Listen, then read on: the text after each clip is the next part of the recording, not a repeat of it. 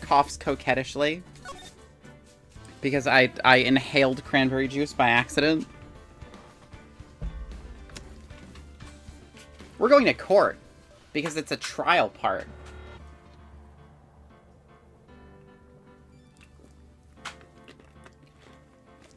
Accidentally loads this save that I made in Rise from the Ashes in the first game. It's like, oh shit. It's gonna be so many Feeny Fridays before we can finish this again. Thankfully, I remember all the things I have to do. That's not true. I don't remember any of that. February 10th, 9:39 a.m. District Court, Defendant Lobby number 1. Good morning. Oh, are you by yourself? Morning, Pearls. Mr. Nick, please tell me. What's gonna happen to Mystic Maya? I'm sorry. We don't know yet. The investigation is still going on, so I wasn't allowed into the Inner Temple. Oh, I see. So is Sister Iris still trying to remove those trick locks in the training hall? I mean, she said she'd get it done in a day, so she's definitely done already. No, she's the defendant in this case, so she can't be at the Inner Temple.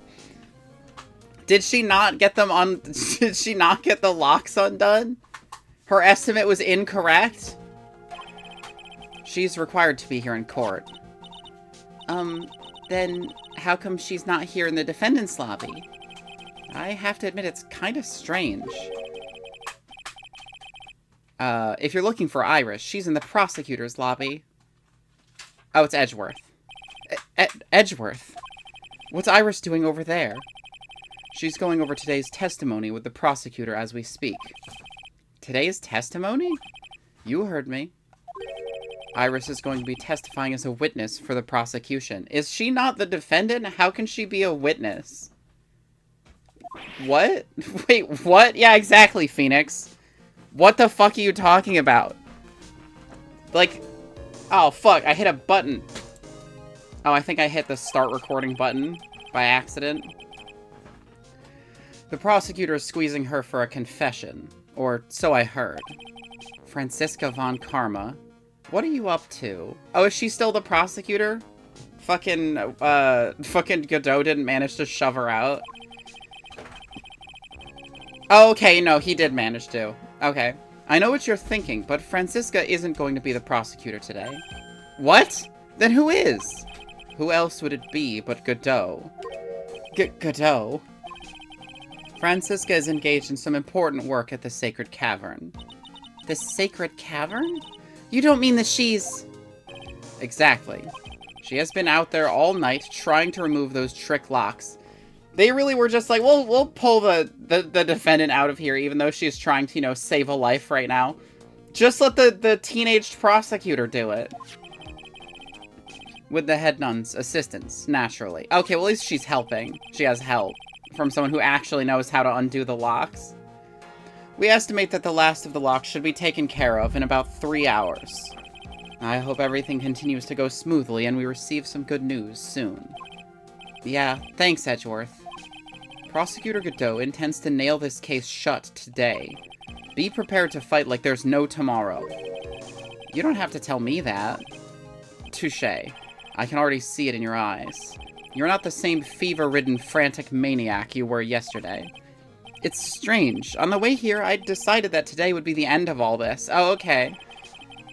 Almost immediately after I made that decision, I felt myself getting stronger. Interesting. It sounds like you harness the power of your root chakra, and you're manifesting reality. Good job.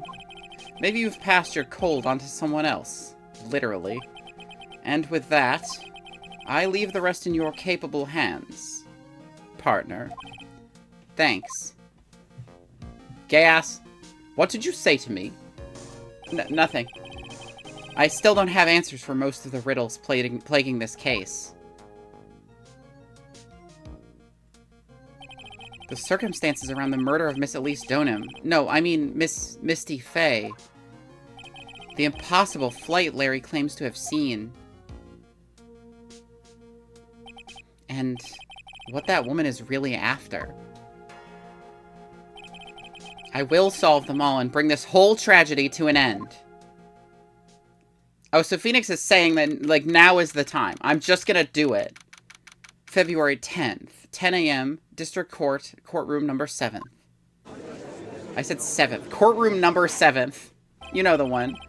Court is now in session for the trial of Iris of Hazakura Temple.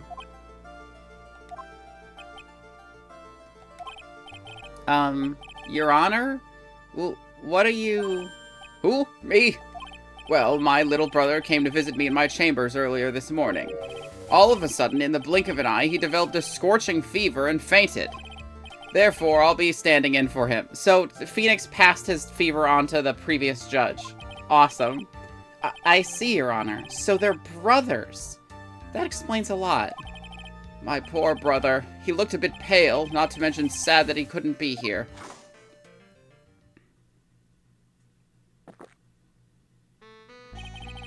It's impossible to predict what the future has in store for any of us. This is precisely why people feel the need to judge the past. And we of the court have been charged with the solemn duty of passing such judgment. Well said, Mr. Godot. I understood exactly what you said. At least up until the end, anyway. He's very confusing, isn't he? Now then, Mr. Godot, please proceed with your opening statement. Humans are fragile, fickle beings. Our hearts change with the shifting of the tides. There's only one thing that remains a constant in this crazy world. The bitter darkness that lies at the bottom of this mug. So, then you mean... forget it. What do you mean? During yesterday's trial, the accused refused to admit her role in the crime. But today, she has had a change of heart. Sister Iris of Hazakura Temple has a confession to make. Confession? The defendant? Iris. Why didn't she discuss this with me first? Because you would obviously say no. Very well. This court will now hear the defendant's confession. I confess I didn't do shit. Fuck all of you. Upon meeting a beautiful lady, always ask her for her name and profession. I don't know about that one, Godot. That's one of my rules. My name is Iris. I am but a simple nun undergoing training at Hazakura Temple. Witness, is there something that you want to confess to? Yes. But first, I want to apologize to Mr. Wright. I can't continue lying to everyone anymore. It's alright. What is it? Mr. Wright, I have to admit that I did play a part in this terrible incident. Are you actually confessing? Are you saying that you were the one who murdered Miss Elise Stoneham? No, I'm not, Your Honor. But I dealt with the cover-up after the murder took place. After her spirit left, I took the lifeless shell of Mystic Elise and carried it to the Hazakura Temple courtyard where I desecrated it. See, that tracks. What? What the hell? Order in the court. Order. Witness, are you saying you were an accomplice to murder? I was gonna say accessory, but accomplice, yeah, that actually is more accurate. Yes, that's correct. Holy hell, I missed some stuff. It was just investigation, really. Like, it was just the investigation part, and then I just started the trial. But yeah, no, she's confessing to covering up a murder. 3 minutes in court, and I'm already covered in a cold sweat. Huh. Everyone on the planet is an accomplice to something. It just happens to be that in this case, it's to murder. My computer froze on boot up? Oh no! Isn't that right, Mr. Trite? That Godot.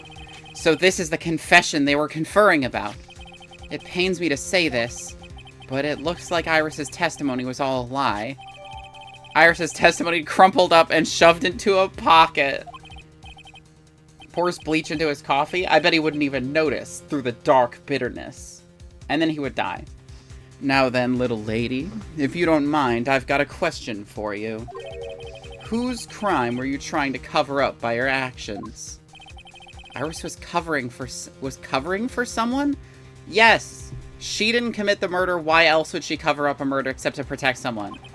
Now I'm definitely up the creek without a paddle. Or a life jacket. I've been at Hazakura Temple ever since I was a little girl. Hazakura Temple is run by one of the branch families of the Korean tradition. One of our missions is to protect the main family. I'm sorry, but main family? Yes, and that's why I would dirty myself, if need be, to protect her. The daughter of the master of the Korean channeling technique. Mystic Maya Fey. God damn it! Maya's being accused of murder again. How many times do we have to accuse Maya of murder? Fuck. Huh?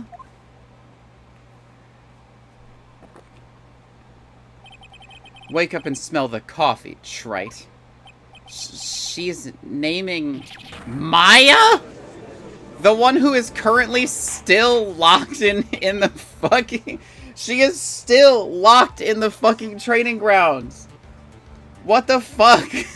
Order in the court. So not only did you witness the murder, you know the name of the murderer. I'm terribly sorry, but it's true. I saw her commit the crime with my very own eyes. And then I cleaned up the area to try to protect her. Once every game she's in, at least once. I feel like it happens twice. Okay, I didn't even progress that. The defense will refrain from commenting until the appropriate time. In fact, I'm not even going to tell you what he said because he shouldn't have said it. So, now witness, let's hear your testimony. What exactly happened on the night of the crime? Yes, Your Honor. I thought I was prepared for the unexpected, but I never imagined the case would wind up going in this direction. I feel like you should expect this at this point. Every case, I'm like, at what point are they going to accuse Maya of murder?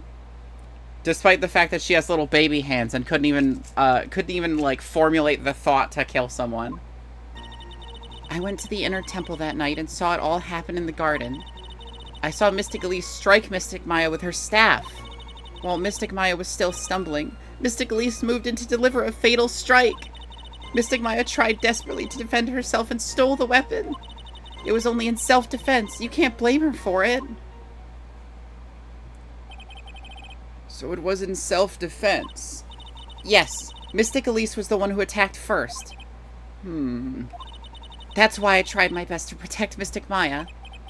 You moved the victim's body into the temple so that Maya wouldn't be suspected. Isn't that right? Not bad. You got the instincts of a true criminal.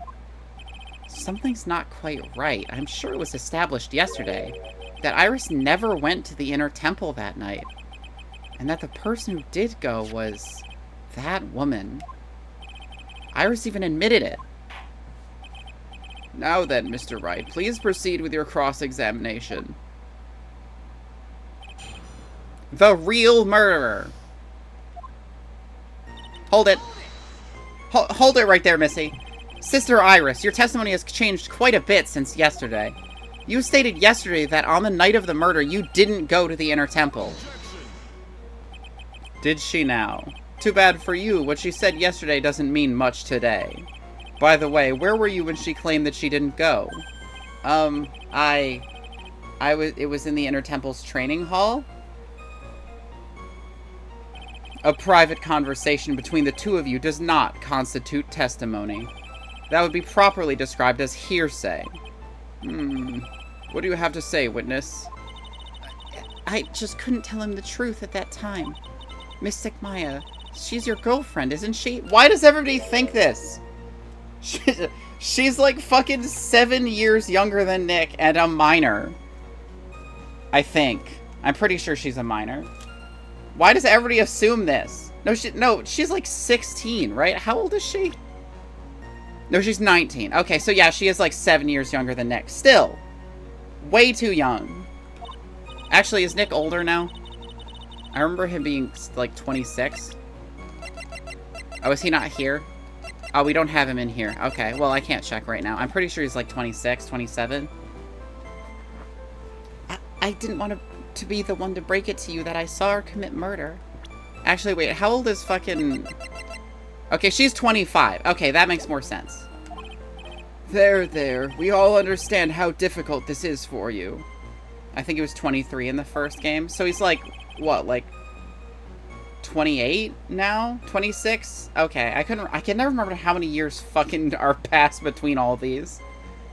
Now then, let's continue with the testimony. What did you witness in the temple garden? Well, Your Honor. Hold it. You're saying that the victim attacked Maya? I mean, Miss Faye.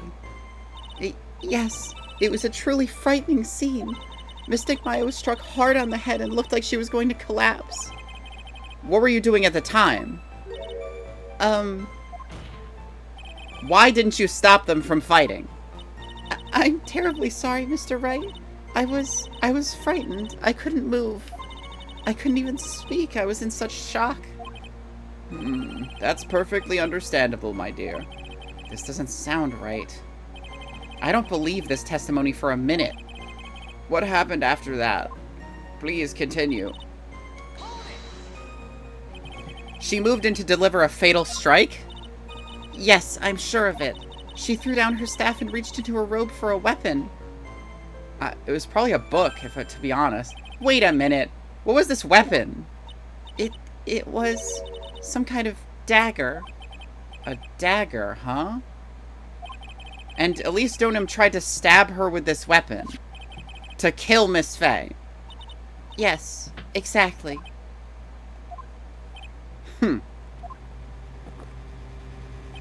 You look like I did after I mistakenly took a swig of Worcestershire sauce. Jesus Christ. Here. Feel. Think. Give me $12 a month to play this video game. And also buy the expansions. I really do want to play Final Fantasy XIV so bad, but like it's too expensive. I can't possibly justify it. Do you have a problem with the testimony we're hearing from your client, lawyer boy? Did we find it? Oh, right. She wouldn't have reached for a dagger because she had the staff sword thing. Do I have a problem with Iris's testimony? There is one thing. Your Honor. I have a small problem with the witness's testimony. I was going to check to see if we found a dagger. And we didn't, but we did find that, yeah. You do? But this witness is your own client. Yeah, and I'm saying her ass is lying. Yes, well, nevertheless. My job is to prove that she was innocent, not that she is... not that she's not a liar. That's fine. Witness, let's add your last statement to the testimony. Yes, sir. Hey, just a moment. It's my job to say that. Listen, Gramps. I won't say it again. Final judgment will be rendered by me.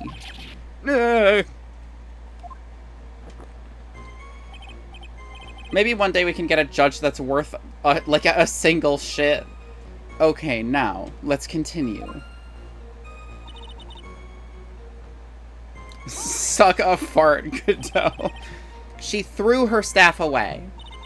Mystic Elise was trying to kill Mystic Maya.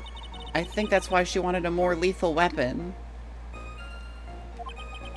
It's true. It's not easy to inflict a deadly blow with a staff. What do you mean? It's a big stick. That's like the most classic weapon imaginable. Except maybe a rock. Sister Iris, let me make sure I've got this straight. The victim herself chose to throw away her staff. Yes, that's what I saw. Is there anything odd about that, Mr. Wright? Yeah, it's odd, all right. Mystic Elise attacked Mystic Maya with the dagger. I'm sure of this.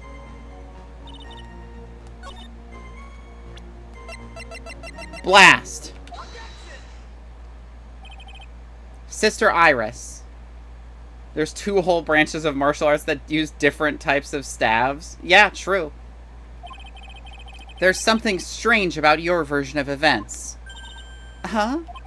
Miss Donim throwing her staff away makes no sense at all to me. First of all, it has a big, heavy rock on the end. Like, at the time, there was a huge rock on it. That would be easy to cave someone's skull in with. On the other hand, we also have this. But all you can do with a staff is hit someone. Naturally, you wouldn't know this, Sister Iris, but the victim's staff had a special feature about it. As you can see, it's a sword. If Elise Donim really had wanted to kill Maya Fey, she wouldn't have needed to use a separate dagger. Not when she already had a beautiful blade in her hands already. Okay, Nick. It's an okay blade.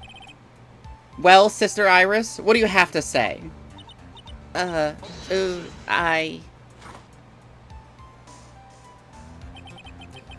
was an impressive bit of investigating, Trite. I never would have thought there was a sword hidden in that staff. But even so, how should I put this? A long sword is unwieldy and thus quite ineffective in close quarters combat. You want to run that by me again? I mean, sure, it's shorter than her staff, but like, if she had range to step back and pull a dagger from her robes, I think she could probably swing a sword, or at least draw a sword across somebody. Get your pussy up, get your money up. Maybe that's why she chose a dagger over her blade. Well... Anyway, the type of weapon she chose to use isn't what's important. The important thing is that she tried to kill Maya Fey. As long as there's nothing strange about that, there's no problem with her testimony. But there's something strange about this whole testimony. Godot is your least intelligent opponent after fucking Pain. That's crazy. Well, Mr. Wright, the prosecution has a point. Very well, Your Honor. The defense will now present evidence to back its argument. Mr. Wright? I have here another piece of evidence that shows that this testimony can't be trusted. Because Elise Donim would never attempt to take the life of Maya Fey.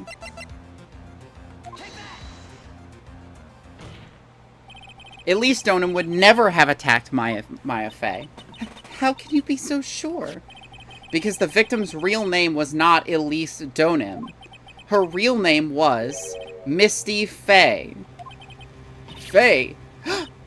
No, not Mystic Misty Fey. Who is this Misty Fey? Is she related to... Misty Fey is the master of the Karain channeling technique. She is also the mother of Maya Fey. Are you serious?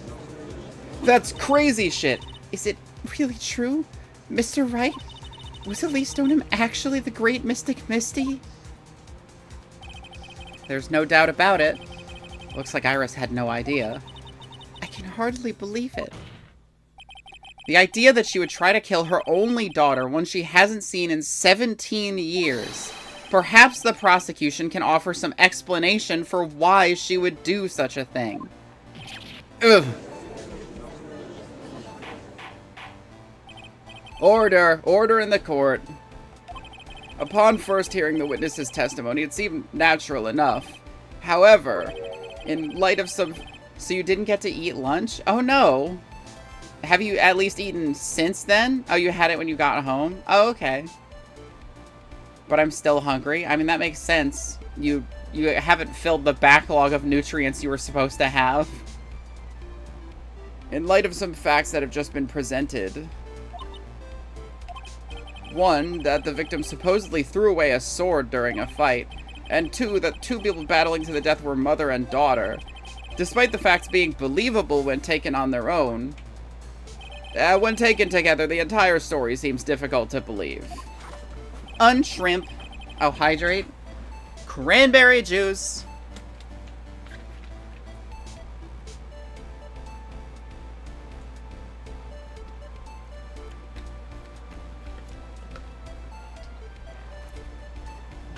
Listen, there's nothing in this world that is impossible.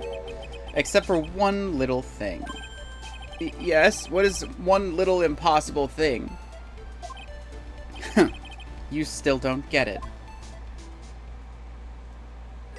You think maybe my beans are under-roasted, but you have no idea, Gramps. Had to pull a dumb as fuck circuit, managed it literally minutes before he went home. Well, at least you got it done. Could you get to your point? I heard this witness's confession this morning, just as I had taken the first sip of my 8th cup of morning coffee.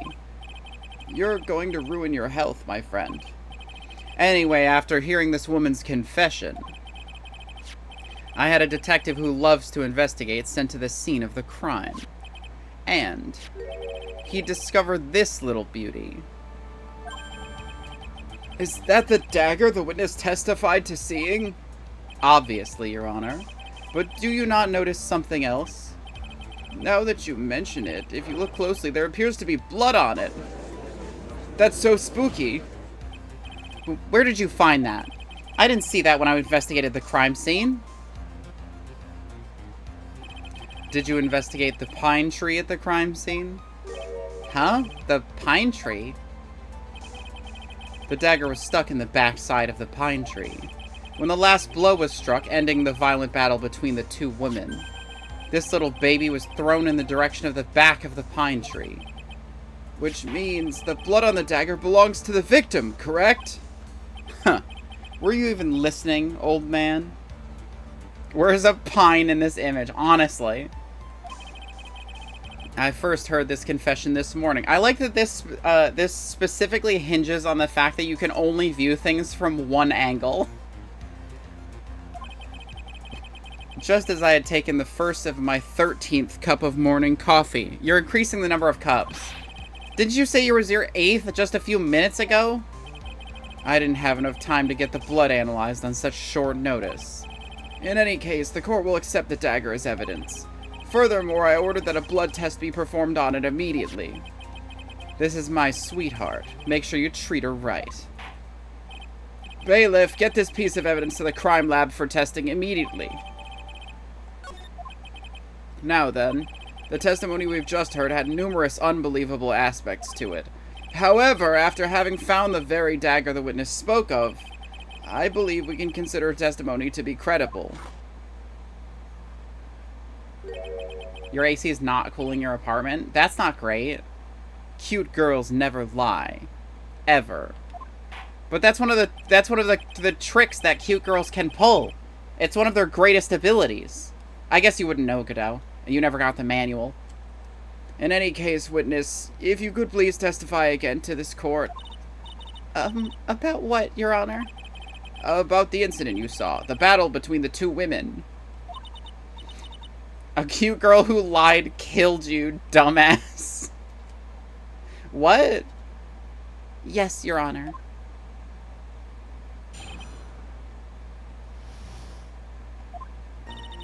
Mystic Maya stumbled briefly after being hit over the head with the staff.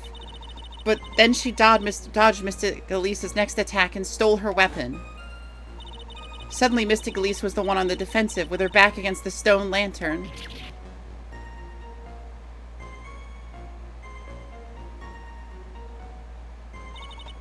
That's when Mystic Maya stabbed Mystic Elise. Mystic Elise managed to fling the knife away, but then she collapsed. That was a very heartbreaking story. I don't know if there were any bad feelings between them, but it had been 17 years since Mystic Missy's disappearance. Perhaps they simply didn't recognize each other anymore. That seems reasonable. Now then, Mr. Wright, proceed with your cross-examination. Alright, Iris. If that even is your real name, which it is. Iris, where were you standing when you witnessed all this? What do you mean? Well, if either of them had noticed you, they might not have continued their battle. I wonder if that's true. The two of them, they were standing near the garden stone lantern. I was watching the whole thing from behind. It was dark where the two of them were, so I think that's why they didn't see me. So it was dark in the garden when the murder took place. Tell me, what did Miss Maya Fey do after she was struck? Tell me now. I must know. What do we have? Because I remember the area around the lantern was snowless when we got there. What happened to the victim's staff then? I'm not sure. The area was very dark, so I really couldn't see. I think it got knocked away somewhere as the fight escalated. That makes sense. That would explain the need for the dagger. Mystic Elise raised the dagger to strike, but Mystic Maya dodged it at the last second. The dagger struck the lantern and fell to the ground. And then at some point, Mystic Maya picked it up. Nothing sounds especially strange yet. What did the victim do when the weapon was stolen from her? You're saying that Maya Fey turned the tables on the victim? Yes. But Mystic Maya wasn't herself at the time. After all, her life was in danger. I still can't believe it. The idea of Maya cornering someone at knife point, it's just silly. As they say, a cornered fox is more dangerous than a jackal. I believe that the correct description of a cornered fox is scared and petrified. Your animal analogies have grown tiresome. You were the one who started it. Anyway, so after Maya Fey backed the victim in the stone lantern, what happened next?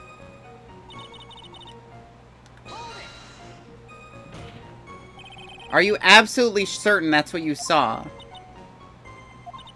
Yes, I'm almost certain. Almost? The garden was dark. I couldn't really tell who was who. What did she just say? So in other words, it could have been someone else entirely. We know that Maya Fey was at the Inner Temple that night, and that the woman that was killed was Elise Donim. Isn't it fairly obvious who attacked who? I don't have anything to counter that yet. Well then, witness, please continue with your testimony. Yes, Your Honor. The two of them faced each other for a moment. Then Mystic Maya rushed straight into Mystic Elise. Then Mystic Elise doubled over and fell to the ground. So she was stabbed in the stomach, huh? Yes. Where did that dagger go? I have no idea. It was dark and I couldn't see. According to the detective who found the dagger, it was stuck into the pine tree in the garden. Most likely it was flung towards the tree after the struggle. That is the most likely explanation, yes. After being stabbed in the stomach, did the victim collapse right away? Now that I think of it, she seemed to stare at Mystic Maya for a while, and Mystic Maya stood there not moving an inch. It felt for a moment like time had just stopped. But then, suddenly, as if the spell had worn off, Mystic Elise fell over. Seems like a reasonable story at first, but there's one thing that's completely impossible. The very idea of Maya stabbing someone, that alone is impossible, which means this faulty testimony must contain another contradiction in it somewhere. Let's see, what do we have? Defense attorney, sword. Oh, stabbing in the back.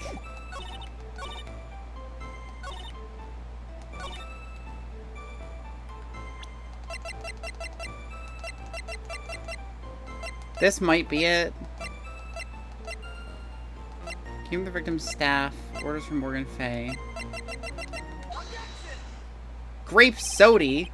Jealous? Something about you just isn't right today, Iris. Huh? Until now, I didn't think you were the type to make such a careless mistake.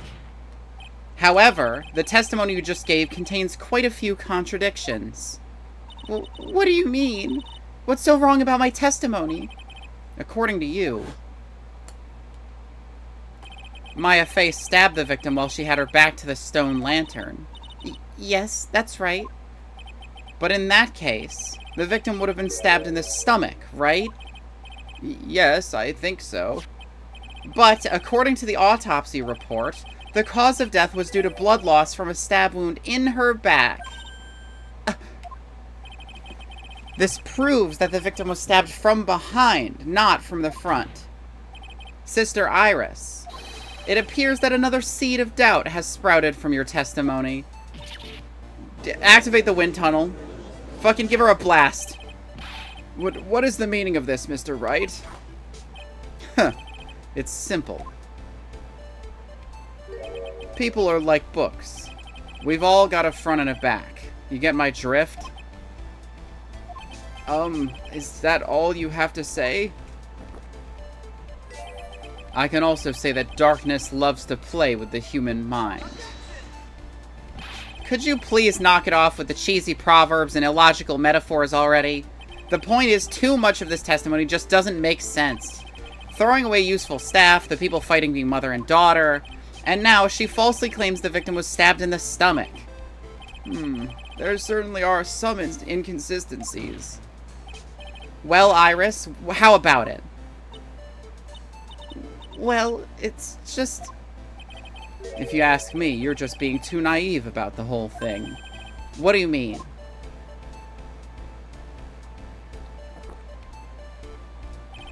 There are 253 distinct types of bitterness in coffee, but to pick out each one requires total concentration and the use of all senses.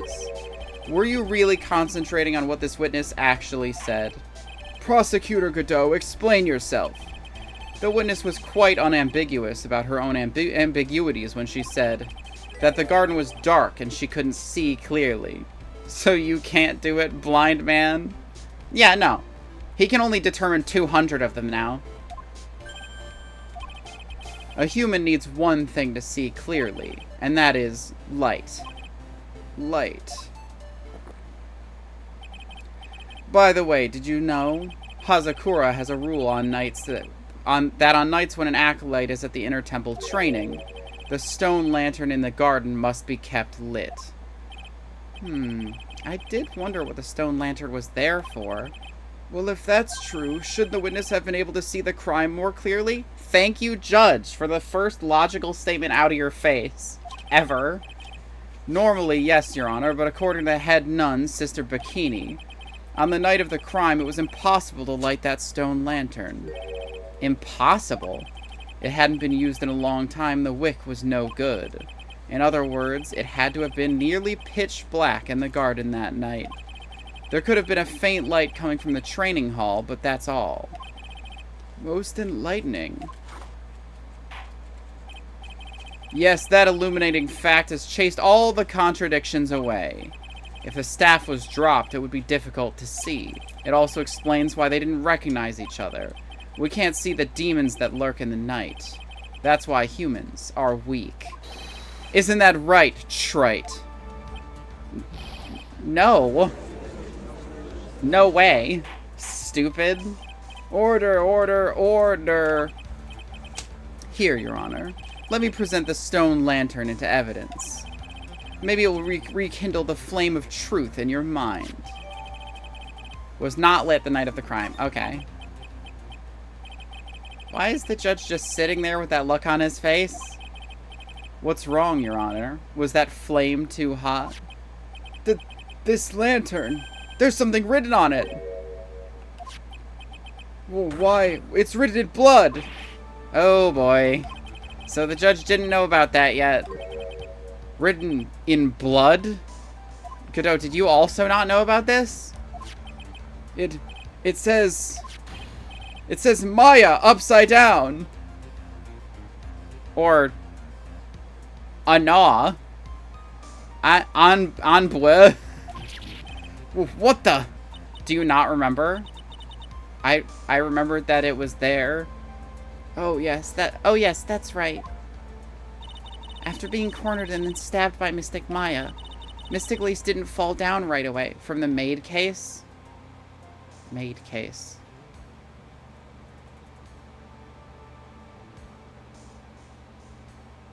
No. She must have been writing that on the stone lantern behind her. With the blood that was draining out of her body. Maid Cafe? I mean, I remember the Maid Cafe. It certainly looks that way. Hang on. Hang on just a minute. What are you all talking about? What do you mean, what are we all talking about? We're talking about the message written in blood. Nonsense. This lantern, it's as clean as a whistle. Could it be? He can't see the bloody writing at all? Now that I think about it, oh my fucking god. His visor is red. He can't see the red against the white. Fucking Jesus Christ.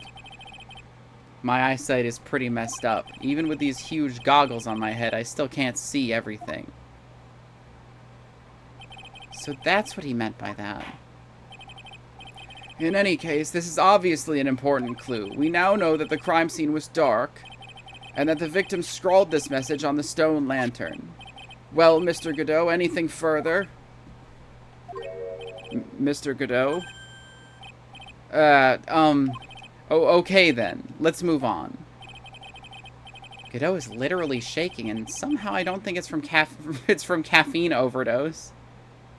The ketchup, this apron had all the ketchup on it or whatever, and he couldn't see it then either. Could he not? Oh, is that why he was surprised by that? I thought he was just like, didn't expect me to point it out or something. That makes more sense. I believe it has now been established that Mr. Donham was killed by Maya Fey. That's just wrong! Now it's time to turn our attention to you. Yes, sir. After the victim died, you did something, didn't you? Let's hear it. We're all ears.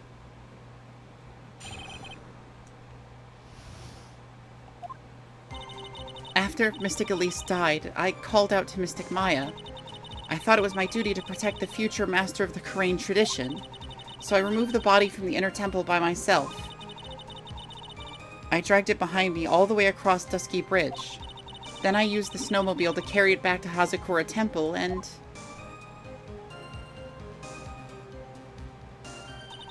I used the Shichishido to alter the way the wound looked. So you moved the body? Yes, I was raised at Hazakura Temple. I owe a great deal of thanks to the Fey clan.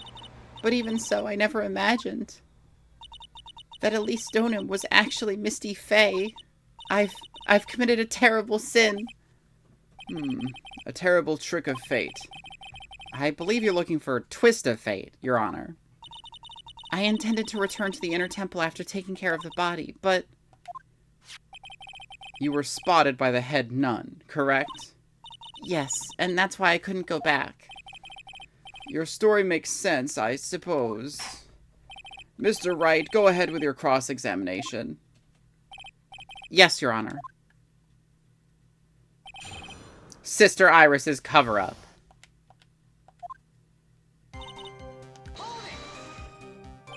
So you waited until everything was over before making a move? No, it's not like that. She saw someone murdered right in front of her eyes. It's not surprising that she was a little timid. Yes, I suppose that's true. Sometimes when I'm watching lawyers argue back and forth with each other, I feel so helpless that I can just sit quietly and wait for them to reach a conclusion. Isn't your job as a judge to mediate the argument? It wasn't until Mystic Maya saw me that it finally dawned on me on her what she had done. So then, you knew. You knew the significance of the name Maya Fey. Yes, of course I did. That's odd. I mean, Sister Bikini didn't recognize Maya's name, let alone her position. Anyway, she was a very special person indeed. Why did you do that? Because I didn't want Mystic Maya to be suspected in any way. I thought the best thing would be to remove the body from the crime scene. You moved her body all by yourself? Yes, I did. It would have been impossible if it wasn't for the snow. The snow, huh? It's pretty amazing you can make it all the way across. That's a rickety old bridge. It looks worse than it is. It's surprisingly sturdy despite its age. It's like they say, idiots are too stupid to catch even a simple cold. But there's one other thing that bothers me. Why not just throw the body into Eagle River? It would have been much easier than dragging it all the way to Hazakura Temple. I thought it would still cast too much suspicion on Mystic Maya. That's why I tried to take the body as far away as possible. Makes perfect sense to me. For the time being. Anyway, what did you do after you crossed the bridge? The snowmobile? I knew it would show up sooner or later. Yes, I had the key. I used the snowmobile to travel from Hazakura Temple to Dusky Bridge. This is the part that was in question the other day. Should I ask for more details? About the tracks, obviously. If you really did move her body by snowmobile, then there should be tracks left in the snow, right?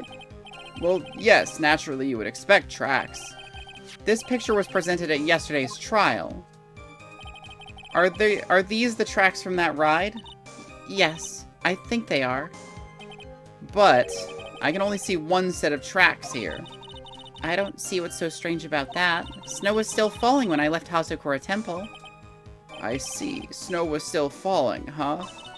And then when the murder took place, it had already stopped. That's why there are such fresh-looking tracks. How about it, Mr. Wright? What do you think about this testimony? It's very important, because it establishes a time frame. When the murder took place, the snow had already stopped. That doesn't make sense if you stack it up against the other evidence. Your Honor, I'd like the statement Iris just made to be added to the testimony. But does it have something to do with the case? All will be made clear if you allow her statement to be added to the record. Huh. This should be fun. You, let's get this snow business cleared up, shall we? Yes, sir. By the time the murder took place, the snow had already stopped. Weather report. Snow from 7 to approximately 10:50. Time 10 to 11 p.m.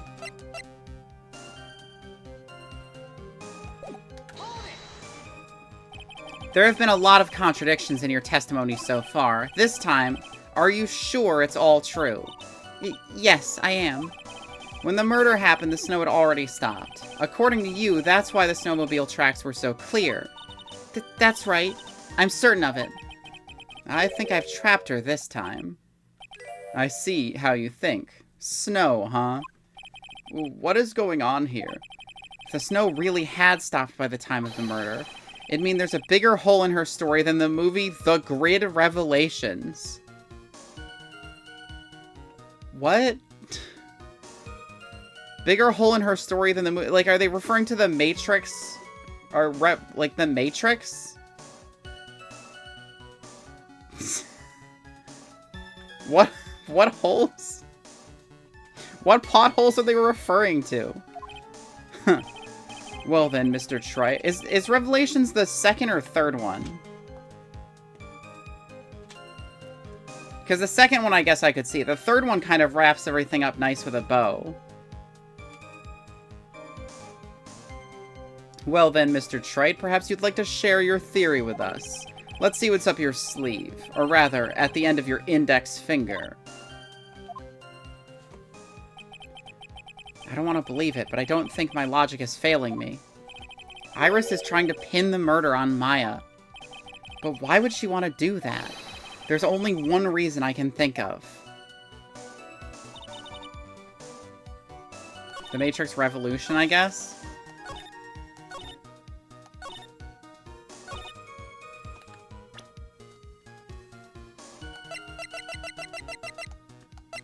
(10 to 11). Snow stops. Lightning starts 10 to 11. 10:45. Lightning struck the bridge and the bridge was on fire.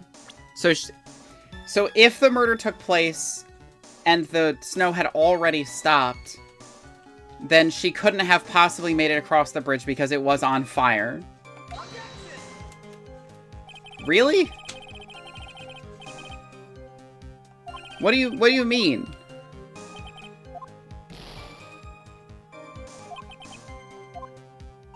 Wrong statement, I think.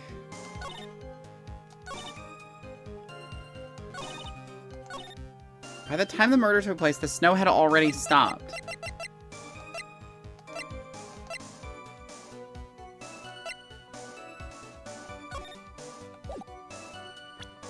Go to the one with the bridge.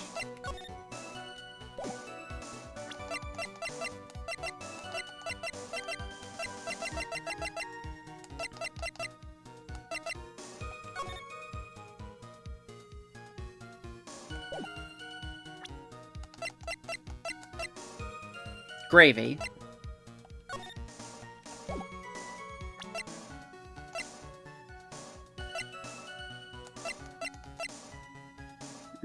Gravy. It's like, gravy.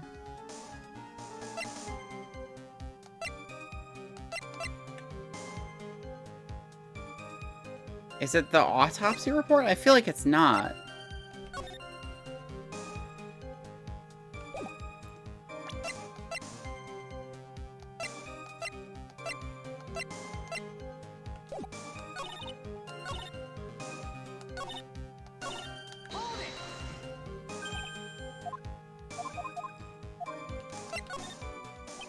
Let me hear more about this snowmobile ride. Well, it was very cold that night, so I rolled it all the way onto the foot of the bridge. I'm sorry, witness, but now I've got a problem with your testimony. Excuse me? Godot, what are you up to now? That night, after the head nun left the remainder of training to you, she said she walked from the inner temple back to Hazakura Temple.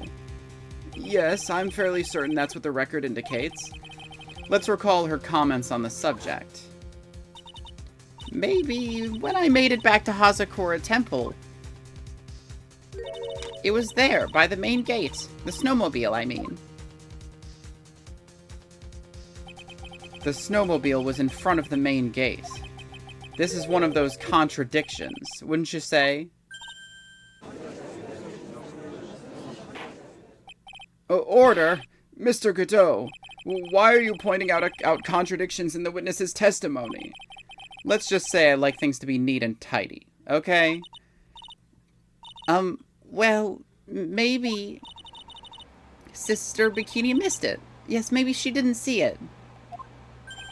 You think she missed it? That doesn't sound right. Huh.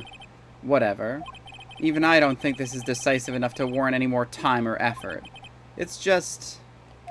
you'd better be careful in your testimony. That's all I wanted to say. A smart little cookie like you shouldn't have any trouble understanding that. Yes, sir. What was that all about? Why would Godot want to give me a hint? Well, hey, Ash, X0111. Very well, then. Let's continue with the testimony. So you transported the body by snowmobile all the way to Hazakura Temple Courtyard.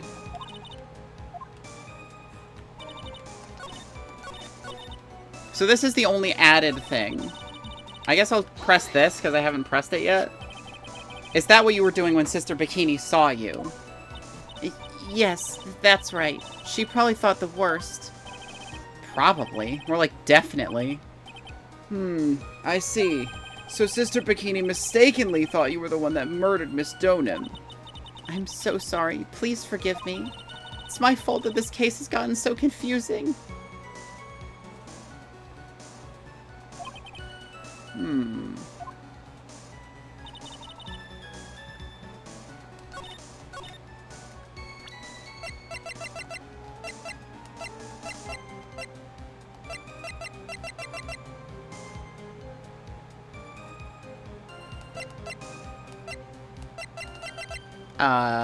Autopsy report.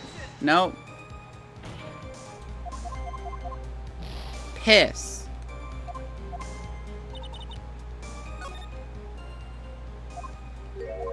It's like I've...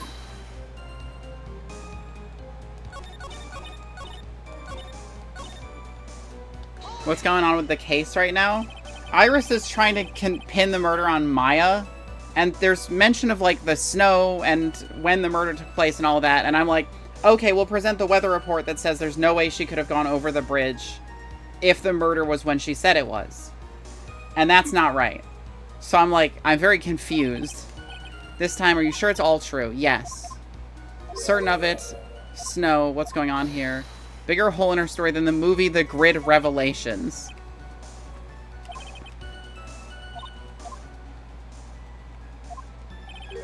Oh! Wait. No, that doesn't make any sense, because there's no snow on her body, right?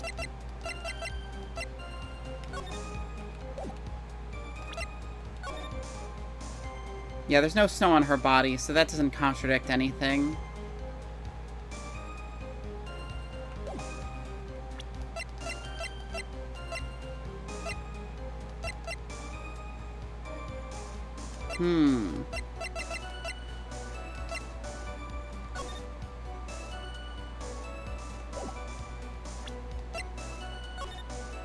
This is the courtyard. It's like by the time the murder happened, the snow had already stopped. And I guess I can't contradict that. Because if she was killed at 11, the snow would have stopped. There's a bunch of other reasons that doesn't make any sense, but none of them have to do with the snow having already stopped. So I think that's what we're focusing on here. By the time the murder took place, the snow had already stopped.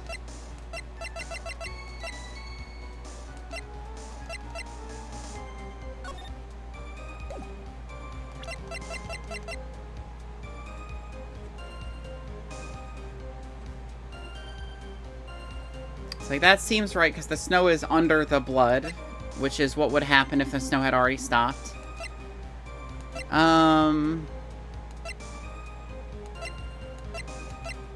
Taken that night, blood from stab in the back, sword hidden inside. Regional weather report. Gravy.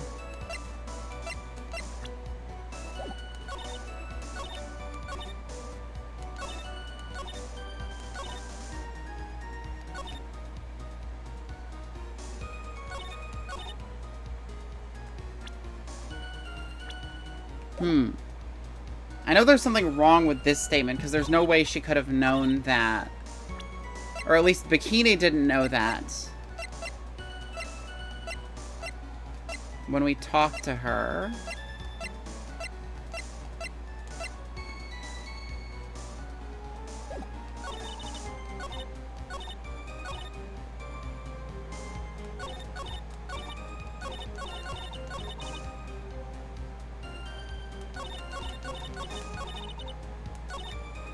I'm just gonna press everything again.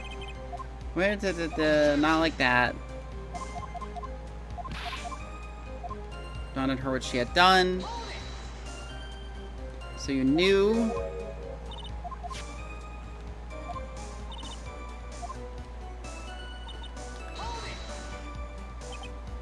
Why did you do that? Move the body. The snow.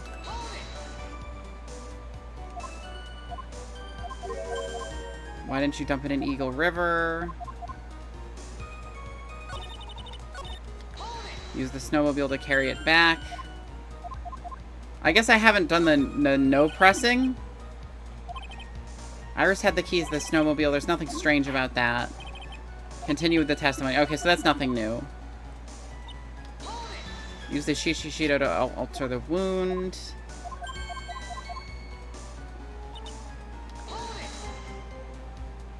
A lot of contradictions. I think I've trapped her this time. Immediately a bigger hole in their story than the movie The Grid Revelations.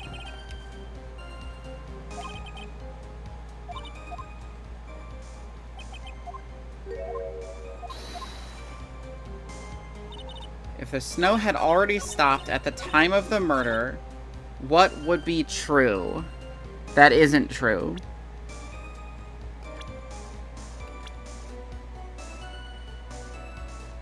Because the only thing I can think of is the weather report. That's the only thing that specifies a time and the snow.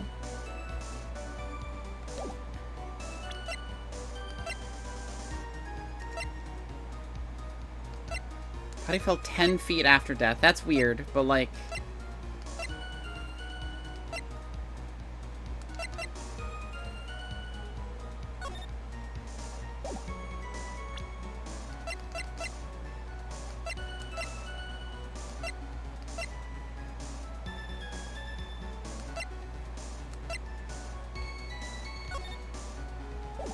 Orders from Morgan Fay.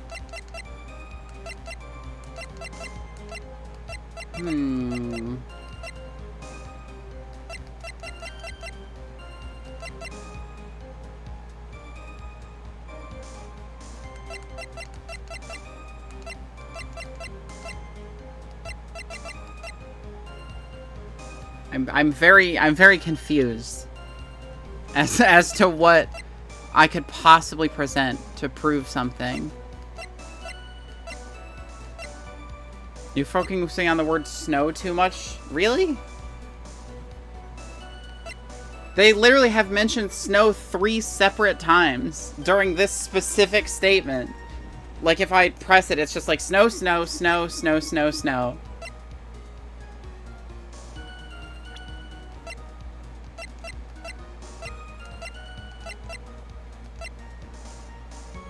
What was your original thought process? I mean, it was... If the snow had already stopped, that means the bridge was already on fire. That led you to present the weather report. She couldn't have gotten across because the bridge was on fire. I guess this is what we want.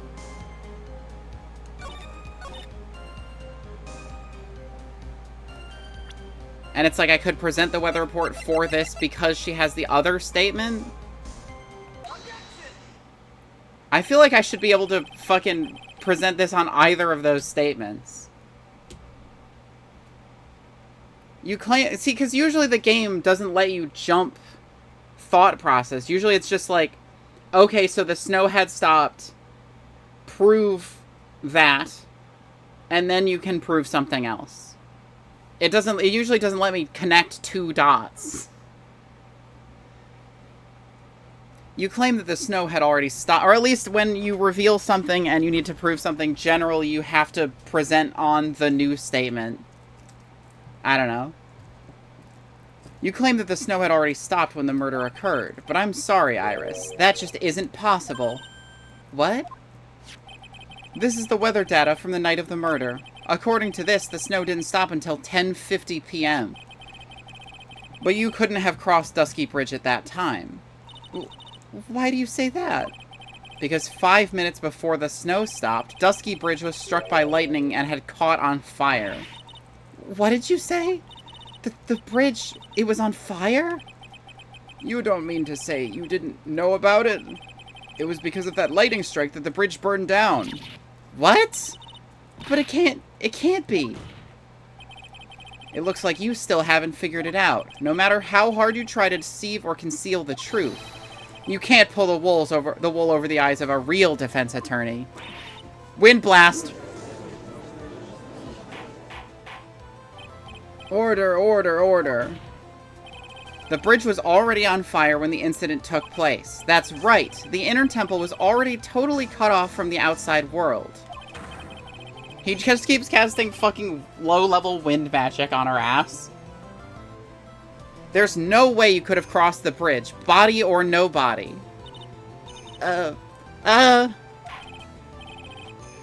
Witness, even my patience has its limits.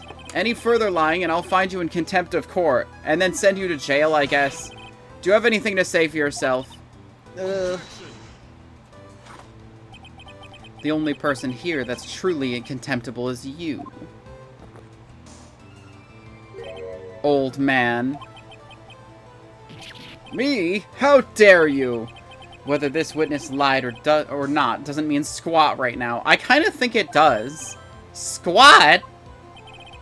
The important thing now is to find out the truth. Isn't that right? Yes, that's why you have to point out if someone lies. Yes, of course, but whether it was snowing, not snowing, or whether the bridge was burning or not, there are 2 facts that can't be disputed. First, the body of Elise Donham was discovered in the Hazakura Temple courtyard. And second, the head nun, Sister Bikini, Witnessed Iris desecrating Elise Donham's body. He makes a good point on both accounts. That's right. I'm not lying. What are you claiming this time? I wasn't myself at all last night, so my memory is still somewhat hazy. You have stood at that witness stand and testified this entire time. Are you telling us now that your memory of that night is hazy? It's only human to err. If you're so perfect, Wright, maybe you can explain this for the court. What is it? When the murder happened, the bridge had already burnt down. But somehow the body traveled across the bridge and was found in the temple courtyard. Perhaps you have some kind of perfect explanation for this little magic trick. Well, not exactly, no. I know there must be some other way she got across that burnout bridge. But unless I can somehow demonstrate it, we'll never know the truth. Oh my god, do I have to show them the picture? It looks like the defense is not prepared to offer a suitable explanation. You see what I mean? In other words, you're in no position to suggest that this lady's testimony isn't the truth. Ugh. I'm just saying, if the snow hadn't stopped, then this works out. Alright then, witness, let's hear your testimony once more. About what, Your Honor? You've admitted that you moved the victim's body. Nevertheless, your prior testimony contained a rather large inconsistency. Please add an explanation for that to your testimony. Yes, Your Honor. Will this be your final testimony?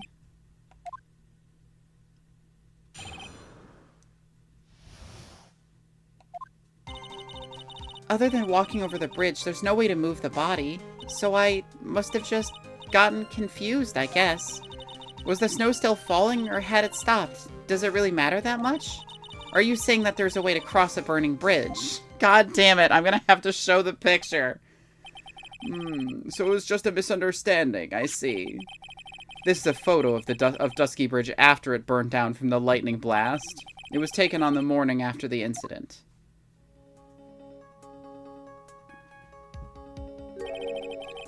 It certainly was burned to a crisp, and one of the suspension wires even snapped. It's amazing the whole bridge didn't fall.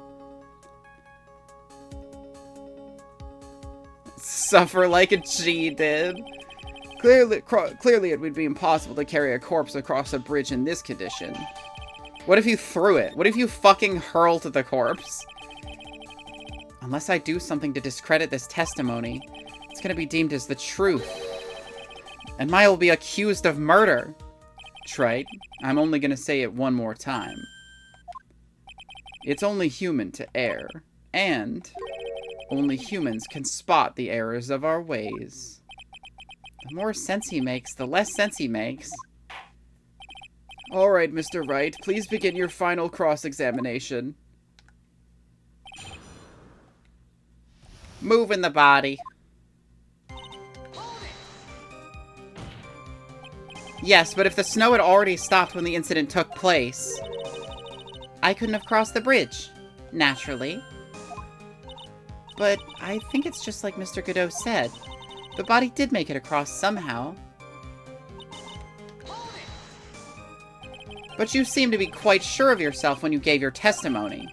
You said you were sure the snow had already stopped. I'm terribly sorry. I was wrong. Does she really think an apology is gonna get her off the hook? This is no joke. You're giving sworn testimony in a court of law. Well, Mr. Wright, let me ask you a question. Do you remember what the weather was like 1 week ago today? Huh? Well, naturally, it was, Well, also, he didn't witness a murder that night, so I would say remembering it would probably be easier for you. You see? It's not that easy to remember, is it? But if it had been some kind of a special day, I would have remembered. For example, it was pouring rain on the day of my elementary school graduation. Objection. Still kind of funny. Oh yeah, no, for sure. No one wants to hear about your childhood traumas, Trite. What?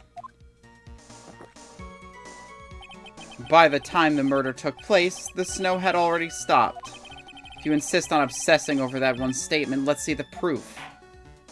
Show some evidence that the body somehow crossed the bridge while it was on fire. Don't make me show the picture!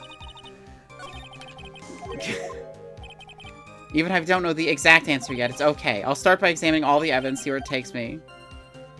Okay. Well, I don't see why there shouldn't be a way across. Mr. Wright, don't you think that sounds a bit silly? A dead body crossing a burning bridge? Did anyone actually witness such a thing? God damn it, they're gonna make me show the picture. If there was, I don't think you'd call someone like that a witness. Well, he already has been a witness here, actually. After all, a dream isn't the same as actually seeing something. Fucking god damn it.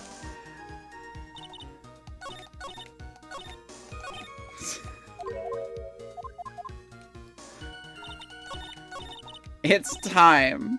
Fucking god damn it. This, I hate this because it doesn't, I'm not convinced, like, even I know this is definitely not what's happened. Because this is clearly somebody falling off of the bridge. Like, this is a body going down. This is not someone going over the bridge. Fucking god damn it. A dead body flying over a burning bridge, I wouldn't exactly rule out the possibility.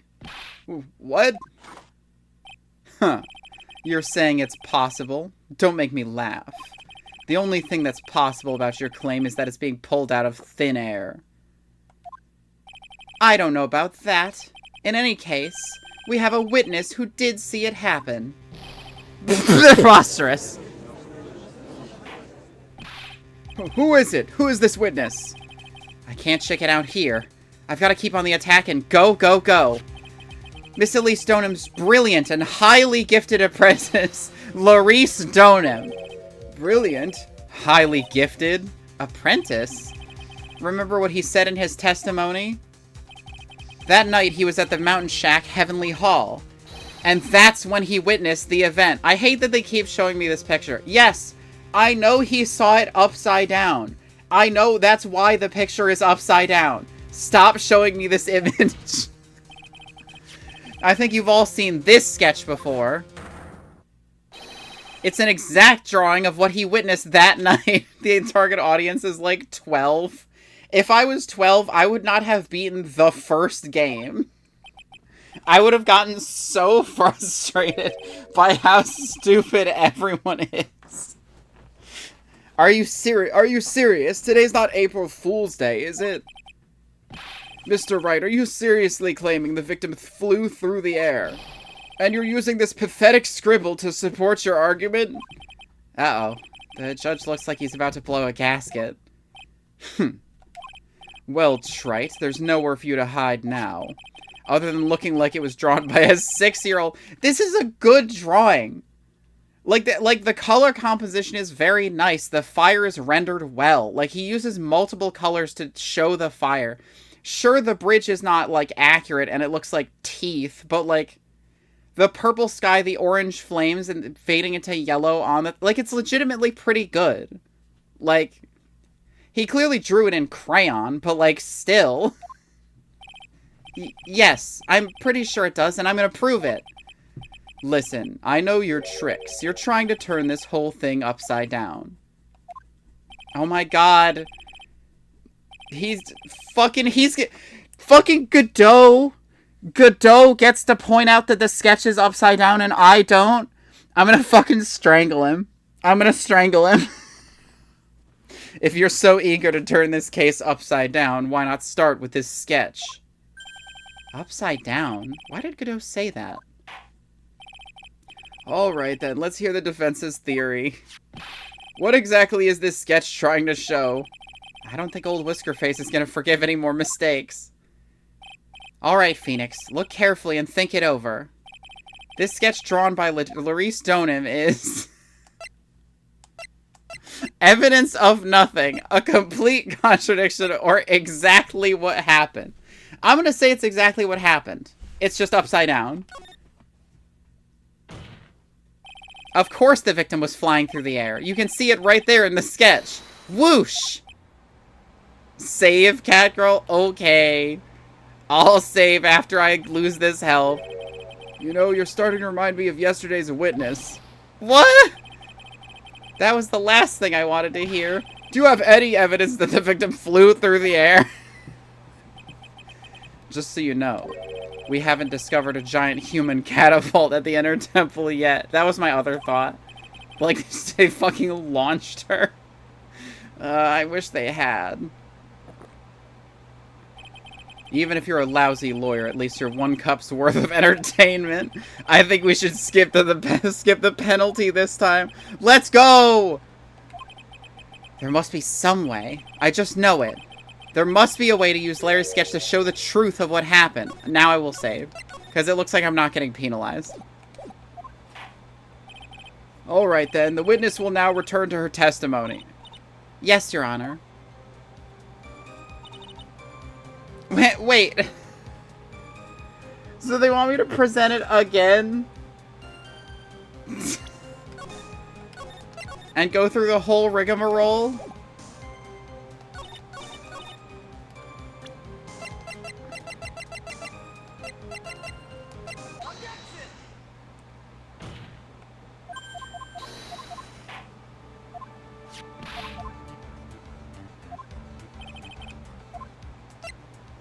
A complete contradiction. Something is obviously funny about this sketch. I'm no art critic, but even I can see that. No, that's not what I mean, Your Honor. Laurie Stoneham stated it over and over, that this sketch was exactly as he saw it. Okay, so I do get to point it out. Even though Godot hinted at it before I got to. However, if we're to believe his testimony, then the sketch contradicts reality as we know it. It contradicts reality? Huh. This is getting interesting. Looks like you're back to that finger-pointing thing again. Okay, Trite, so what exactly contradicts reality as we know it? These things. It's the wire connected to the bridge! The wire? Huh. Is that the thing that contradicts reality? It is indeed. Then show us the reality it supposedly conflicts with. Show us something that will point out how the sketch contradicts reality. Where's that picture of the fucking bridge that you just presented? Here it is. That's a photo of Dusky Bridge, correct? Yes. Now compare the sketch and the photo for a minute. In the sketch, the wires appear to be above the guard wires. Literally the first thing I pointed out when I saw this image. But on the actual Dusky Bridge... Jumping Jehoshaphat! The wires are below the guard wires. What? Why did you even present this then, idiot? Order, order, order. This sketch is somewhat different than what's depicted in the photo. However, isn't it likely the artist just saw it wrong? Or perhaps just drew it wrong? Either way, it sounds like you're just wrong. With someone like Laurice, I admit a mistake is a definite possibility, but then that begs the question. Why did he make a mistake? What was the reason?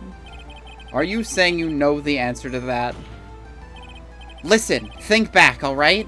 Remember what Laurice was doing when he witnessed this event. He was at Heavenly Hall waiting for a lover that was never going to come. He waited and waited, and finally he laid down. But then, lightning shoots from the sky and sets the bridge aflame. Just call him Larry, like, come on. Well, no, he's trying to make it so he seems like a decent and reputable witness. So he's going by his moniker. Now ponder what sort of position Laurice must have been in at the time. He was lying on his back, which is why he remembered the scene the way he did. He was lying on his back? I can't see how it relates. He's still trying to pump him up. Even if they've met them, he can still twist the narrative. But it does, Your Honor. That is the reason why the wires on the sketch go up instead of down. Ugh, that's scary. I'm scared now. Ugh, no way. Laurice Stoneham witnessed the event while he was lying on his back face up. In other words, the scene that he saw was actually upside down. So then, this sketch should actually... I think you finally get it, Your Honor, you dumb piece of shit. The correct way to view Larice Donum's sketch is like this.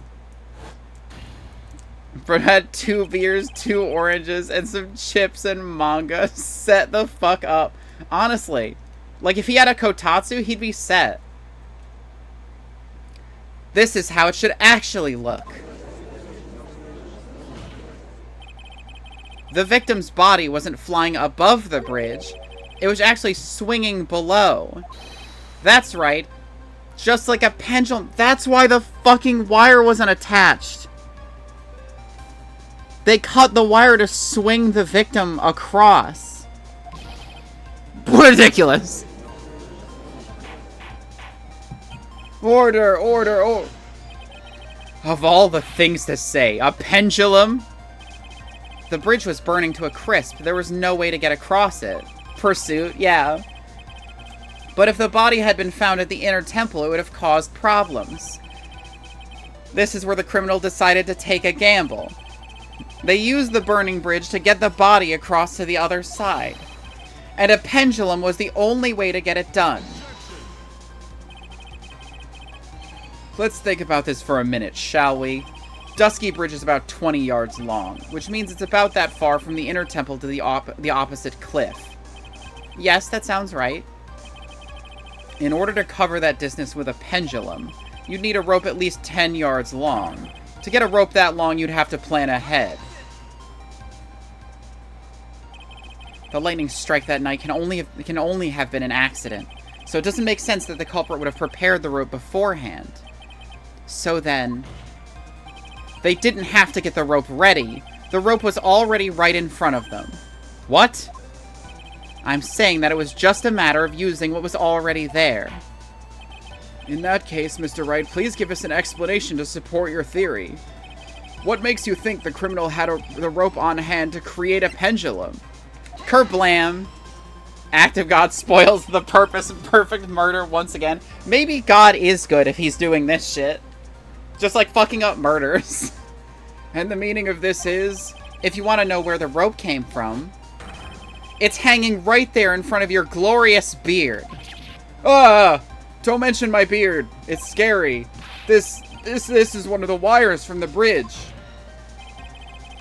When the lightning struck the bridge and set it on fire, one of the suspension wires came loose from its anchor. The criminal didn't have any time to waste. So they tied the wire around Elise Donim's body. Shwoo!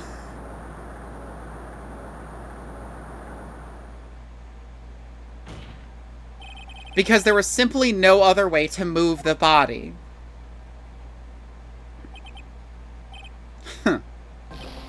Oh, there he goes. Mr. Godot!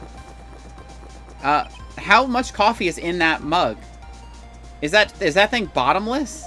It seems that Mr. Godot is more focused on his coffee than answering my question. It seems that the odds of a rope being readily available were very high. He reloads his cup the same way that Dante reloads his guns. With magic. So I suppose that it's not an impossibility after all. Maybe I should work on adding some magic coffee reloaders to the cafe. It'd probably be scary, though. Possible or impossible? That's not the question we need to ask. There's only one question. Did that really happen? Trite, I wonder if you can prove what happened to us. Do you have any actual evidence the body was swung over like a pendulum? Is it the bruises? Is it all the fucking bruises on the body? Because that would make sense to me.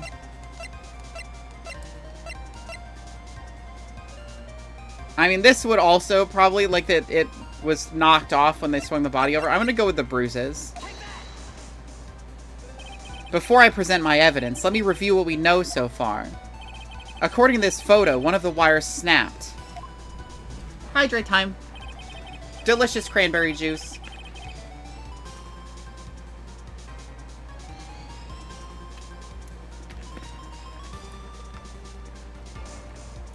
looking at the map, we can see it's the one that was in front of the inner temple. So then, that was the spot where the criminal...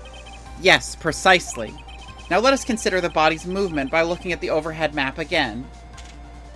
I like that they have a scale on this image. Yeah, it's a really nice touch. If the body was pushed from this point here, it would drop on the opposite bank at approximately this point. Did you say drop? Well, they must have failed to catch the body on the other bank.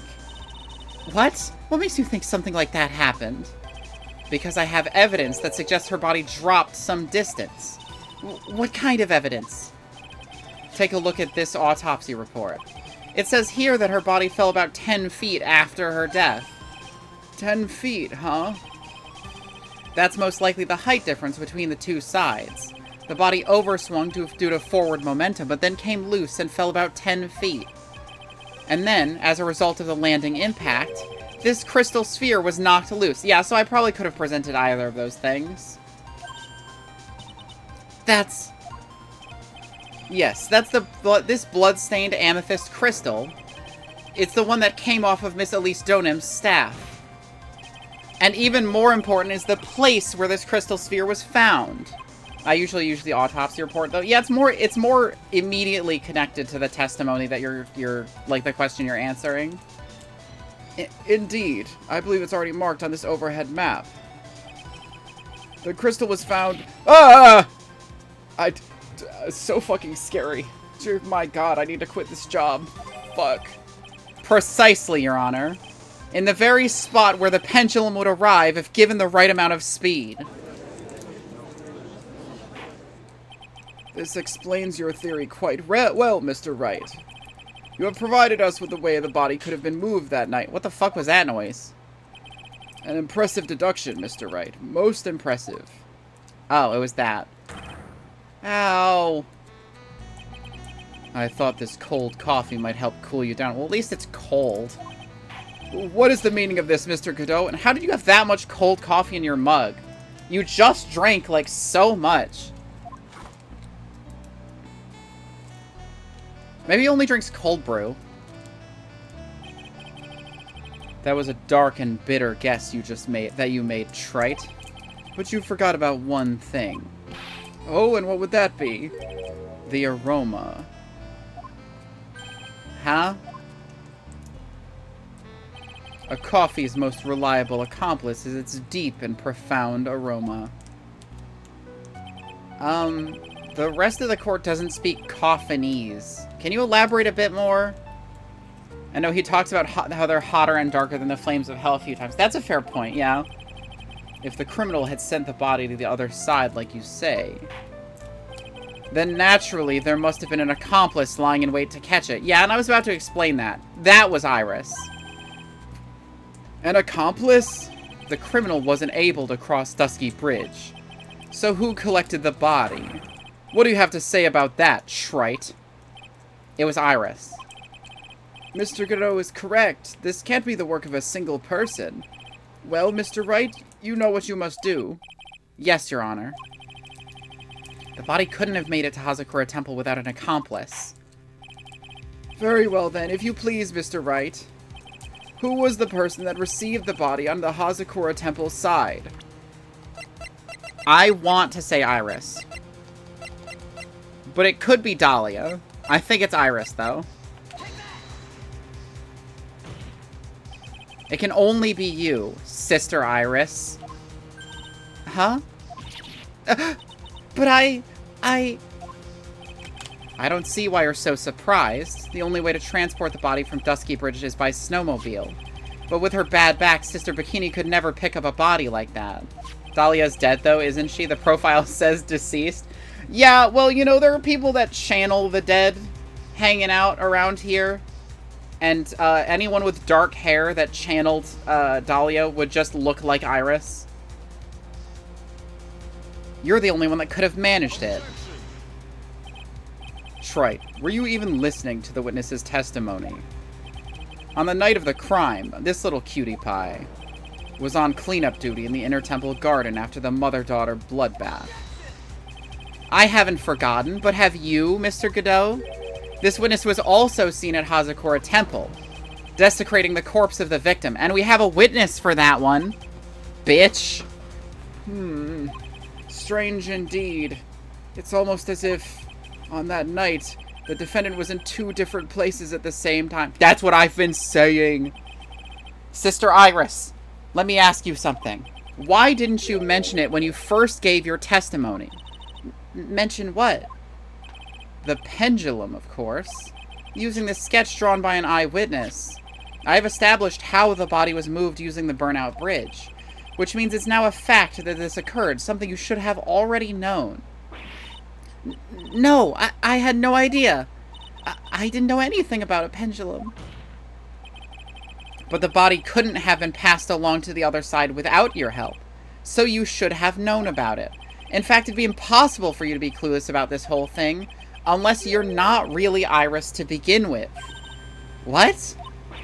How can you say that, Mr. Wright? What kind of nonsense is this? You're saying this witness isn't Iris of Hazakura Temple? Are you serious, Trite? You mean this woman is... There's no one besides Iris that could have received the corpse that night. Now I get it. Now I know why I've been sick to my stomach this whole trial. Why her whole demeanor changed so suddenly from yesterday. And why she's trying to pin this murder on Maya. The woman that's standing there at the witness stand, her real name is... fucking Dahlia Hawthorne, baby. I never thought I'd have to utter your name again, let alone see you. It's been a long time. Dahlia Hawthorne. Morgan Fay. Her hair just gets, like, really big. Hawthorne? Sister Iris had a twin sister. And you're looking at her. Miss Dahlia Hawthorne. That name rings some bells. Distant bells, but bells nonetheless. It's just your imagination, Gramps. This file contains all the relevant data about Dahlia Hawthorne. Well, I'm glad you have that. Oh yes, I remember now. That case, 5 years ago. My name is Dahlia Hawthorne. I just want to say, it's an honor for me to be here in your noble presence. The honor is all mine. No, the honor's all mine. Oh, that's cool. I've never seen them do the fade to color before. But according to this, Dahlia Hawthorne is already dead. It says here, her execution was carried out last month.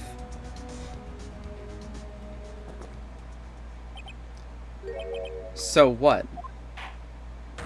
Death has no meaning in this courtroom. What? I'm so fucking scared. Someone help me. Everyone stop talking about scary stuff. Now. Wait a moment. How can you... My sister, she's already dead. What kind of...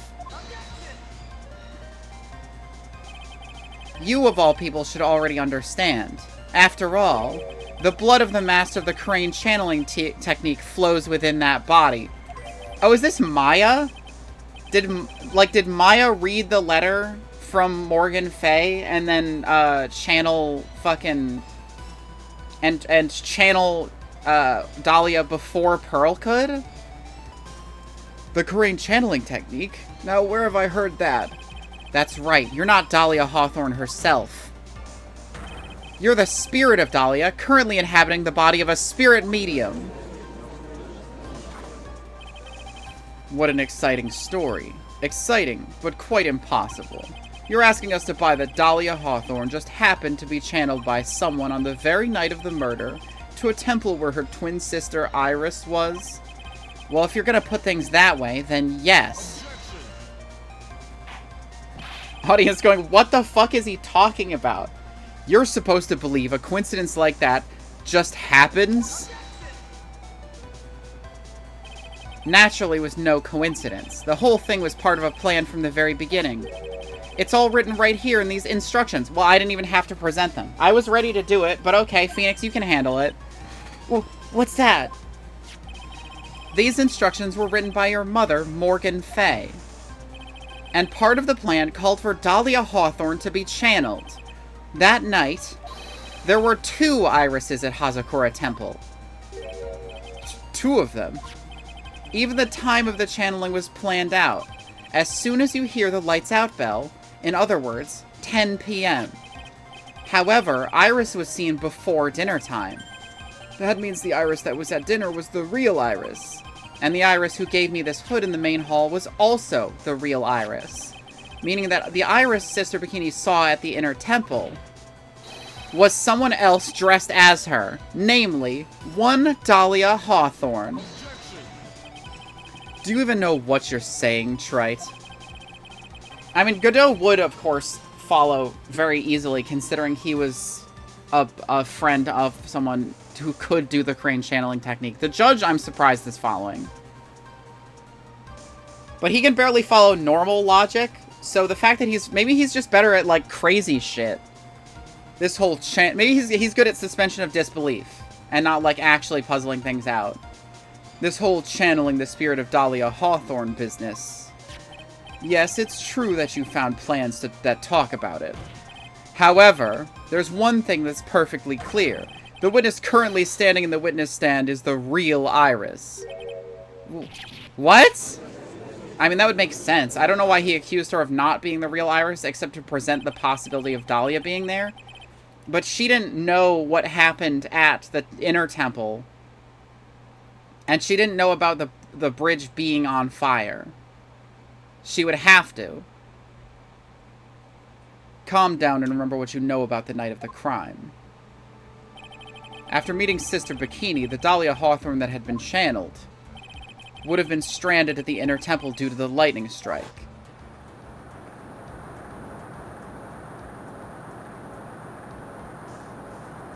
Whee! It was later that the body was moved by pendulum. That's right. Naturally, that would mean that the Iris that received the body was the real Iris. Are you with me so far? Yes. After being notified of what happened, the police came to Hazakura Temple's main hall. There they found Iris in her room and arrested her. And ever since, she's been under police supervision at the detention center. Yes, I suppose. I can't deny any of that. Whew, thank goodness. Looks like he's finally convinced. But something still seems off. Way off. I'm still not convinced that the Iris here is the same one from the other night. I suppose you're about to say something really ridiculous. Like the real Iris and the spirit of Dahlia somehow switched places. Switched places? But how? It's almost like they look exactly the same. To be perfectly honest, there are still quite a few things I don't understand, but I do know that unless we confirm the witness's identity, we can't continue with this trial. Iris doesn't have the spiritual power needed to channel Dahlia, which means they must have switched places somewhere. Well, Mr. Wright, since the time she was arrested at Hazakura Temple, have there been any chances for Iris to switch places with Dahlia Hawthorne? I mean, there have to have been one, right? Fucking when Edgeworth passed out. Your Honor, I think there might have been one chance. Oh, explain yourself. Yesterday, for a few minutes, Iris's whereabouts were unknown. Unknown? What do you mean? What I mean is, there was a span of time in which Iris was able to move about freely, unsupervised. Well, who was it? Who would give a murder suspect time to move about freely like that? I'm sorry. I know you didn't mean to. It wasn't your fault. The person who gave Iris the chance to freely move about was Edgeworth. This is Mr. Edgeworth, isn't it? Your Honor, there was a fairly large earthquake yesterday, was there not? An earthquake?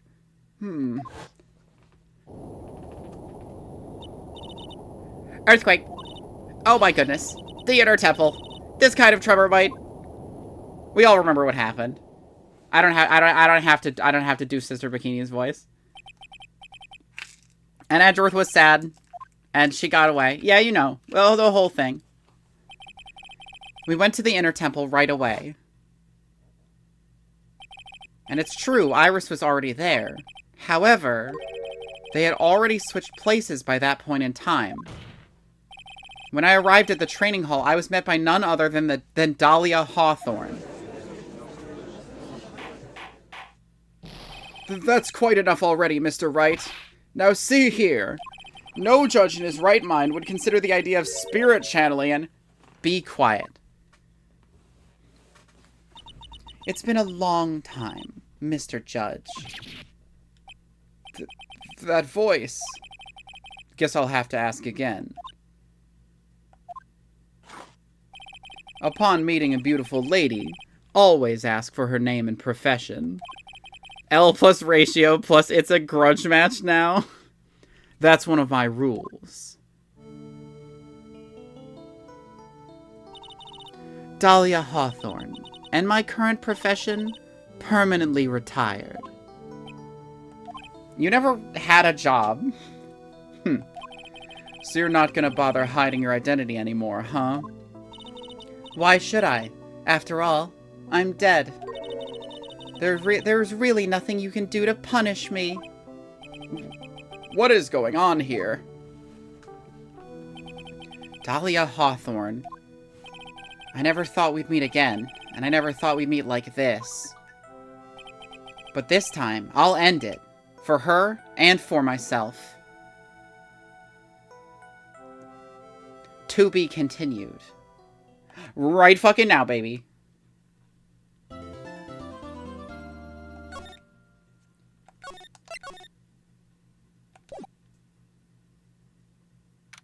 February 10th, 1:06 p.m. District Court, courtroom number 7. Kind of a heater of an opening act, honestly. Now then, let's continue where we left off, shall we? Well, witness? Yes, how can I help you, Mr. Judge? Well, it seems that if we're to learn the truth, we'll need to hear your testimony. I have no problem with that. But when you've seen what I have, sometimes the truth is better left unknown. In any case, let's hear your testimony. Tell us about the plan that was carried out that night. The plan. The whole plan began with my death. A stupid plan hatched by Morgan Fay to install her own daughter as the next master.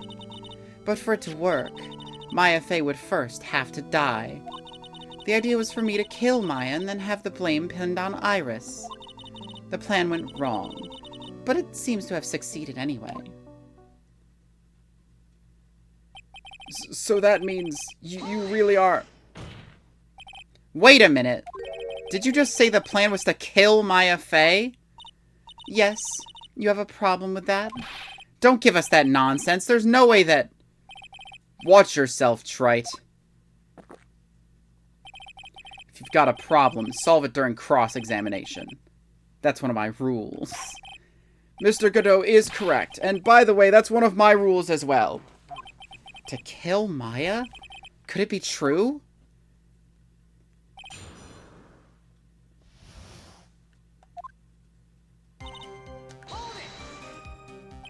You were executed last month, correct? Yes, I was hanged.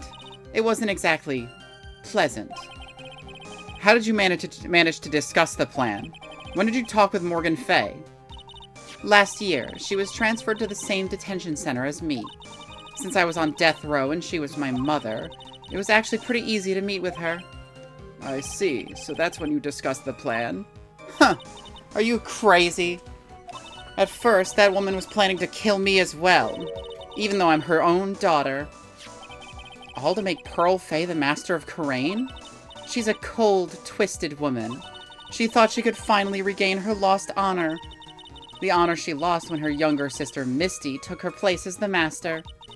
Ever since that day, she's been working on this plan. A plan, huh?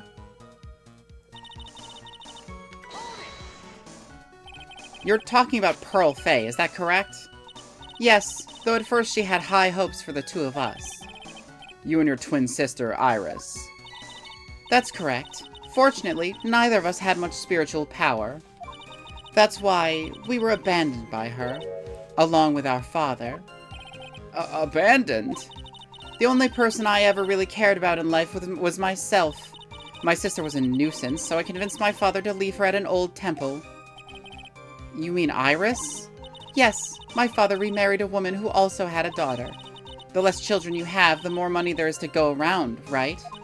And on top of that, my father had absolutely no interest in children in general. How horrible. The really horrible one was that woman. That bitter, vengeful woman. It was her stubbornness that gave birth to that child, Pearl Fay. She was born with an abundance of spiritual power, unfortunately for her.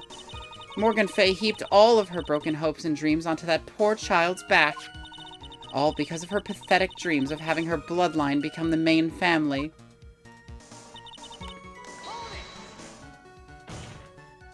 Maya would have to die, but why?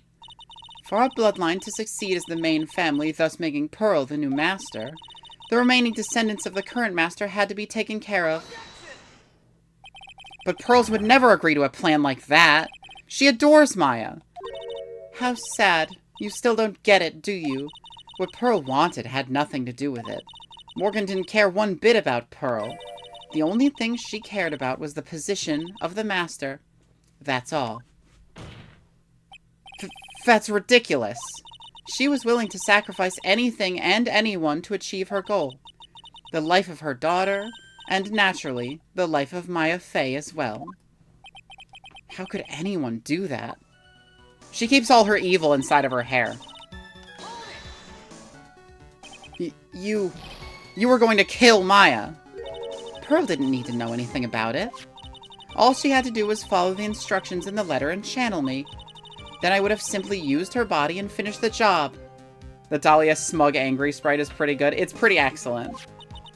In any case, I am already dead, and there's nothing any of you can do to me. So the plan was to blame the crime on your younger twin, on Sister Iris of Hazakura Temple. She and I look absolutely identical. No one can tell us apart. If someone were to witness me killing Maya, naturally they would think it was Iris that had done it.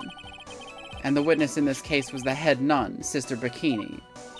I never would have guessed she was going to return to Hazakura Temple that night. But she wound up seeing Iris's crime anyway. But why did you want to pin the murder on Iris in the first place? She's your twin sister, isn't she? Twin sister? Don't make me laugh. She's nothing but a backstabber. I couldn't care less about her. Backstabber? You just don't understand. You never will. Yeah, she didn't help her during her gem heist. She fucking backed out, remember? Anyway.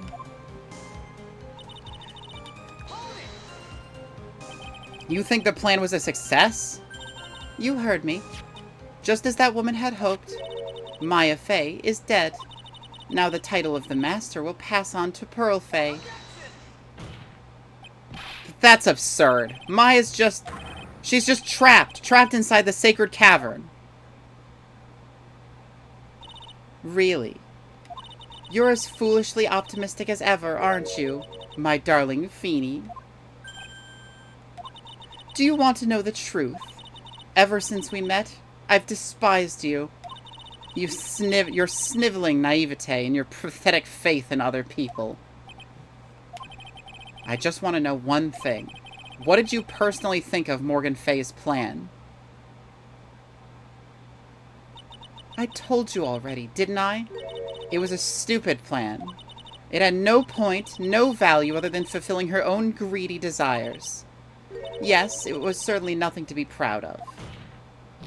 If that's how you feel, why did you help her carry it out? Why would you do it? Why would you kill Maya? You may not understand it, being the kind and gentle soul that you are. You may not be able to appreciate why someone like me would help a woman like that. So then tell me, why? Isn't it obvious? I'm not like that woman. I only act in my own self-interest. The reason I helped her was for myself. For my own personal satisfaction. What did you say? So this woman, Dahlia Hawthorne, she had her own reason for wanting Maya dead?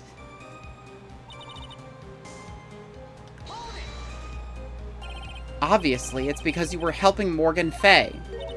Helping? Don't make me laugh.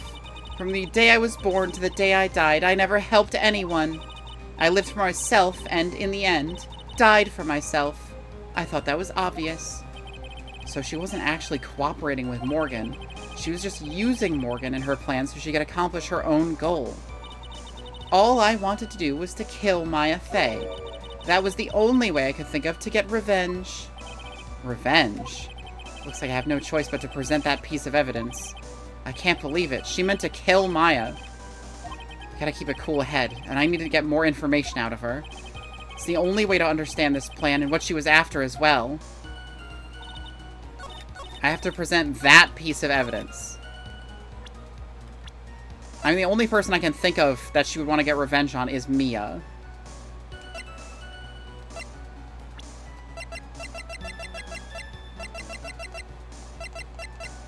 When it says that piece of evidence, I assume it's not a profile? What my goal was.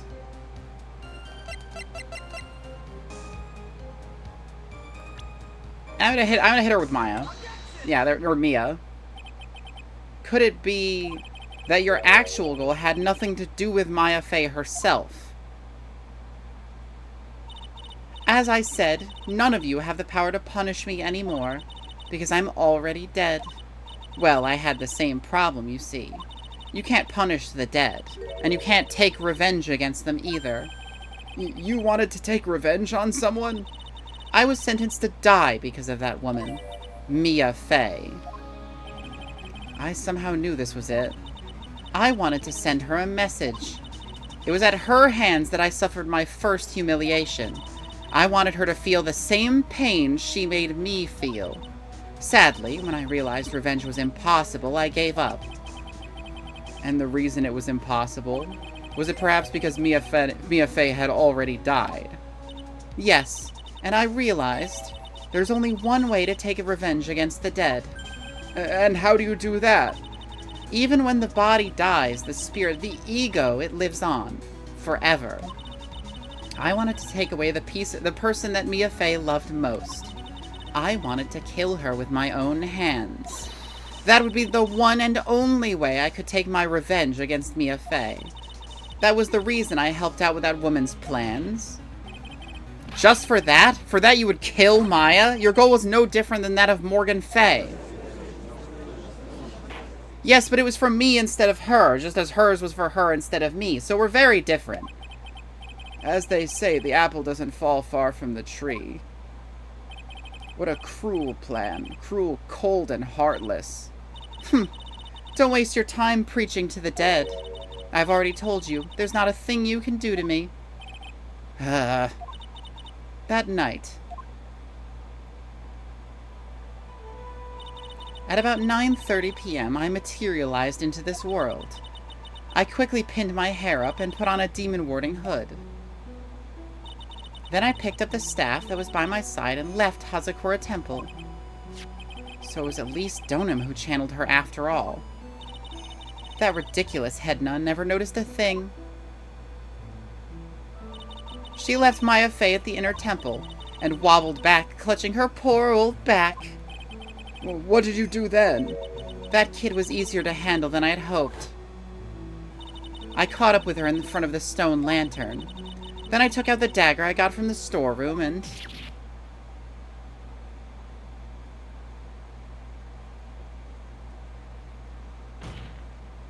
So then you're saying you stabbed Maya?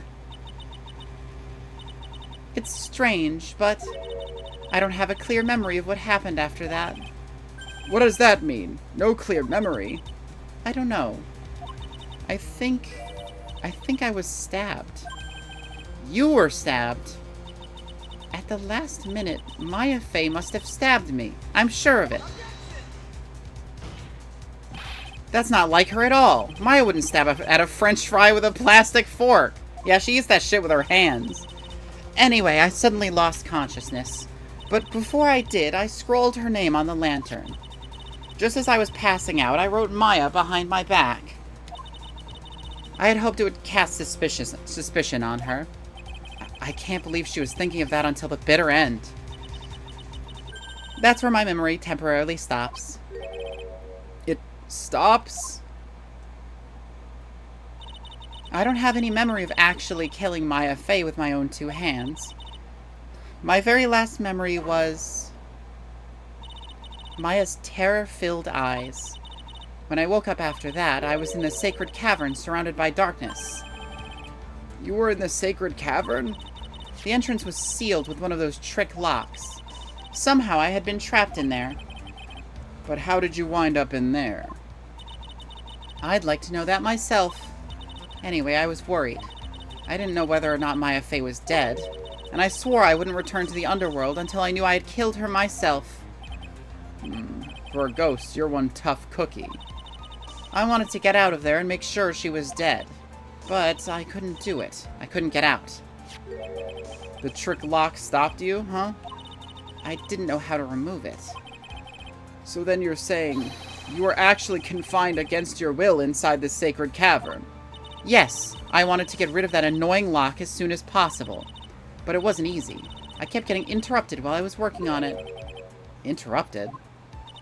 It was early in the morning, but someone came into the training hall. What? Who? Could it have been Maya? I thought the same thing, but I couldn't see. Why not? If someone had spotted me, I would have lost my chance to take revenge. So I made sure to hide myself well at the back of the sacred cavern. That morning, only 2 people could have gone into the training hall. Maya and Pearls.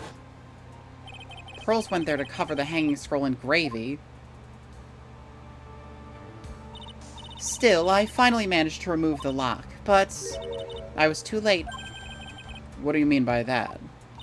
The flies had already started to gather. The bridge had been fixed and the police had started their investigation, correct? Oh, that was Godot. Naturally, I couldn't go out. So instead, I returned to the cavern and put the lock back on myself. I realized I wouldn't get a chance to see Maya's corpse as I had hoped. But just then, Lady Luck showed up. Lady Luck? After that big earthquake, she showed up all by herself. The real Iris. She said she'd come to make sure the sacred cavern was all right. Stupid girl. I came out from the sacred cavern and got a feel for the situation.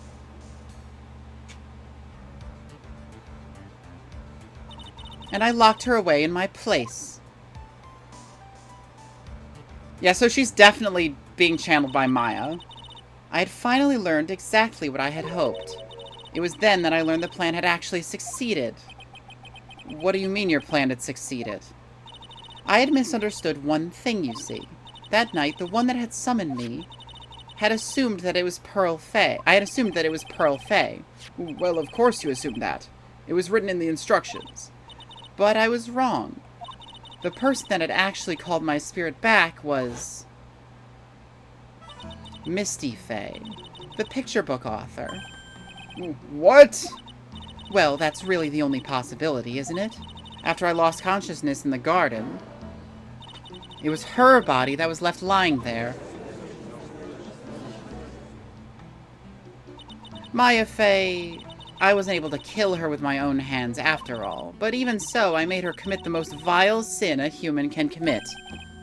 And that is? Matricide. The sin of killing her own mother. Ugh. No way! It's like you definitely didn't, because remember you were facing Maya and then the body you were in got stabbed in the back. It's more likely that Pearl killed you. Order! Order in the court! What is the meaning of this? It's true that I was the one who attacked Maya Fey, but even so, the murderer who actually snuffed out Misty Fey's life was none other than your darling little Maya. Ridiculous. That's nonsense. Are you sure about that? Just think about it. There's even evidence supporting these facts, isn't there? What? What do you mean? What is this so-called evidence? The fact that Maya Fey has disappeared is evidence enough, isn't it? Huh? The idea that she's still in the sacred cavern is just ridiculous. She wasn't able to escape from the inner temple, that much is obvious. In that case, there's only one place she could be. Where? Do I have to spell it out? The bottom of the Eagle River, where else? Eagle River? Maya Fey killed her long-lost mother. Can you imagine the guilt she must have felt when she realized that? That's why she threw herself into the Eagle River. Most bodies that wind up in there are lost forever.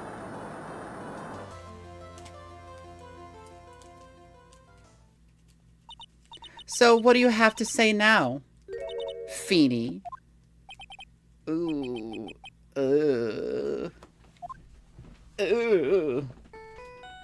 Oh. It's a nice ringtone.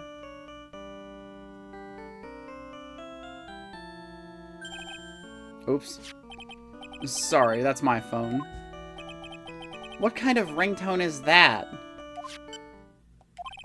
Godot here. Okay, thanks. Was it something important? They just finished removing the locks from the sacred cavern. That's great! What about Maya? There was a woman in the cave. Was it Maya Fey? It was the accused, Sister Iris. Huh? Don't look so surprised. I locked her in there yesterday. I just finished telling you that. So, what about Maya? Where is she? There was no one else found inside the sacred cavern. She's standing right in front of you, idiot. Fucking obviously. Who else could be channeling her right now? No, it can't be. Especially with that hair color. Like, it's not Pearl. I told you, didn't I? She's dead. No. No! How? Whoa! What? She's dead. That's so sad. It's a shame she blew up and died. For realsies. Pearly, but Phoenix is the only one who knows it ain't her. Yeah, I guess. It seems that this case has come to an end. A tragic end.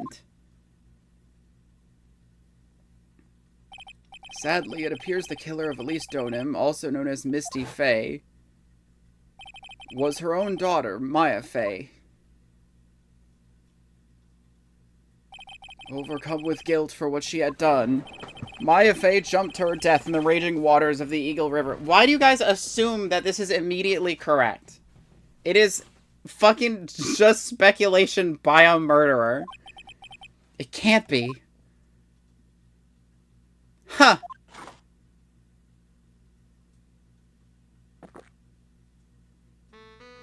Trite. Have you ever heard this one? Once you eliminate the impossible, whatever remains must be the truth, no matter how improbable it may seem. Thank you for quoting Sherlock Holmes at me, dumbass. Well, what is that supposed to mean, Prosecutor Godot? According to this witness, Maya Fey threw herself into the Eagle River. However, is that really the truth? Remember, this woman testified earlier that the bridge was already on fire when the murder was taking place in the garden, which means if Maya had thrown herself into the river, it must have been from the inner temple side near the bridge. That's right, that's where she jumped from.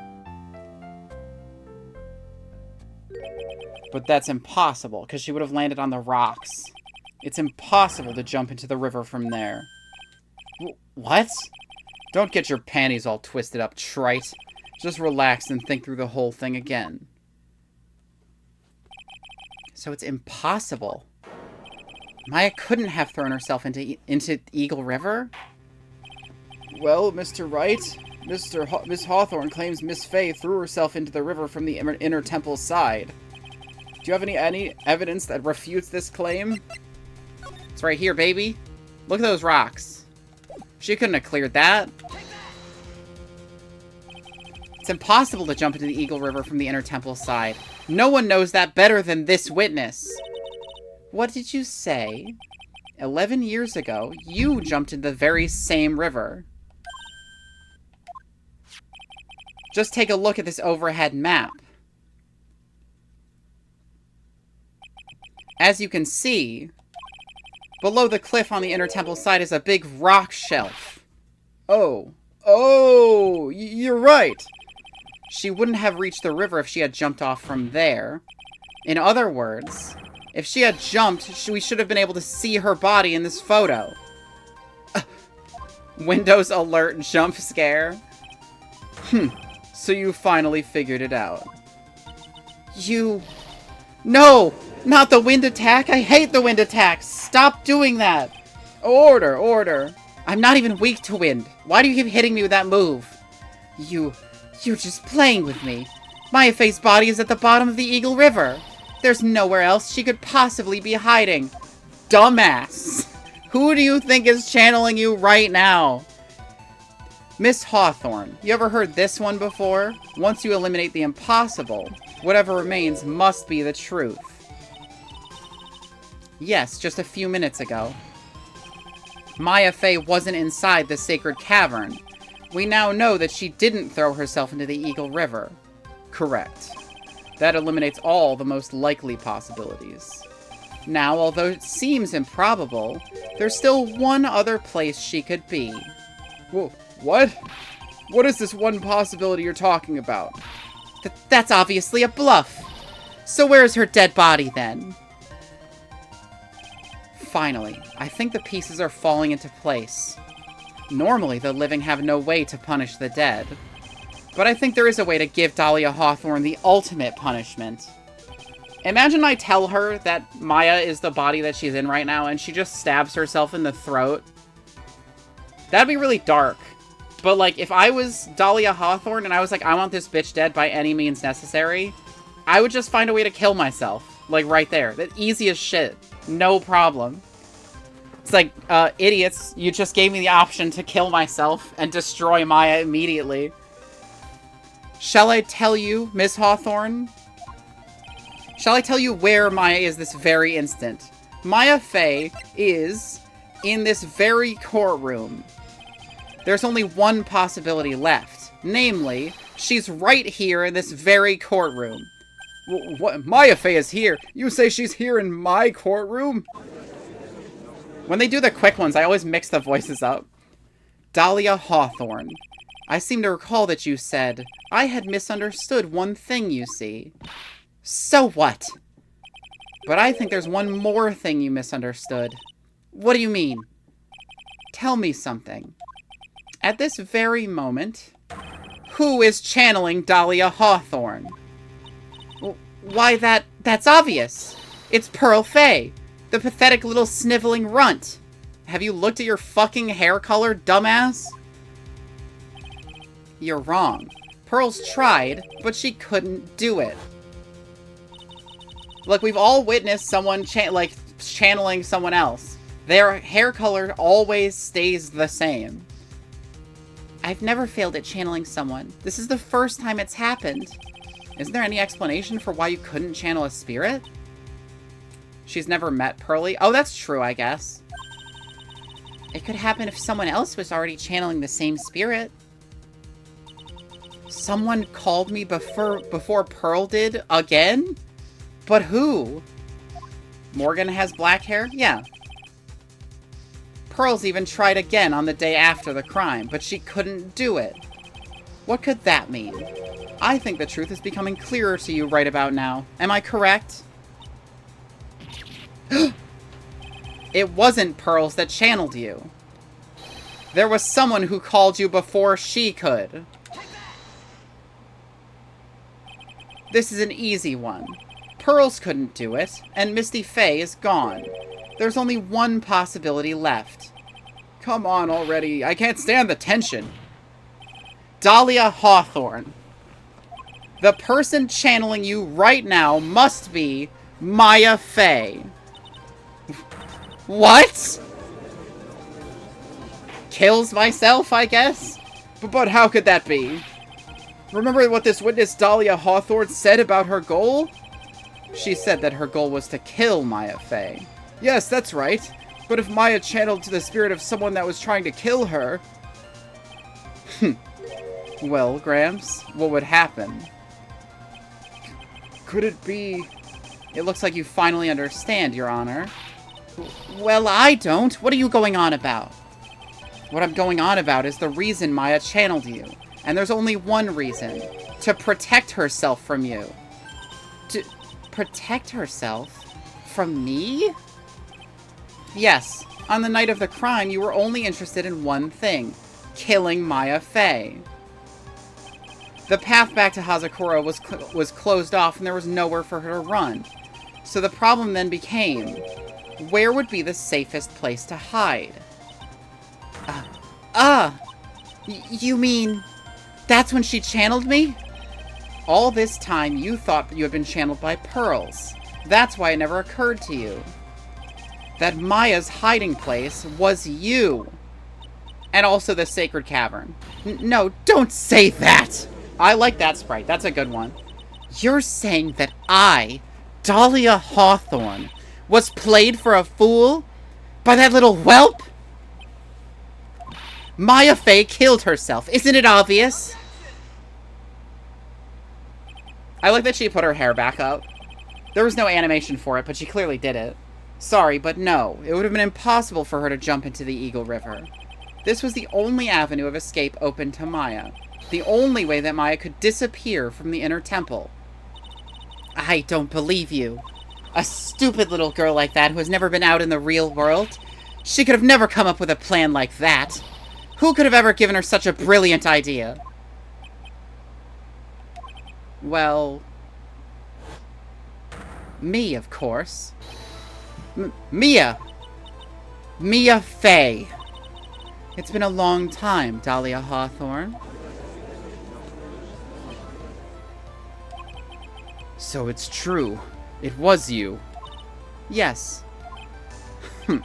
You're something else. Double ghost grudge match? But what are you doing here? That hair. It's pearls, right? Tell me something, Dahlia. I want you to think back to that night one more time. You had just cornered Maya in the Inner Temple's garden. And then, in the final moments of the fight, you lost consciousness.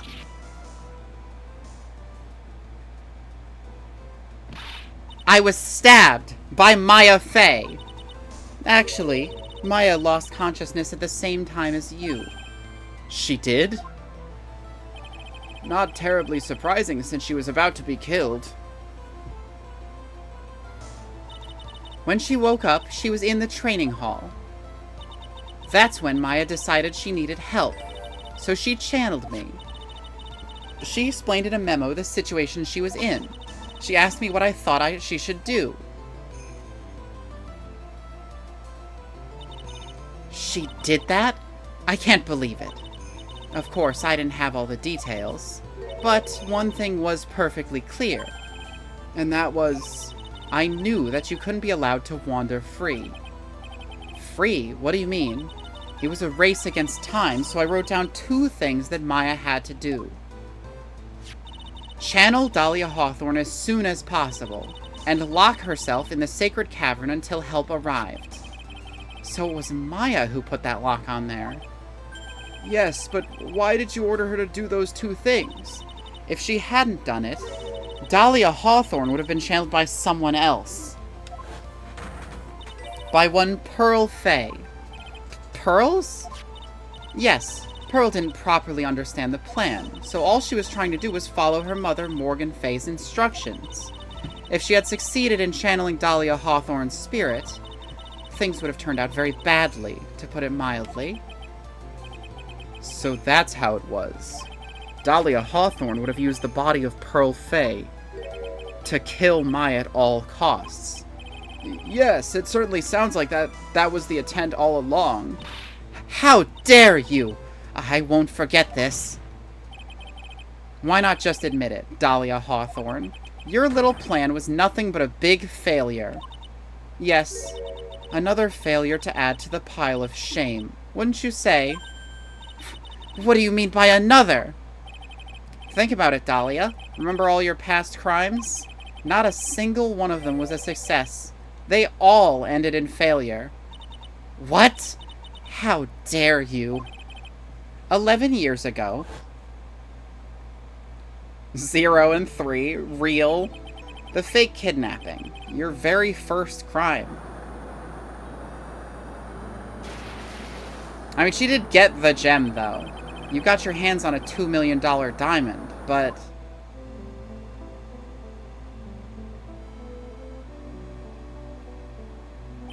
After Terry Falls escaped and went to meet with Valerie Hawthorne, the truth was exposed. Shut your mouth! That wasn't my fault! It was because of that stupid oaf of a prisoner and that weakling of a policewoman.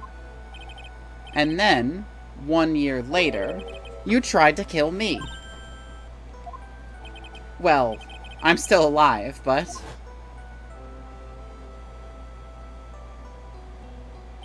You wound up killing someone else.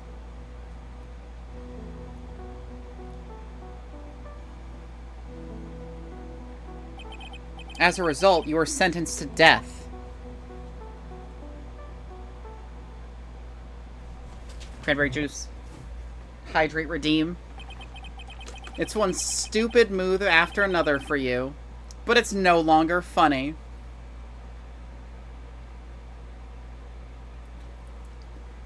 Literally the meanest to anyone I think Phoenix has ever been, and I'm living for it. You, wipe that smug, happy-go-lucky smile off your face. And now this. You've messed up again. You let Maya Fey escape, even though she was right there in front of you.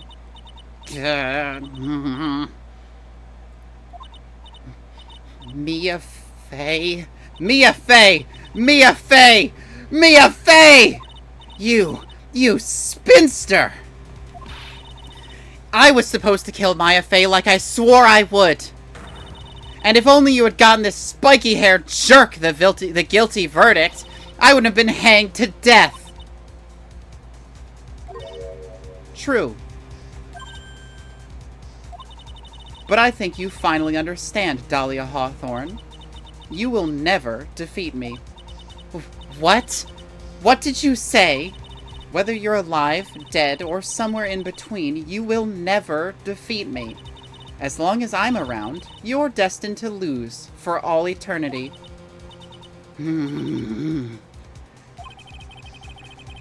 I remember what you said earlier in the trial. You said there was no way we could punish you, because you were already dead. What about it? Then you said, even when the body dies, the spirit, the ego, it lives on forever. That's very true, Dahlia. And that's exactly the punishment you'll never be able to escape from. For all of eternity, you'll have to remain as Dahlia Hawthorne, a miserable, pathetic, weak creature who can never win at anything. And for you, there's no escape from that. No hope of freedom. Since the day you were executed, the narrow bridge that once stretched out in front of you has burnt to a crisp. You're wrong. It can't be. How could I lose to the likes of you? It no longer matters. I don't care whether you win or lose anymore. The only thing that I want is for you to come out of Maya's body right now. Screaming, screaming, yelling, screaming, shrieking, etc.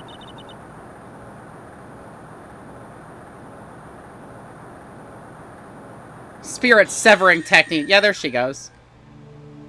Oh, this is sick. We've never actually seen a spirit. I'm not ready. Not ready to go. Up. Fucking get Magatama, idiot.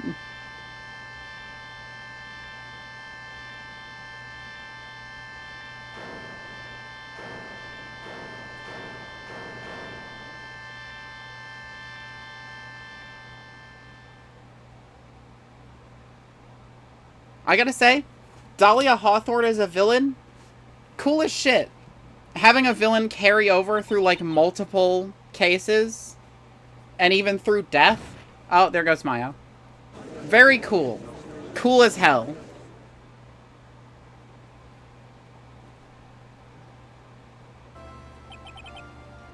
Now then, I assume you're the real Iris. Yes, I was just rescued from the sacred cavern. I must say, you and your twin sister are indeed identical from what I can see. In any case, it appears that everything has finally been cleared up. Mr. Godot, what happened to Dahlia Hawthorne? If you ask me, Your Honor, looks like she went back to the hell she came from. It seems that Misty Faye wasn't the only victim of this crime. Maya Faye, as well as the young Pearl Faye, were also victims of this wicked and selfish plan. Yes, Your Honor. The tragedy of Medium Valley has finally come to an end, it seems. It would be best for everyone if no further attempt was made to channel that spirit again. Your Honor? Yes, what is it? About this whole spirit medium thing? It's almost weird how comfortable you seem to be with the concept now. Well, to be frank, my younger brother is quite judgmental. He often criticizes me for not studying hard enough. That's why I made a concerted effort to study up on the crane channeling technique. Oh, good for him. He legitimately was following because he studied it. Hey, isn't that the New Year's issue of Occult? I've seen quite a few things in my many years on the bench. And in all that time, I've finally learned this one thing. Each case is different and takes place in its own world, if you will. How are you just now learning this? In order to fully understand that world, first we have to immerse ourselves in it completely. And that's where my brother and I used to differ. Never thought of it that way. At any rate, it's time to pass judgment in the case of Iris of Hazakura Temple. Objection. She's still covered up murder, bitch. You're a little too fast with that gavel, Your Honor. What do you mean by that, Mr. Godot? This trial, it isn't over yet. That's what he means. What? Trite. Remember what Miss Evil Spirit said in her testimony? Huh? Dahlia's testimony? I caught up with her in front of the stone lantern. Then I took out the dagger I got from the storeroom and...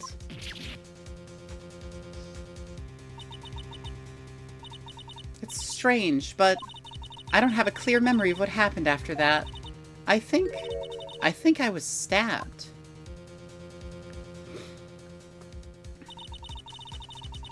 Just as Dahlia Hawthorne was about to attack Maya, she was stabbed and killed by someone. Yes, that's right. The person that was ultimately killed was the spirit medium that channeled Dahlia. Elise Donim. No, Misty Faye. But who killed her? We still don't know who did it. This isn't over!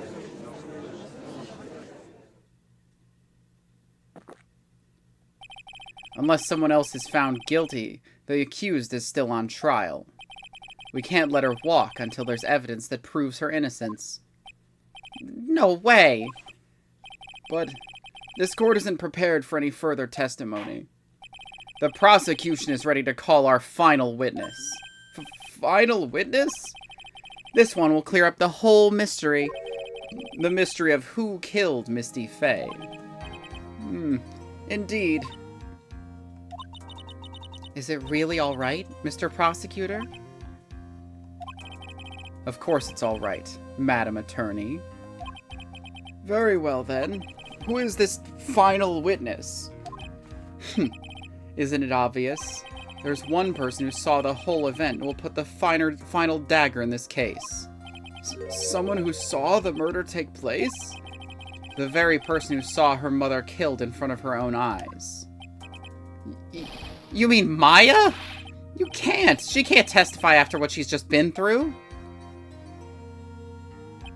We need to find the truth. The prosecution calls Maya Faye to the witness stand. Very well, but first we'll take a brief recess. We'll have to wait for Miss Fey to recover before summoning her. Once we retrieve the doctor's permission, we will proceed with this trial. Hey, Wright, I got something to say to you, so listen up. What is it? I don't think much of you as a lawyer. It's always the same with you. You somehow manage to just squeak by without even a faint understanding of the case. Some beautiful woman always seems to come dashing in at the last minute to save you. You got some nerve! But that's not going to happen this time. This time, you're going to have to do this by yourself. Yeah, but Mia's right here. That's enough. This court is now in recess. Like, I appreciate you pushing me for independence, but, Mia's right here.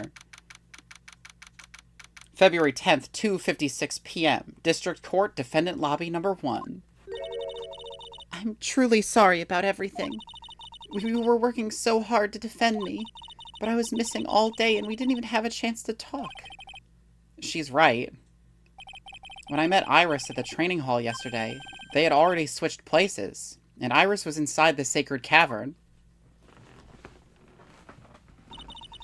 I wanted to at least be in the defendant's box today to root you on. Well, it wasn't your fault. You were locked up this whole time. There's something more important than that, though. I have to ask you, why did you help your sister out as much as you did? Huh? If you had tried to get help at the sacred cavern yesterday, you wouldn't have spent an entire day locked up in there. My sister, I felt sorry for her. She was abandoned by our mother and never got any love from our father either. Yes, but it was the same for you too, wasn't it? Yes, but at least I had Sister Bikini, who was like a mother to me. If only Dahlia had come with me to Hazakura Temple. I always loved her. Dahlia was always so smart, so strong. She never complained about a thing. That's why I promised her that I would help her. Are you talking about the fake kidnapping case 11 years ago? Yes. I wanted to be useful to her in some way.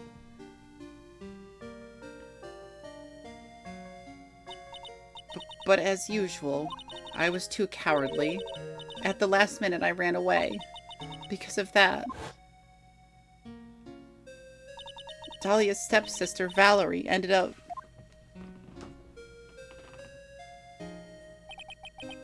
That was the case that wounded Mia so badly.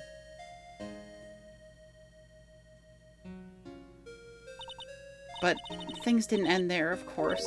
Some people suspected that my sister was involved in the murder. Some people? You must mean... Yes, 2 defense attorneys.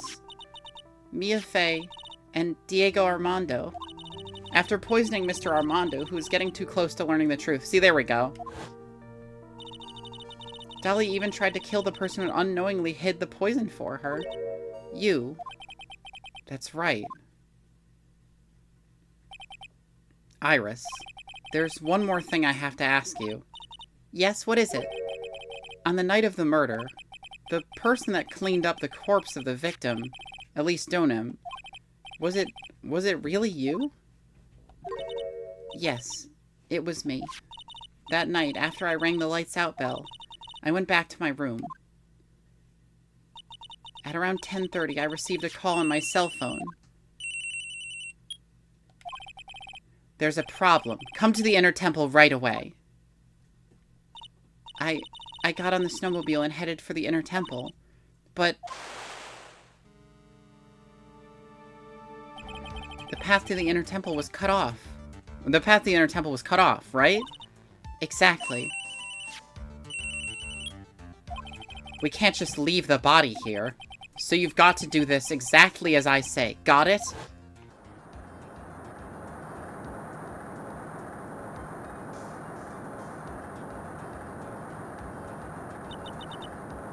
It was me. I was the one that received her body. The murder weapon had been left in her body so she wouldn't bleed too much. The staff that Mystic Elise always held. I knew it. So the actual murder weapon was the staff. Yes, that's right. I brought the body back to Hazakura Temple on the snowmobile. But why? Why did you alter the body? I didn't want anyone to know that the staff was the murder weapon. I didn't want to leave anything that would lead back to Misty Faye. So I dressed her in a robe and I stabbed her with a Shichishido. I wiped the blood off the staff's blade and left it next to her on the ground. Iris, just tell me one last thing. Tell me the name of the person that called your cell phone. The real killer. I'm sorry, Mr. Wright. I can't do it. I can't say who did it. I see. Defendant! Yes? The judge is calling you. He wants you to see you. He wants you to see you in his chambers. What? He has some questions about Dahlia Hawthorne. All right. Well then, I'll see you later. There's something I want to tell you. Oh, okay. Something she wants to tell me. So it's true. Iris cooperated with the real killer. Maybe even from the very beginning. Phoenix. Mia. How's Maya doing? Physically, I'm not worried. She'll recover completely. But emotionally, she's been hurt very badly by this case. I see. You don't mean she's learned who Elise Stoneham really was? Yes. I went to the medical office and talked with her. I told her everything I knew. But why? Maya's stronger than you think. I knew she could take it. All of it. What do you mean by that? I want you to figure that answer out by yourself. What the fuck is your problem? The trial's about to restart. The real killer? Do you know who it is yet? Iris wouldn't tell me who called her, but still. I think that just maybe I know who it was. That night, the victim was killed in the garden of the Inner Temple. And the criminal wasn't just there by accident. Which means that the killer knew of Dahlia's plan from the very beginning. And one more thing. The victim was moved to the Hazakura Temple side by pendulum. In other words, the criminal couldn't cross the bridge. That means they were stuck on the Inner Temple side for almost an entire day. Exactly, so the culprit was someone that wasn't in Hazakura Temple the following day. That's as much help as I can give you. The rest of the battle is yours to win, or lose. Okay, I've got it. Thank you, Mia. Finally, it's almost time to bring this case to an end. What exactly did Maya see, anyway? And who was it that actually killed Misty Faye? Whoever it was, I have to prove it. Me, all by myself. It's like, it has to be Pearl's. Like, Pearl killed her, or someone that Pearl was channeling killed her. There was nobody else on that side besides Misty, Pearl, and Maya. At that point. February 10th, 3:36 p.m. District Court, courtroom number 7. Now then, before we proceed any further, I'm going to announce the results of the tests we had performed earlier. Tests? Yes, tests on the bloody dagger that was found stuck in the pine tree. Oh yeah, that. I totally forgot about it. Ahem.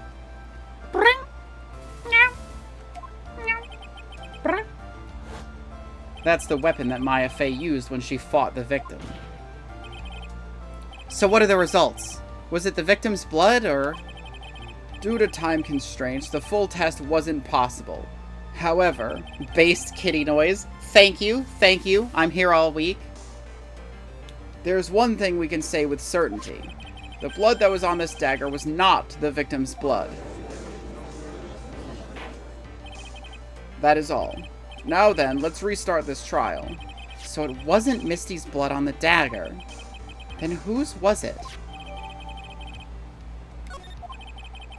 I'm sure both the defense and the prosecution know this, but this trial is rapidly coming to a close. Both sides will need to show some firm evidence with their claims. I understand, Your Honor. From what I've heard, the witness is dangerously weak, physically speaking. So let's finish this quickly. Agreed. Very well. Please bring in the last witness. The witness. Witness, please tell us your name and profession. Maya Fey. My profession is, I'm the assistant manager at Wright & Co. Law Offices. Maya? According to this magazine I have here, you're a spirit medium of the Karain channeling technique. I'm frightened. The Fey clan, I don't want any more to do with it. Oh, Maya, the pain the Fey bloodline causes must be unbearable. Very well. Now then, Miss Fey, when the event occurred, you were in the garden of the Inner Temple, and you witnessed the moment of Miss Elise Dotem's murder. Is this correct? I didn't see any... Straighten up this instant, young lady. Huh? Pick your head up and speak clearly. There's always time for crying later. But I... Your mother was killed right in front of your eyes. There's nothing you can do to change that fact. But there's something you can do. You can finish this. You've been watching the whole thing, right? You've seen the witnesses come out, and you've seen us squeeze the truth out of them. Now it's your turn. Let's hear your testimony. On the night of the crime, what exactly did you see happen? Witness, if you please. Yes, Your Honor.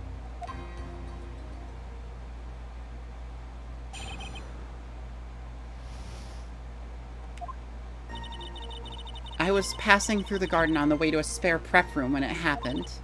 Suddenly, someone struck me over the head.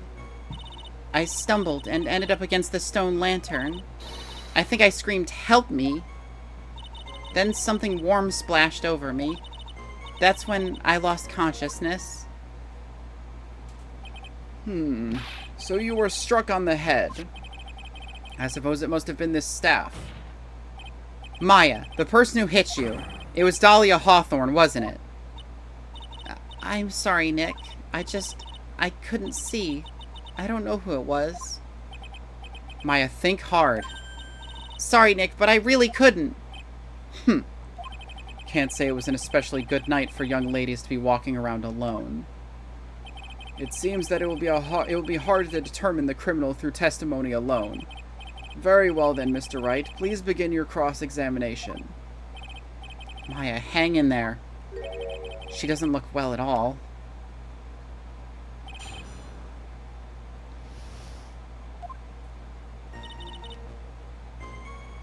Guard into a spare prep room. Struck you over the head against the stone lantern. Something warm splashed over you. Lost consciousness. Okay. Show me spare prep room. Who else was on the Inner Temple that went inside that night? Well, Sister Bikini, of course. But I remember her saying that Iris would be coming later as well. On the day after the incident, Edgeworth met Bikini at Hazakura Temple. That means she couldn't be the criminal. So then, did Iris actually come later like she said? Well, let me think. She seems confused. It's probably because she's so tired. No, I'm sure I didn't see her. She must have come while I was preparing for the training.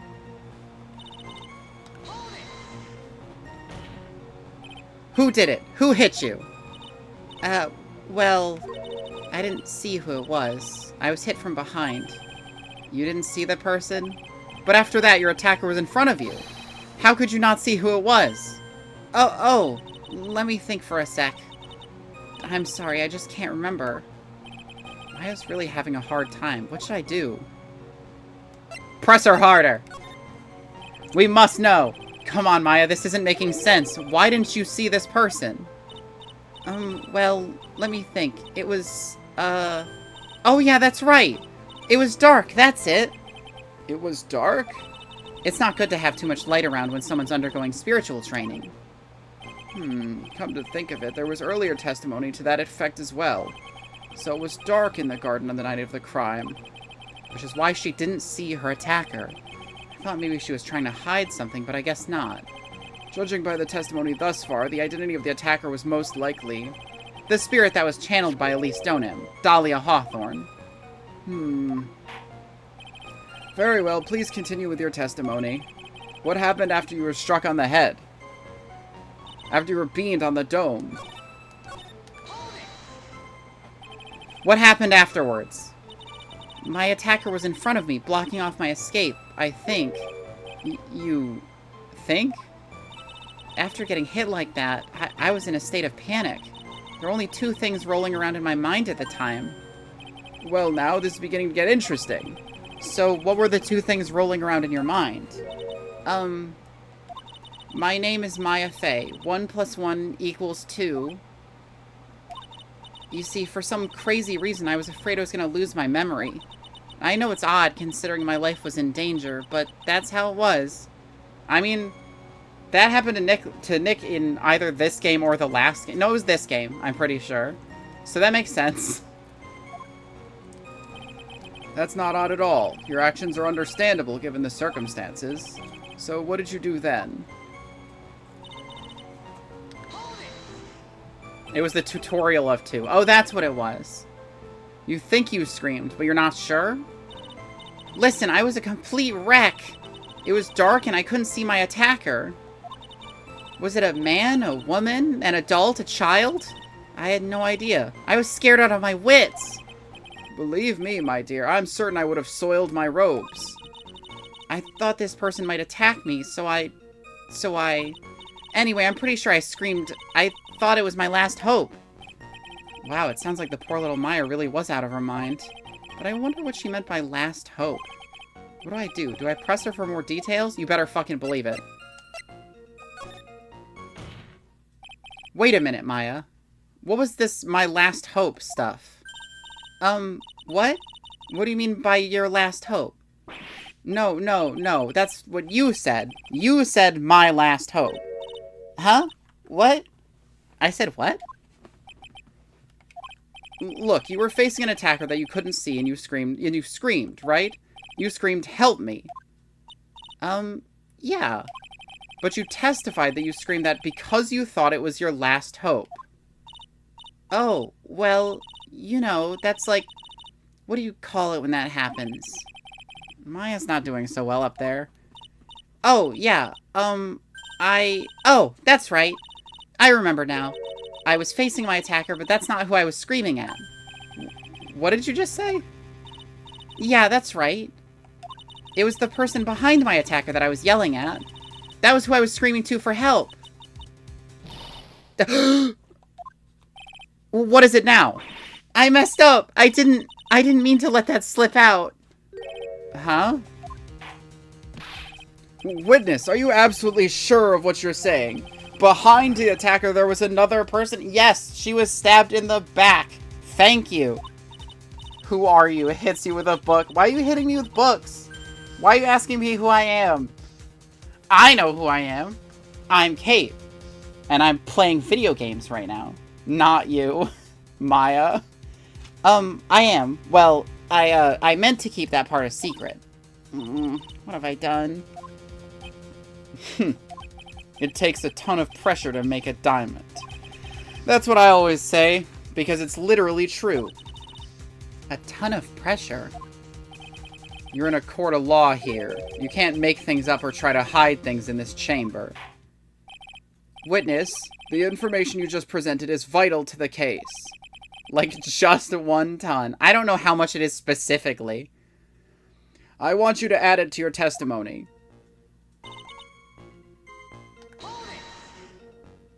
A man? Who is this man? Well, you see, I couldn't see. You couldn't see? She's used this excuse twice now. Well, you know, lantern light isn't very bright. Lantern light, did you say? There's a great big stone lantern in the garden. They always light it when an acolyte is there for training.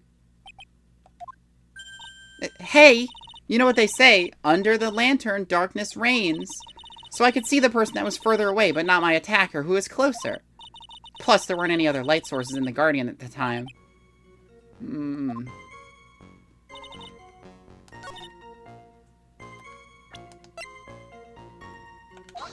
Yeah, it wasn't fucking lit the night of the crime, Maya. I'm sorry. So the man... I keep fucking the voice up. So there was a man standing behind your attacker. Yeah. That man, he's the killer. He stabbed her from behind. He's the one who killed Elise Donham. Otherwise known as Misty Fey, your mother. The killer? Maya, you know who killed your mother, don't you? What is the meaning of this, Mr. Wright? To be frank, Your Honor, I think she's in shock and quite confused. That's why she hasn't noticed the huge problem with her testimony. Huh? What do you mean? What problem? Maya, on the night of the crime, that stone lantern was out of commission. Getting nostalgic with some spam and watching you play Ace Attorney. Oh, she's going crazy on the spam. Huh? What? It's true. There was no light anywhere in the garden that night. No! Her first stance. Order! Order in the court! Mr. Godot, explain this! Add the pureness of milk to the perfect clear darkness of coffee. Stir. The huge problem with her testicles, obviously. That is the state of the witness's mind right now. A cup of cafe au lait. Cafe au lait? Is that even legal? What? Mr. Trite's words are the milk, and you are the spoon. Your Honor. One of them's freaking twisted around. She's got fucking testicular torsion over here. I'm a spoon. I'm no spoony bard, I'll have you know. You must have noticed it too, Trite. This witness's mental state is highly unstable right now. It's not hard to understand why she would make a little mistake like that. Sorry, but that's not gonna cut it. What did you say? If there's truly no light in the garden, then there's a fatal contradiction in the witness's last bit of testimony. Nick? May I? Recall the witness's statement about her attacker. She said that she didn't know if it was a man or a woman, an adult or a child. And yet, the witness could describe a person that was standing behind her attacker, and she quite clearly described him as a man. In other words, that would have to mean that Maya actually saw our mystery person, despite it being so dark that she couldn't see the face of her own attacker. They were clearly holding a flashlight up to their own face like they were telling a scary story. It's the only thing that makes sense. No! Nick, you're always fucking my testimony up. Stop it. Order, order. What in the world does this all mean, Mr. Wright? Are you saying Miss Faye saw the real killer under pitch black conditions? Trite, do you have any idea what you're proposing? How could she have seen in the dark? There was no other light source at the scene. There are some things that you can only see in the dark, Mr. Godot. Maya, you did see who the killer was in the dark, and now you're trying to cover for him. Cover? For the man that killed her mother? There's only one conclusion I can draw from this. You know who this man is. Please, Nick. I don't know anything. Please, I'm begging you. You talk a good game, Trite, but let's see if you can walk the walk. It was pitch black, so what could the witness see? I'm calling your bluff. No, Nick, don't! Please, stop. Maya's dead set on protecting this guy. The man who murdered Maya's long-lost mother. But I can't let him get away with it. I'm a lawyer, an officer of the court. I'm here to find the truth. Alright, Mr. Wright, time to show us what you've got. Who was the person that you say Miss Faye saw in the darkness? This is fucking impossible. What? Oh! I mean, this is the only guy she would be able to see in the dark, right? With his fucking glowing face? I don't know how he was there, but that's the only person she would be able to make out, right?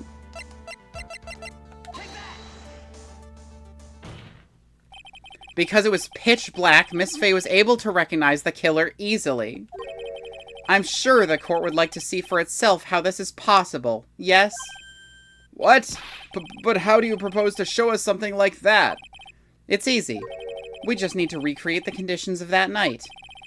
Conditions? Your Honor, the defense officially requests that all the lights in this courtroom be turned off.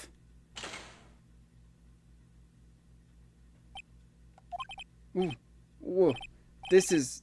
But it can't be!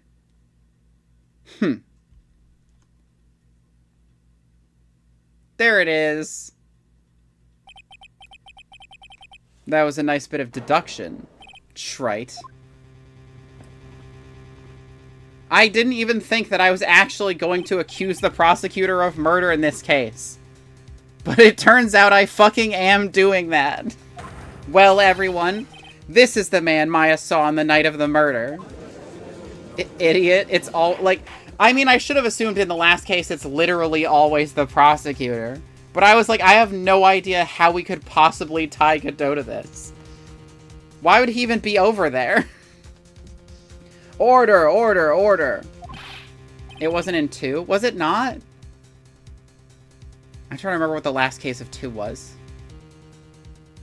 Prosecutor Godot, what is the meaning of this? Surely you must be shocked to hear yourself accused of such a thing. Francie and Edgeworth are still chilling. Oh, yeah, I guess, yeah, that's fair. Surely you must... Yeah, okay. Why aren't you denying it? Your Honor, you're asking the wrong person. What do you mean by that? It was On Guard and Karita and Adrian. Oh, yeah, it was On Guard, right. There was a different twist, and it was we had to, like, prolong the trial until Maya got, like, freed. If you got a question, ask the witness. That's one of my rules. Well, Maya, how about it? What you saw that night? Was it 3 glowing red lights? Well, witness, answer the question. You're wrong. I never saw that. Maya? I thought the person that stabbed my mother was a man for a totally different reason. What? Witness, Mr. Wright, Stop your chattering, Your Honor. Chattering? If it's worth asking, ask the witness. That's one of my rules. All right. Well then, let's continue with the testimony. Please tell us how you knew the killer was a man. Yes, Your Honor. I didn't realize it until after I woke up, but...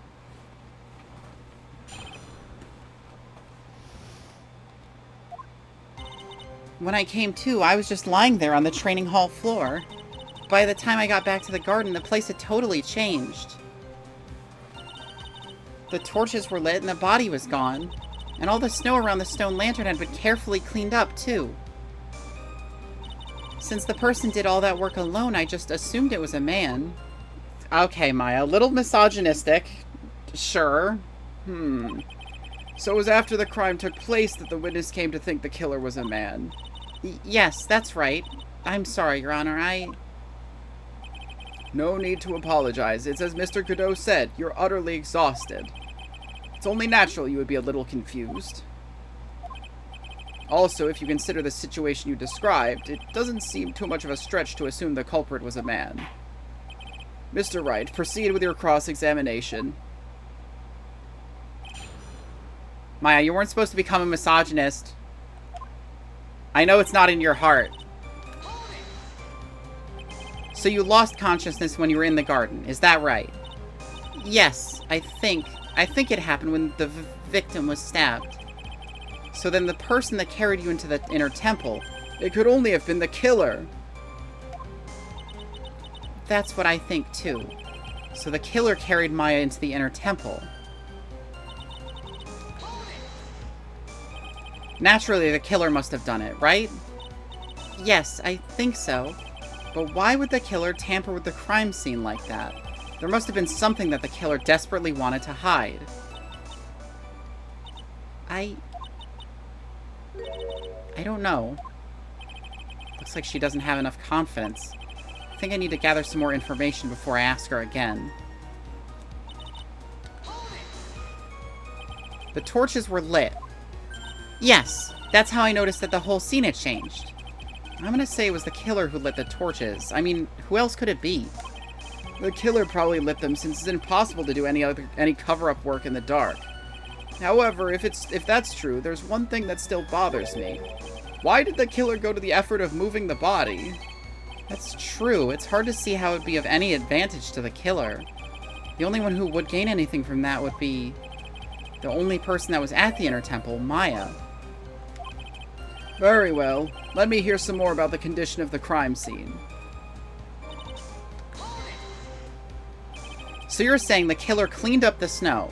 It did look really odd. The snow was removed in an unnatural looking rectangular shape around the lantern. There were a lot of shovels around the Inner Temple, but they're all really heavy. Way too heavy for me to use. An odd fellow indeed, this killer. Why on earth would anyone want to take snow away? Well, there's one thing I can think of. Didn't you say that a lot of the victims' blood sprayed onto the snow? Yeah. The area I collapsed in ended up being splattered. In other words, the killer's purpose was to hide the bloody snow. I think that's the most reasonable explanation. Perhaps. However, there's something that's bothering me. The killer just wanted to hide the snow with blood on it. There was no need to remove that amount. That's true, unless he just had to assume what snow would have blood on it. He could have just scooped up just the snow that was stained with blood. It looks like there are some mysteries behind this issue. But I think this will help explain them. So you're saying that you never saw the killer, right? Yes. But earlier you very clearly stated that you saw a man behind your attacker. Nick, I'm sorry. The killer certainly went through a lot of trouble, moving the body by pendulum, manipulating the crime scene. But for what purpose? Why do all that? Maybe Maya knows more than she's letting on.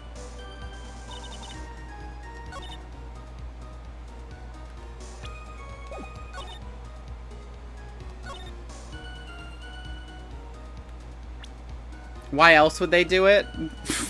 Because they were bored. Yeah, obviously.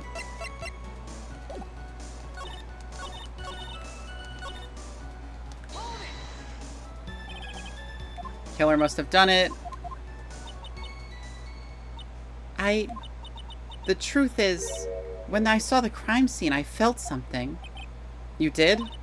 Yes, I felt like the killer was hiding the evidence for me, for my sake.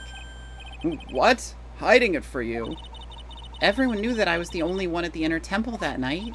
If Sister Bikini had come back and looked at the garden, she may have thought that you had done it. No, she definitely would have thought so.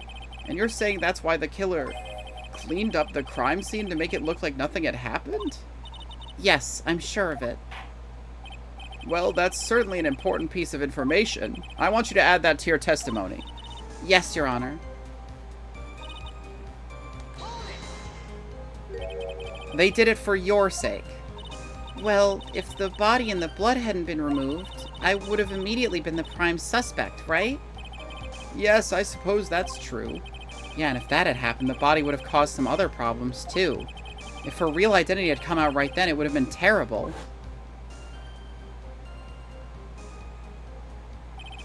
Master of Korean killed by own daughter. I don't think Maya would have been able to handle it. But still, it's rather difficult to fathom the killer's motives. What reason is there to go through that much trouble to protect you? Maybe if he owes a debt to her sister.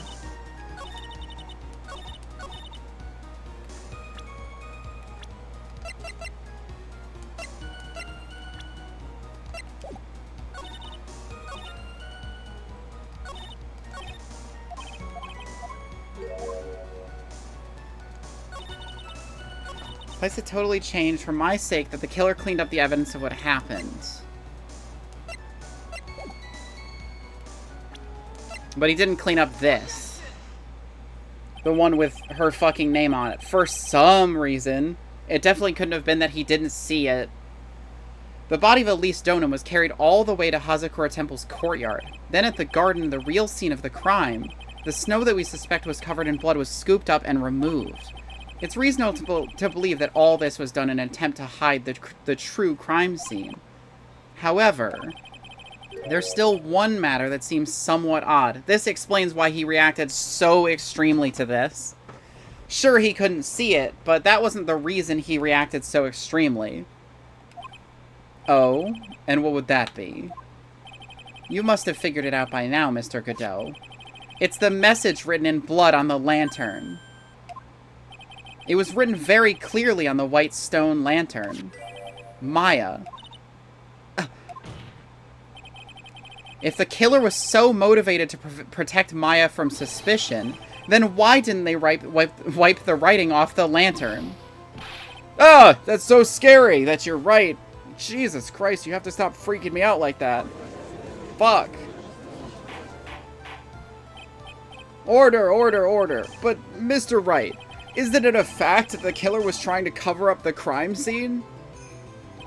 Indeed, but it doesn't make much sense to move the body and remove the bloody snow, and then not wipe off the most incriminating thing of all, the bloody writing. But if that's the case, do you have an explanation for the killer's mysterious behavior? Why would this killer move the body and remove all that snow, but then leave the bloody writing on the lantern? I don't know what the killer's plan was, but it's fact that the killer left the writing on the lantern. There must be a reason for it. Well then, Mr. Wright, let's hear your opinion. Why did the killer leave the message written in blood on the lantern? The killer didn't notice it. The killer's fucking ass at seeing. Prosecutor Godot, earlier in this trial, you gave me some good advice. Once you eliminate the impossible, whatever remains must be the truth. It's Sherlock Holmes. Dickweed. It's not Godot's line. That's from Sherlock Holmes. Maybe you're not as dumb as I thought. Do you also read Sir Arthur Conan Doyle's most popular and also the work he hated the most? By his death? The real killer wanted to disguise the fact that a crime had occurred there. If that's the case, they wouldn't have left the bloody writing on the stone lantern on purpose. It isn't even good. I really like the Sherlock Holmes books. I really enjoy them. I think they're great. I understand why Sir Arthur Conan Doyle hated him so much by the end, though. Therefore, it must mean that they didn't notice it. But that doesn't make any sense. The torches were all lit and everything. There's no way any normal person would miss something as glaring as that. You're right. There is no way any normal person would. What are you trying to say, Mr. Wright? There's only one person involved in this incident who could have missed seeing the bloody writing altogether. And who would that be? Who is the person that could have failed to notice the bloody writing? Mr. Can't See Red Against White. Mr. Godot, this is what you said yesterday. It's the same line we used earlier in this fucking case. My eyesight's pretty messed up. Even with these huge goggles on my head, I still can't see everything. You can't see everything? Is that correct, Mr. Godot? This lantern was submitted as evidence today. I'd like the court to think back to the moment it was first presented. Well, that was a block ago. I mean, that is true. This lantern, there's something written on it. Well, what? It's written in blood! Nonsense. The lantern, it's as clean as a whistle. Mr. Godot, just admit it. There are certain colors you can't see, correct? You can't see red on a white background, can you? Thank you for finally picking that up, Phoenix. I thought I was going to have to keep saying that myself. That's right. We went through this once before, during the poisoning case at Très Bien.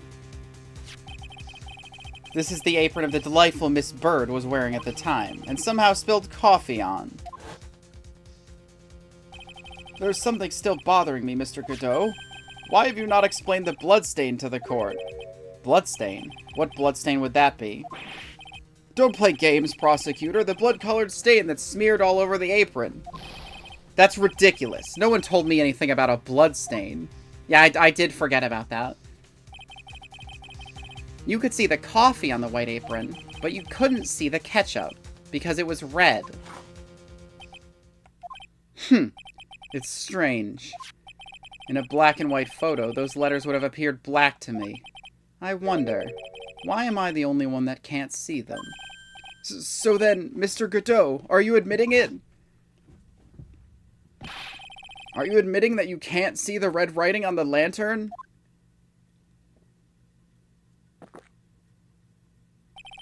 Hey, Gramps, didn't you know? That's the reason why I don't drink red tea. Is that a thing? I've never heard of red tea before. Is he just fucking with us again? I wasn't sure about it until now, but I just can't believe it. Prosecutor Godot is the murderer.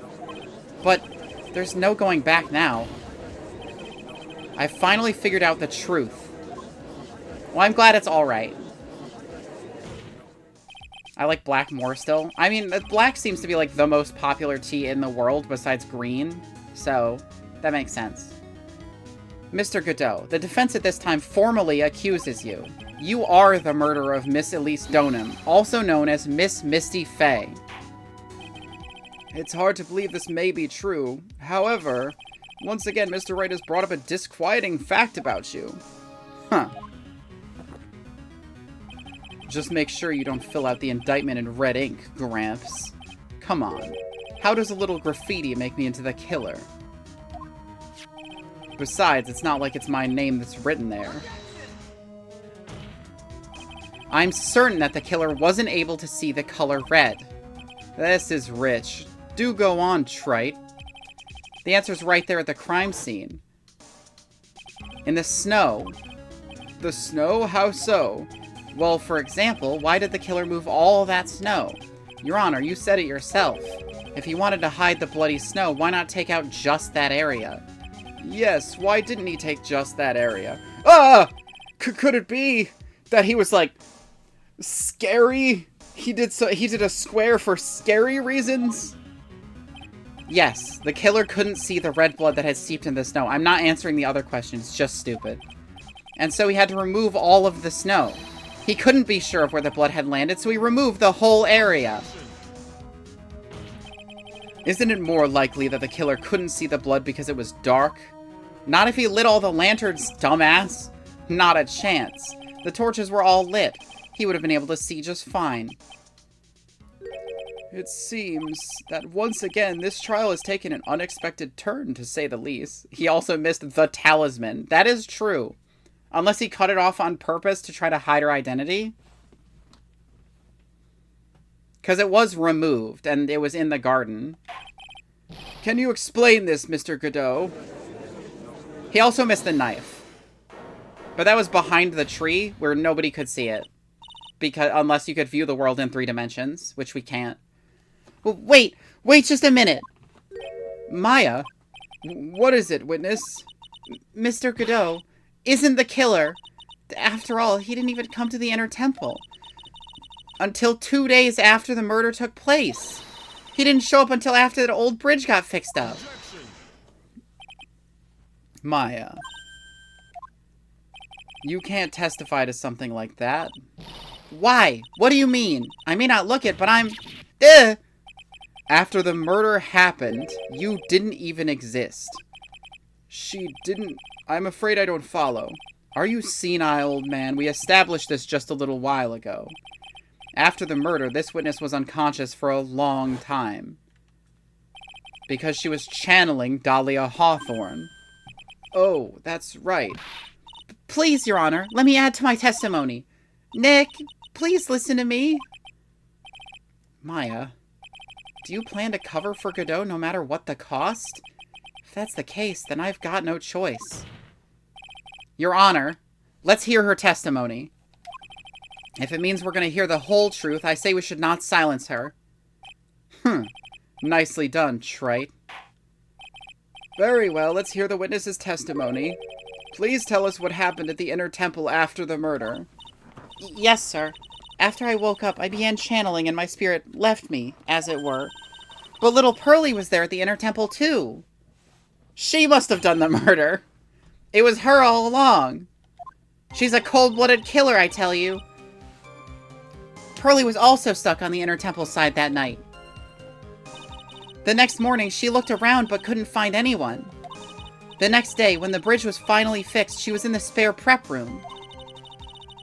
You said that in earnest earlier? I thought she might have been channeling someone who killed her. Like, I thought maybe she was channeling Mia, and maybe Mia had killed her to protect Maya. Like, I could see that happening. That's when Mr. Godot arrived at the inner temple for the first time. He found Pearlie first and cheered her right up. Who is this Pearlie? That's my little cousin, Pearl Faye. So when did you hear about this? Oh, just a while ago, when I was in the medical office. I'm terribly sorry, but what you heard from someone else is simply not admissible as testimony. I'm just saying it's silly to make fun of something you did earlier. Maybe so. Maybe I'm just that fucking silly. What? Come on! Pearlie would never tell a lie. She's way more honest person than I'll ever be. Real smart, Maya. You always know the best things to say when you're under oath. The prosecution has no objection. We believe the witness. Mr. Godot, let's just move on to the cross-examination, if the defense has no objections. This is highly unusual, but, well, Mr. Wright, let's get this cross-examination started.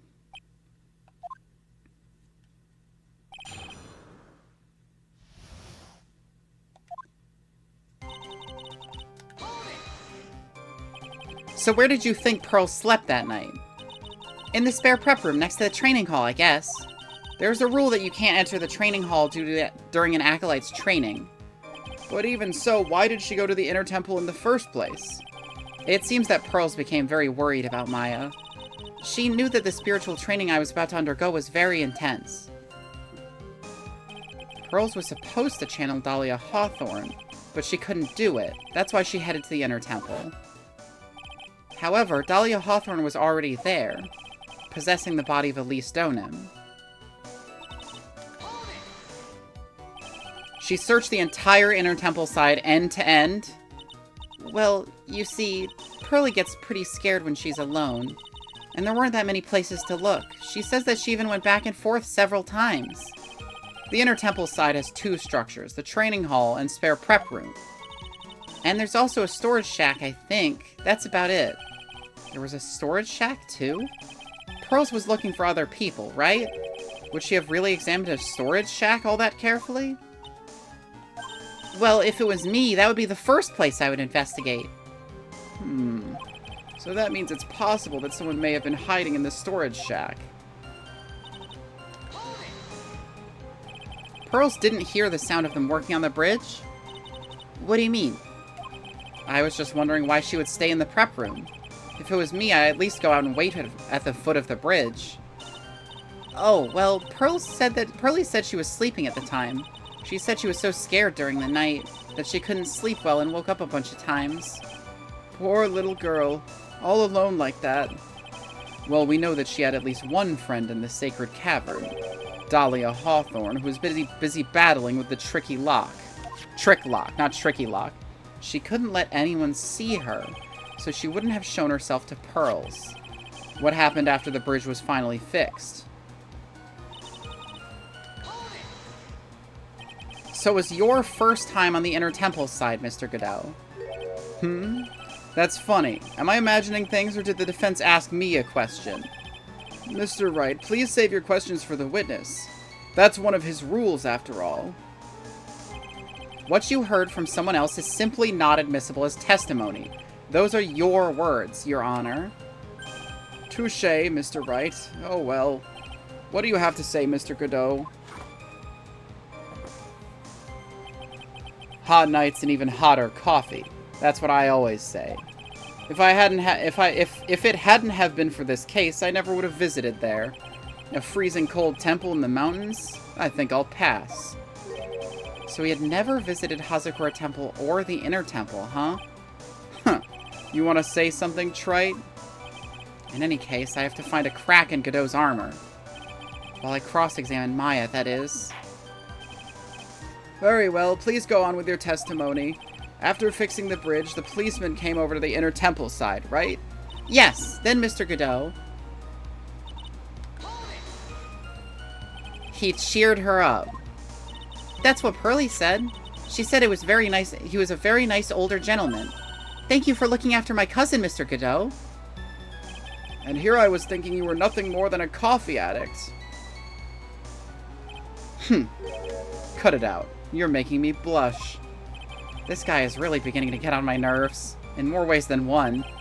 Truth is, there aren't that many places to look on the inner temple side. The policemen were all busy going over the garden with fine-toothed combs. Even the judge thinks he's a good-for-nothing? I mean, he drinks 17 cups of coffee during a case. What else does he do? So I decided to carry out an investigation my own way. Godot style. I'm the same way. I like to hand down verdicts in my own way. Judge style.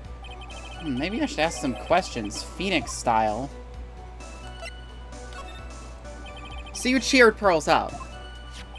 When I found that little girl, the first thing she asked about was her cousin, Maya Fey. Really? The bridge had burned down, and she was huddled up in that tiny shack with no heat. Even though she must have had a truly terrifying night out there, she asked about you before she said a thing about herself. Pearlie? I noticed that you weren't anywhere on the inner temple side. I show up with 45 minutes left, Teep style. Let's go Teep style! But I couldn't find it in me to tell her that, so I gave her my last cup. With milk and sugar, to hide the bitterness of the harsh truth. What a sweet story. He had a thermos of coffee? Why doesn't that surprise me? There's only one thing of any importance here. Where was Godot when the murder was taking place? He must have already been at the inner temple when it happened. Otherwise, he couldn't have killed Elise Donim. Unshrimping. Oh, fuck, hydrating too. People always do that in pairs.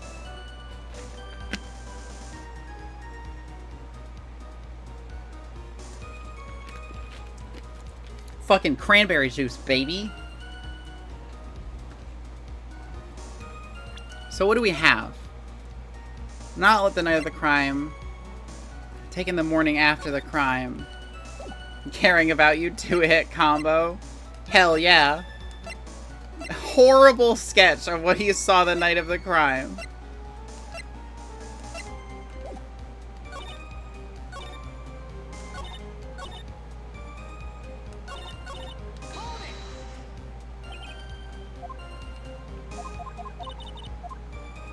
I'm just gonna repress all these. Let's see you draw it better, writing staff. Honestly. Re-shrimp? I'm not doing that. I don't become shrimp, I just eat them. Couldn't do it. Head for the inner temple. Dolly was already there. Gives you a shrimp. Let's go! Shrimp!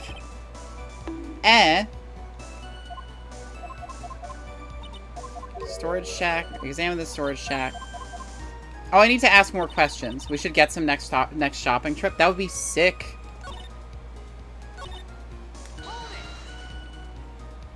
Okay, now I just need to ask the other question, I think. I asked about cheering Pearls up, but then I need to check something else.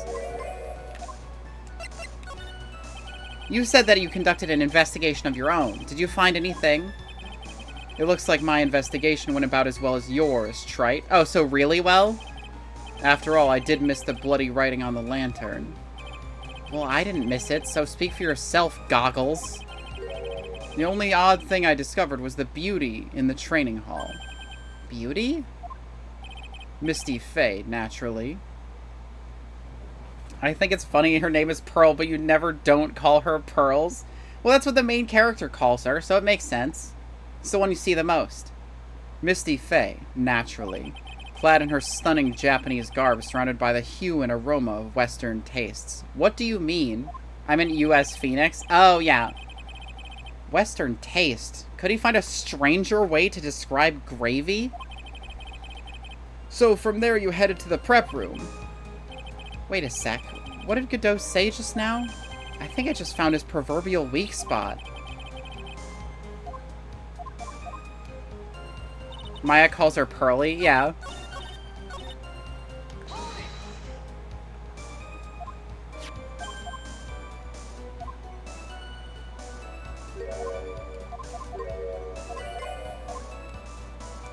He didn't say anything. He didn't see anything weird.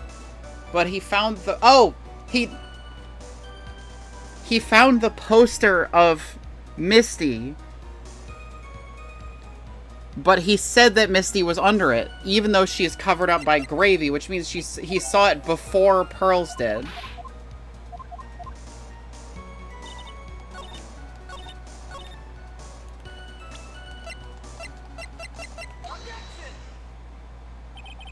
Mr. Godot, the first time you crossed Dusky Bridge and went into the Inner Temple was long before the murder took place. Why do you say that? Because he just made one fatal slip-up. He couldn't help but mention that there was a pretty girl in the room, as he never fails to do. He sees a pretty girl, he starts talking about her, immediately, as fast as possible. The hanging scroll in the training hall. Hanging scroll? But, Mr. Godot is right. The scroll shows a picture of my mother. Maya, I know you know who it is, but here's something you didn't know. By the time the bridge had been repaired 2 days after the murder, the hanging scroll in the training hall looked like this. So unless he's a feet guy, he would not be able to tell she was pretty. What's this wonderfully delicious smell? Does that just mean that Phoenix is just carrying around this scroll covered in gravy? The morning after the crime, someone covered it with gravy. Gravy? But why gravy, Nick? Because gravy was much more than a condiment to the culprit. I actually just go, wooga, wowza. Do your eyes, like, shoot out of your skull, too? Well, Mr. Godot, if you really hadn't seen the hanging scroll until after the murder, you wouldn't have any way of knowing that it was Misty Faye. No, I'm just a woman, Kate Thrin. Kate Thrin? Wait a minute, Nick. Yes? Take another look at the hanging scroll. Look, at the top. There's a crest there. Ah, that. It's the mark of the master, correct? Exactly. So if you know the meaning of the mark, then you could guess that it was a picture of Misty Faye on there. True, but Mr. Godot described what was underneath like this. Clad in her stunning Japanese garb, surrounded by the hue and aroma of Western tastes. Oh. Yes, it's possible that he knew what the crest meant. However, he couldn't have known she was wearing Japanese clothing. Except for the fact that maybe we were in Japan. Ifornia. Mr. Godot, on the day of the murder, you were hiding at the Inner Temple long before the crime took place. Blows you up. Can I ask you just one little thing, Trite? What is it? This whole theory of yours, it all rests on a certain assumption. That I knew beforehand that a crime was going to be committed. That's right! Otherwise, there's no reason for him to sneak onto the crime scene. Of course Mr. Godot knew about the plan. Huh? What did you say? Is it really possible that another person knew of the plan? I mean, it says it was opened before, right? Yeah, opened once before. This crime was actually planned over a year ago. Morgan Fay authored the plan for her daughter's future. And the instructions were hidden somewhere in the Fay Manor for a year. However, by the time Little Pearls found these instructions, they had already been unsealed. Unsealed? Yes, the killer had read these instructions long before Pearls ever found them. That's how he knew the crime was to take place at the Inner Temple. And you still insist this crafty killer is me. You bet I do. Forehead girl. Forehand girl is scary. Imagine if you fucking put your bangs aside and you just, like, reached out with your forehand. But you just said the instructions were hidden. That's right. Mr. Godot couldn't have known where the instructions were hidden. If he really wanted to know, he had one great chance to find out. Yes, and when was that? During a visit. A visit? Morgan Fay told her daughter Pearl about where the instructions were hidden. During one of her visits to the detention center. That would be the only time for someone to have learned where they were hidden. Eavesdropping on a visit at the detention center? Yes, it could be arranged if you were someone with easy access in and out of there. Like, for example, a prosecutor such as Mr. Godot. I wonder how Cat Pearl is doing. I'm sure she's doing great. Order, order, order. Mr. Godot, you're under fire again.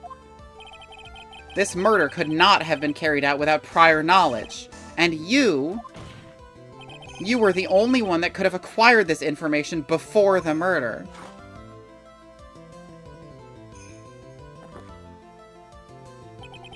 Humans are afraid of the dark. And yet, at the same time, we're fascinated and bewitched by it.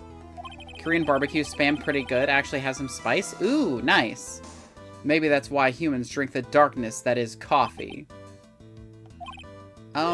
Sorry for always asking, but what does that mean? It means there's a reason for everything. According to your theory, the killer in this case eavesdropped on a conversation during a jail visit where he learned of a hidden plan for a crime. After discovering the plans, he hid in the inner temple and waited for the crime to occur. So why does he wear that? His eyes got fucked up. So it helps him see, but tints everything red. Then he ultimately took a person's life. And he did all of that just to protect this witness. Kerfur Cup that falls over trying to follow a linear path. Kerfur Cup that goes straight into the river. That's right. If you're accusing me of this crime, I have to ask you, why would I do this?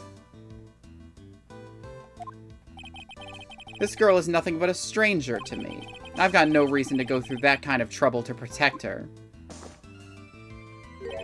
I am what you see.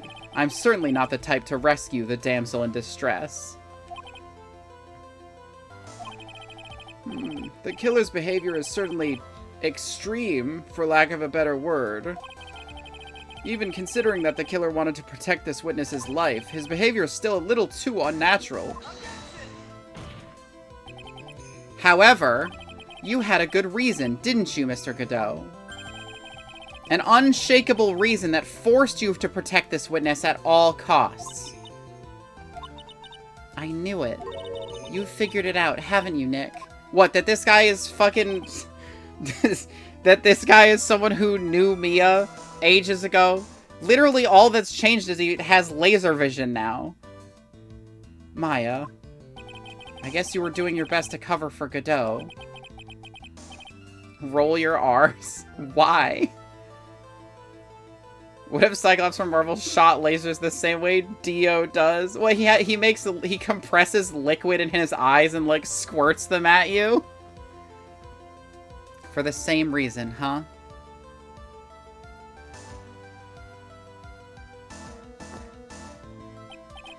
Okay, Trite.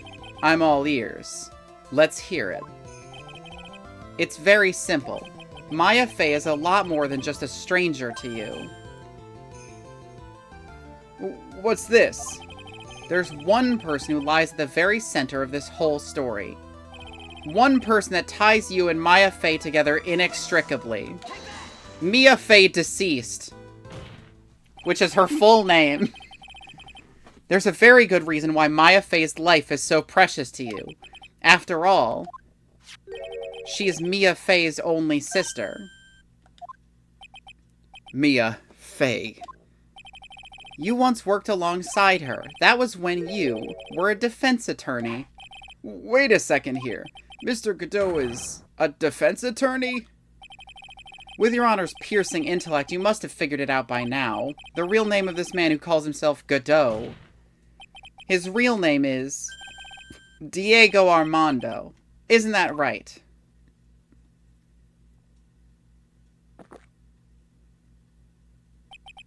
The last time someone called me by that name was over 6 years ago. Didn't roll it. No, I'm not rolling it. I'm not changing his voice because I found out that his name was Diego Armando. Or do you just want me to just say Diego Armando? Diego Armando. That name rings a bell. It should, Your Honor. All of this is related to a single case. A case in which a convict named Terry Falls killed himself. Mia Fey's first time in court. The tragic outcome left a deep wound in her heart. She knew that behind it all was a heartless, scheming demoness in disguise. But in the end, Mia couldn't tear off that disguise. However, there was one man who reached out to help her. Diego Armando, a senior defense attorney at the office where Mia worked. It's my fault. It's all my fault that Mr. Falls killed himself. Mia, you can't cry yet. Kerblam. The only time a lawyer can cry is when it's all over.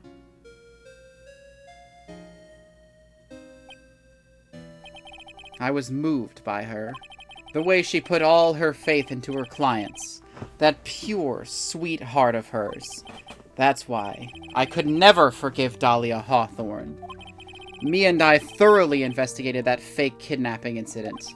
Then one fateful day, Dahlia wanted to meet with me. It had been 6 months since the trial. We met in the courthouse cafeteria. Ah, I just remembered. 6 years ago, right here in this courthouse, you were poisoned. Even I didn't see it coming. Dahlia Hawthorne slipped some poison into my coffee. I would have stopped drinking coffee at that point, I think. Some newspapers at the time called it a murder, but very little information about the case was released to the press. But you weren't dead at all. No official reports ever actually called it a murder. I was just in a deep, deep coma. I see.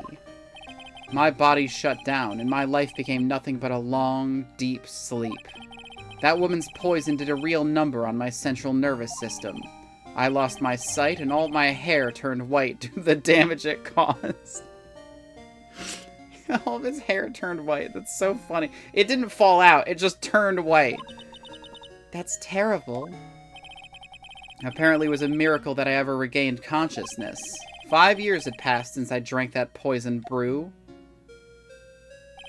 Then one morning, my eyes flew open from the smell of a doctor's cup of coffee. Poison that makes you an anime antagonist. 5 years? You were asleep for 5 years? And the worst possible news was waiting for me.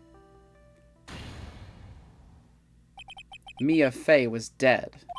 From the very moment I opened my eyes, I had already lost everything I thought I had. The woman I loved had been murdered, and the woman I loathed had been sentenced to death. The woman you loathed? The woman who had spiked my scalding hot coffee. Dahlia Hawthorne.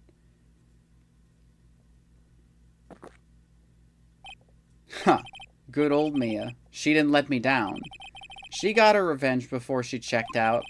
In the end, there wasn't anyone waiting for me when I woke up. That's so sad.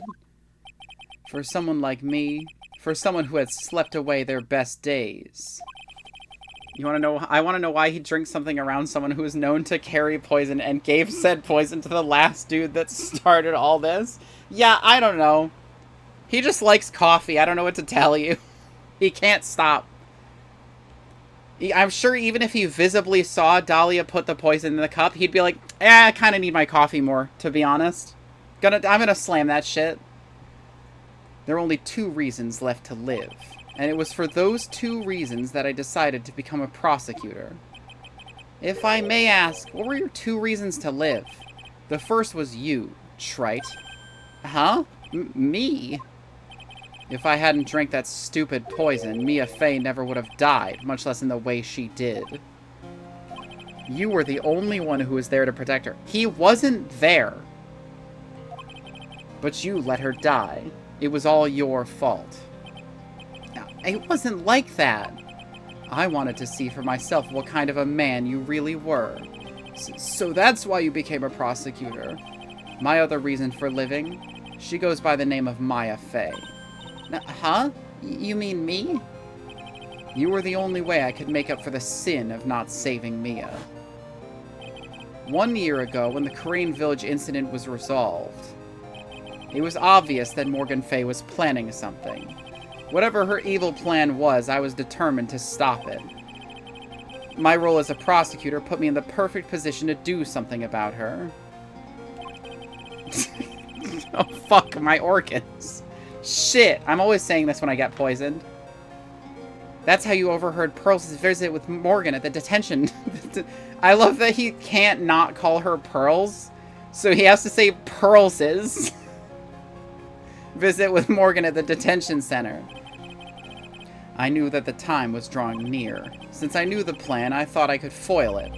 My goal was to outwit the plan. I thought if I could do that, I could keep that girl from being caught up in it. That makes sense. I got to find olive oil before I get executed. Pearl is from New York, but only when saying Pearl's name. If Poils had known that the actual purpose of the plan was to kill Maya, she never would have helped out Poils. my sweet little girl, Poils. Fucking God. Finally, the day of the plan was drawing near. I contacted both of my accomplices. Accomplices?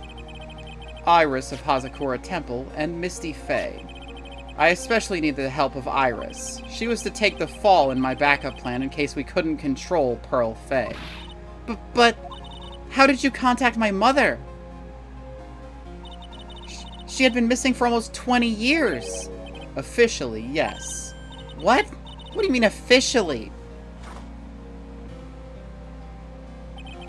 You've heard about it, haven't you? About the strong ties between the main family and the government. Now that you mention it, Bikini did say something to that effect. She said that the Master of Khura'in had great authority. Even without her official position, Misty Fey wielded great influence. The police have been keeping an eye on her movements all this time. That's how I was able to contact her. Again, because of my position as a prosecutor. So my mother was cooperating with you? Don't ever forget. No matter how far away from you she was, she never stopped thinking about you. She was always... As a reminder, don't forget DL6. Oh yeah, in case everyone is wondering, make sure not to forget DL6. That's why I knew she would do anything to protect you. If you want to know how strong her resolve to protect you was, look at her staff. Her staff? The one with the sword in it? The day the plan was to be carried out arrived soon enough. We met for the first time at Hazakura Temple. That's when your mother showed me her special staff. I realized it then, just how far she was willing to go. She was ready to use that sword to protect you from Morgan Fey, if necessary. Do you remember where you were when DL6 happened? No. It was like a long while ago. It was like, literally it was 20 years ago from the point where this series is happening. So I don't know exactly what the year was, no. Much less the day. Yes, even if it meant paying the ultimate price. Mother? That night, the night of the crime, there was just one way to stop Morgan's evil plan. You mean Pearls, don't you? We had to make sure she didn't channel Dahlia Hawthorne. Well, Pearl, what are you gonna do tonight? Well, if you'd like, you can come to my room. Perhaps we can read some books together. You could have just burned the plan document. That's correct. You could have found it before Pearl. I mean, I guess he had no way of knowing if Pearl had read it first. We thought we could prevent her from playing her part in Morgan's plan. But then he couldn't get the revenge on Dahlia. That's true, I guess. But she never showed up. It was sealed? Oh, yeah, it was sealed. Yeah, he could have burned it. She was worried and followed me to the inner temple. That was the thing we were most afraid of. And that's why Misty Faye had to do the channeling herself. She channeled Dahlia Hawthorne into her own body. What? What do you mean? If she channeled the spirit first, then Pearls wouldn't be able to do it herself. As Master of the Corraine, Misty Faye's power was supreme. So that's how it went down. She channeled Dahlia Hawthorne so that Pearl Faye wouldn't be able to. And you didn't tie her down or anything? See, that would be ideal. It's just to, like, tie her up and then have her channel, like, and then have her channel Dahlia. What? Is this true? I mean, I guess if you tied her up, her body would change shape. She would get smaller, so she would probably be able to escape binds. But, like, you know, you could have at least watched her. My role in the plan was to make sure no one was going to hurt Maya Fey. That's why I hid myself in the inner temple. Just in case you needed to be saved from Dahlia Hawthorne. Godot. Anyway, that's all I'm going to admit to. Trite. Huh? There's no doubt about it, you're a great defense attorney. But you're going to have to do the rest yourself. The background leading up to this incident has been laid bare. There's just one question remaining, Mr. Wright. Who killed the victim? There are only two possible suspects right now. Maya Fey, and I'm sad to say you, Mr. Godot. I like how Mr. Godot's like, my whole thing is I need to protect Maya Fey with my life. I won't admit to murder, though. You do it. You do it, pussy. Well, Trite. If you're the real deal, then finish this thing once and for all.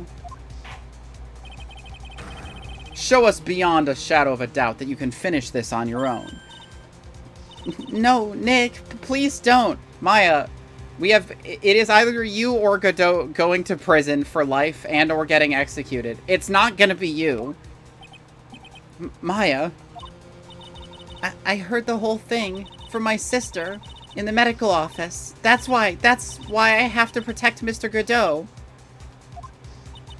I can't do it. I can't testify against him. After all, he's the man who put his life on the line to protect Mia. And me, too. Maya, I know that. Nick. But even so, it doesn't absolve him of his crime. Please, Maya, testify. Testify, sister. Miss Faye, your testimony, please. This is the final testimony. Don't bother trying to hide anything, because I'll know. I want to hear the truth from your own lips. I understand. I'm sure you're right. I'm ready now, Nick. Maya, you don't understand. He fucking sucks. He's a misogynist. And he won't stop drinking coffee. Look, I'll put fingernails in his cup while he's watching. He'll still drink it. I could spit in it and he would keep going. Alright, young lady. Tell us about the moments before you lost consciousness. What exactly happened at the time of the murder?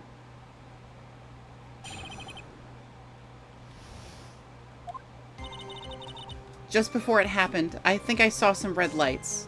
3 of them. I thought I'd ask for help, but just then I was splattered with blood.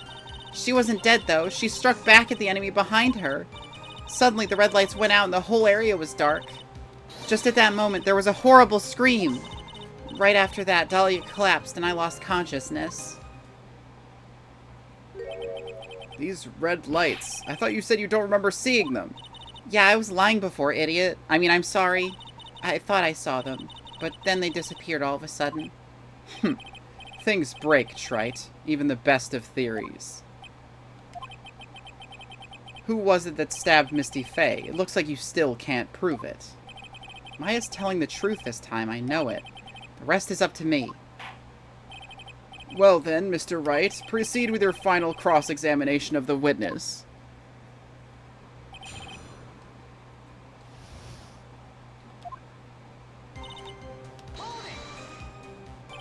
Lights shining in the dark. I don't think you can make a mistake about that. Yeah, you're right. I think I saw them, but I can't say for certain. And I can't tell you for sure they were from Mr. Godot's mask either. I don't get the feeling she's covering for him anymore, but just after that, you turned towards the lights and called for help. Isn't that because you thought the lights were coming from Mr. Godot's mask? Yeah, I guess so. Maybe that's what I was thinking at the time. But I can't remember. After all, there was a person I couldn't identify in front of me. Maya's life was in terrible danger at the time. There's no way she can remember the details of the scene perfectly. Alright then, let's go on with the testimony. What did you do when you saw the red lights? That blood. Was it Dahlia Hawthorne's blood? I think so, probably. Just at that moment, I heard a soft scream that seemed to be close by. It was a woman's voice. So that was when the killer stabbed the victim from behind with the murder weapon. Isn't that right? Without a doubt, Maya was in the middle of a really dangerous situation. Anyway, the victim was stabbed by the murder weapon. What happened after that? So struck back? How do you know that? Well, you're right. I didn't see it exactly. But I could tell by the sounds of their breathing and movement.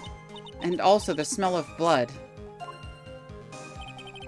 You have witnessed more horror than any young lady should ever have to in one life. And been accused of murder more times than anyone should be in their life, ever, completely. So, then what did you do at that point? I couldn't move. I could just barely make out their shadows moving in the dark, but I had no idea what to do. Could you still see the red lights you mentioned earlier? Yes, I think so. But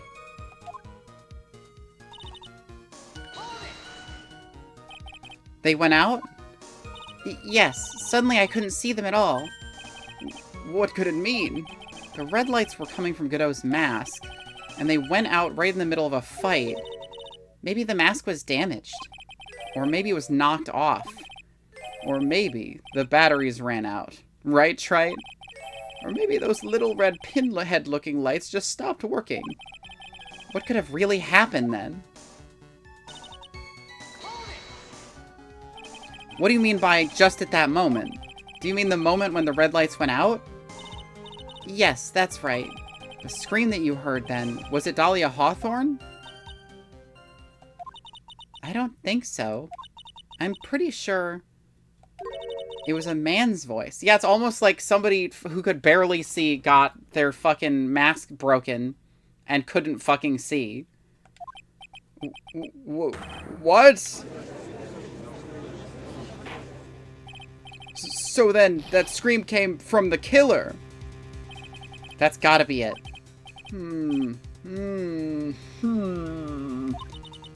I think Dahlia Hawthorne must have taken the blade and attacked the killer with it. And then the killer let out a scream of pain, huh?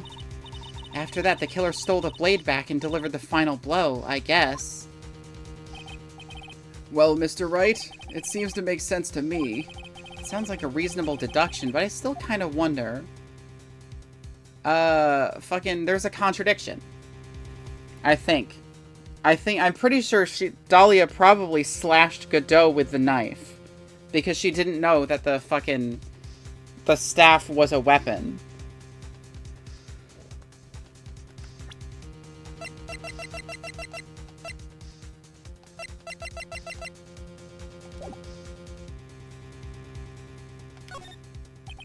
I'm sorry to say this, but that interpretation would create an enormous contradiction.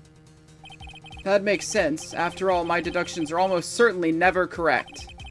Remember the testimony she just gave? Before the killer let out a scream, Maya said she had already been splattered by the victim's blood.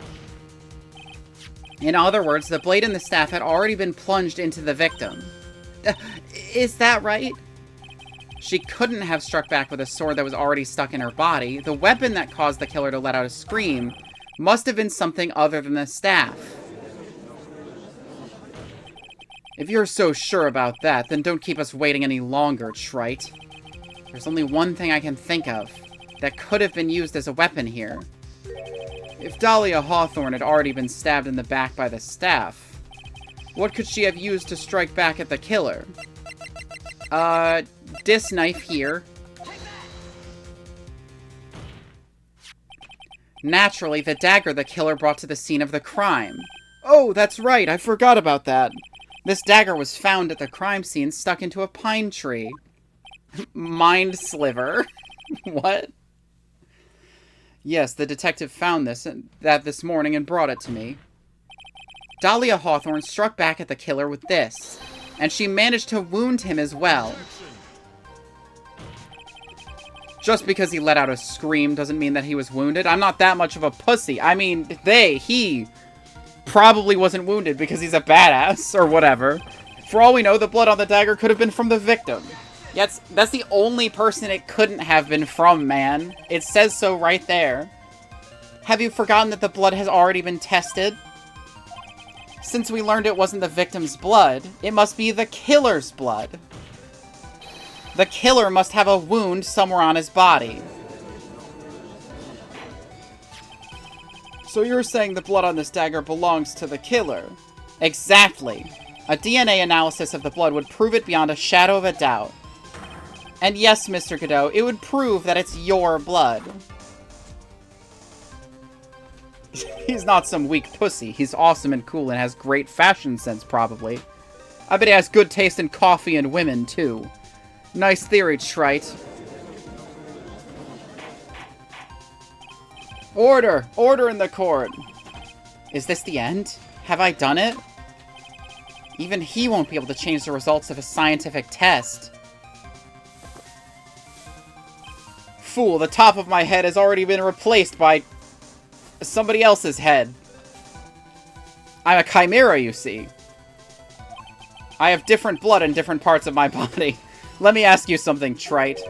Let's just say that it turned out I was the killer. Do you really think I would be stupid enough to leave evidence like that? What? Just think for a second.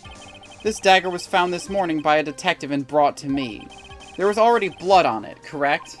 But even so, I was the one who brought this dagger here to the courtroom. Yes, what does that prove? Well, if I really were the killer, I could have washed the blade off and then planted another person's blood on it. It can't be. In any case, there's one thing I can guarantee you, Wright. That blood, it doesn't belong to me. Not a chance. What? In any event, it seems to be established that the killer was wounded. Just like Godot, like, hyping up the killer. Wait a minute. What's the problem? I know I probably shouldn't say this, but there's a big contradiction in Nick's explanation. Maya? This dagger, you said that it wounded the killer. That's right. But, if Mr. Godot had really been cut with the dagger, his clothes should be bloody or having a rip in them, right? Maya?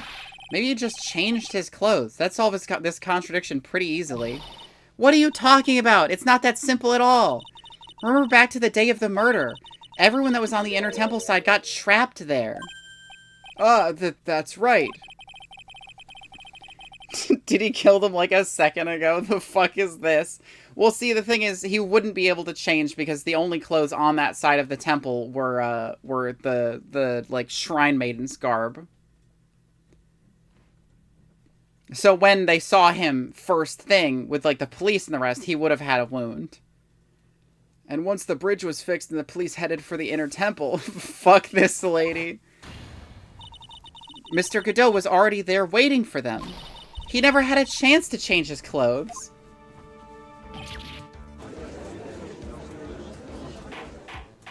How could you kill a little girl who loves burgers this much? She is the very soul of America. Well, maybe he brought a change of clothes with him. But no one could have predicted the lightning strike that shut down the bridge. Why would anyone have brought a change of clothes? Yeah, did the judge just take smart pills during the last recess? Well then, maybe the killer took off his clothes before he committed the murder. That way he wouldn't be like he wouldn't get any blood on them. I'm beating up your girlfriend, not Maya, the greatest character in the series. I know you're not beating up Maya. I could tell you that for sure. That's impossible, Trite. You know how cold it gets up there late at night? After a few minutes with no clothes on, you'd be frozen solid. Huh.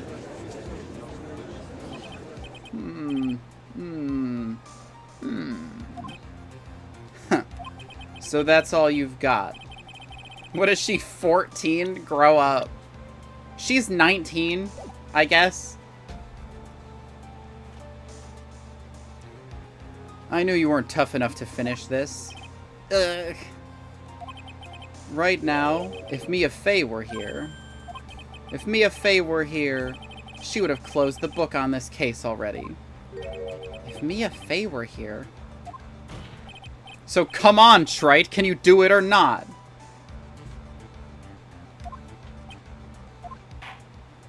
How about it, Mr. Wright? You've accused Mr. Godot of being the killer, but can you prove it? Have you got even one piece of evidence? I don't think so. The question isn't whether I can prove it or not. The fact is, I have to prove it. That's the only chance I have. I was taught that it's one of the rules of being a lawyer. What haven't we used? I can prove it. I'm gonna bring your magnificent vengeance to fruition just as you want it. That's good. A fighter till the bitter end, Trite. What haven't we used? The Magatama.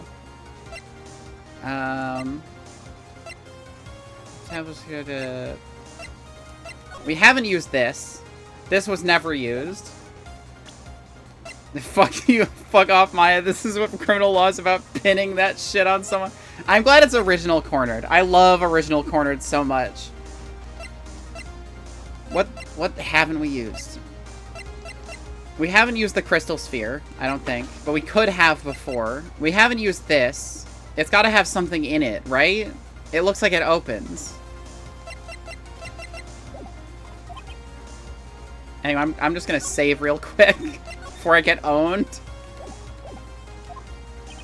Since there's just one piece of evidence that can prove your point, why don't we go for the unlimited penalty? She hates original cornered? What the fuck are you talking about? Original cornered fucking rips. Are you trying to pressure me, Mr. Godot?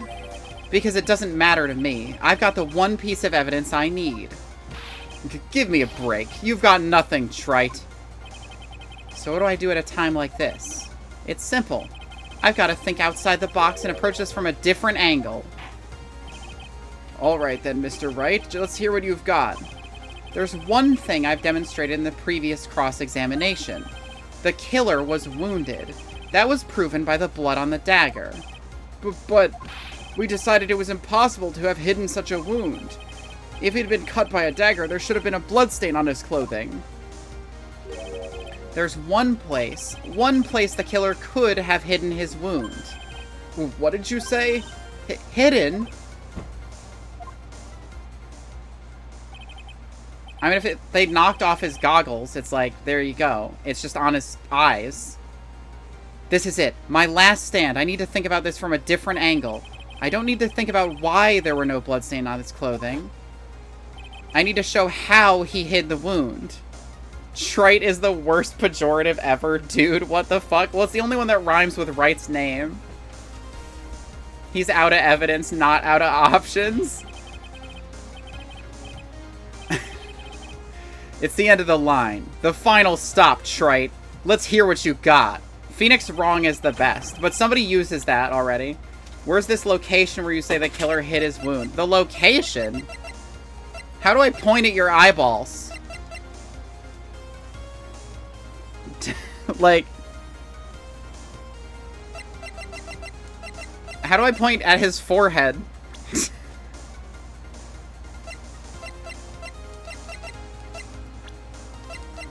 Do I just, like, the portrait of him? Like, so, like, it's right behind your fucking goggles, idiot. Or just call him, like, spiky-haired fuck. I mean, people do call him things akin to that. He hid it behind my attorney's badge. Not everything has to be a pun. Yes, it does. Where's the location when you say the killer hid his wound?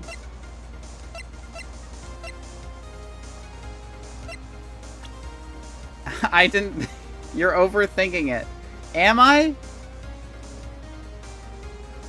Like, it's definitely on his, like, forehead, right? My attorney.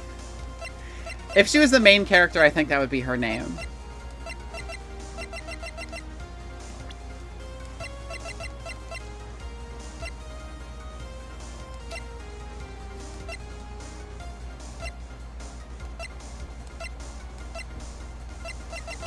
What haven't we used? We used that. We used this. What's the place that shows that? I mean, that would just be the picture of his forehead.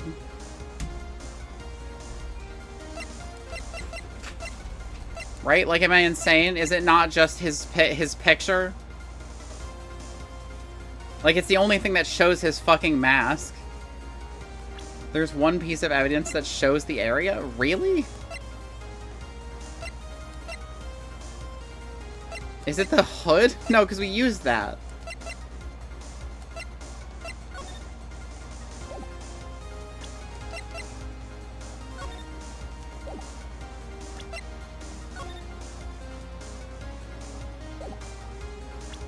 Not evidence literal. God damn it.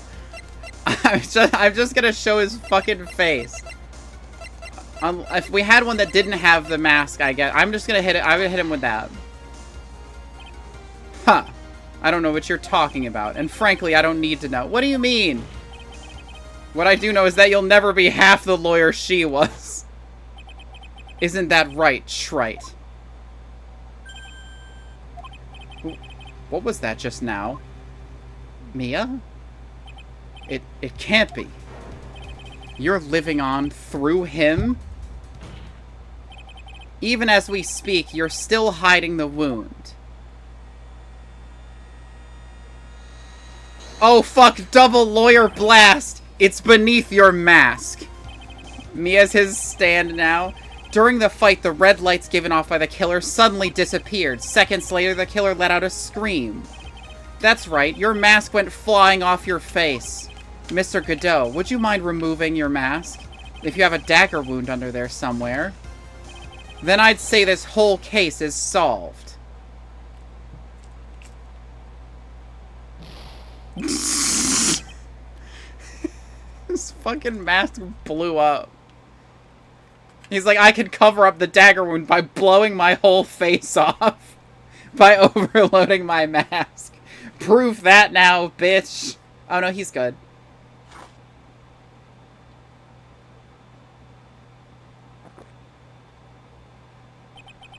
Just now, I saw her spirit in you. He hits the Samurai X gunpowder hand. His head just violently explodes into a geyser of blood.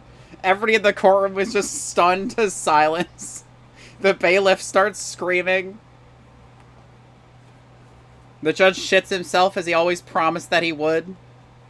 I never liked you. 6 years ago, you helped the woman who put me to sleep by hiding her bottle of poison. Yanni Yogi is there for some reason. Fucking Lotta Hart is there taking pictures. And then, while I was sleeping, you let Mia die. But you didn't care. You just kept living your pathetic, happy-go-lucky life. The bird, of course the bird is here. The bird is in every case in the background. You just need to pay attention. You even had the nerve to follow in her footsteps as a lawyer. I could never forgive you. That's what I thought. Mr. Godot? But I was wrong about you. I knew it from the very beginning. The truth is, the only person I could never find it in my heart to forgive is myself. Was me. The fragrance of dark coffee, baby. Sure, this guy's a misogynist and a moron and he keeps fucking shit up and he's bad at his job, but his theme fucking rips. You yourself? I was the one that failed to protect Mia. Me and no one else. I tried to avert my eyes from the truth, to escape from the harshness of reality. I just couldn't face Mia's death head-on, so I ran. I just hate him so much. Fair opinion. Worthless motherfucker. I hid behind a mask. I threw away my true name. I couldn't even deal with being a defense attorney anymore, so I quit. But you saved Maya! Yeah, that was my plan. Up until just now, anyway. What do you mean? He just pulls out a gun and shoots her. Are you listening, Maya? If I had really wanted to save you, then there's one person I should have gone and talked to right away. Who would that be? Are you talking about Nick? But I didn't do it. I tried to get the help of Iris and your mother. But I closed my eyes to the most important man involved. Do you know why? The real reason? No, why? I suppose I wasn't really interested in saving you at all. Huh? I think I was just trying to salvage what was left of my own broken soul. I was trying to make up for the fact that I couldn't save Mia. Nothing more. That's why I let you walk right into a situation I knew was dangerous. Forgive me. You're wrong. You put your life on the line to save Maya. Not Mia, you were dead. Was it really for Maya's sake? Even I'm not really sure. What do you mean by that? That night, in the darkness of the garden, when I saw her silhouette, a part of me must have known the truth. The truth that it wasn't really Dahlia Hawthorne standing there in front of me. It could have been Misty Faye, or even that little girl. But I still picked up the blade. It was like I was dreaming. I'm not sure exactly what was going on in my mind at that point. Was I really motivated by the pure desire to protect Maya Faye? Or was it something else? Was it my hatred for a woman who had stolen everything from me 6 years earlier? Could it have been simply a desire for revenge? And now, I don't know anything anymore. It's just like, instead of stabbing her in the back, he fucking just cuts her in half, pulls out her spine, and is just like, dead on! Dead on. Gatorade. I did learn something today, however. I finally realized that I was the arrogant one. I was just chasing an illusion, a fantasy. The stupid fantasy of defeating you in the courtroom. You were the one who made me realize my folly. You never ran away from Mia's death. Instead, you picked up where she left off, as a true defender of the people. In that one moment, I understood everything. Mr. Godot? Of Final Fantasy. I think you already know this, but if you don't, my name is Diego Armando. Mr. Armando, I believe in you. I know you were trying to save me.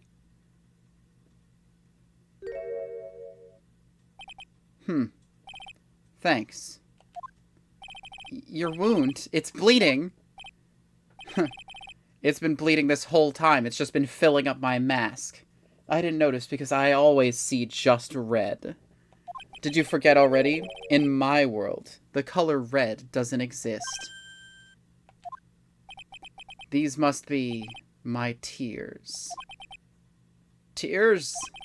Ever since I woke up from my coma. I think I've been waiting for this very moment.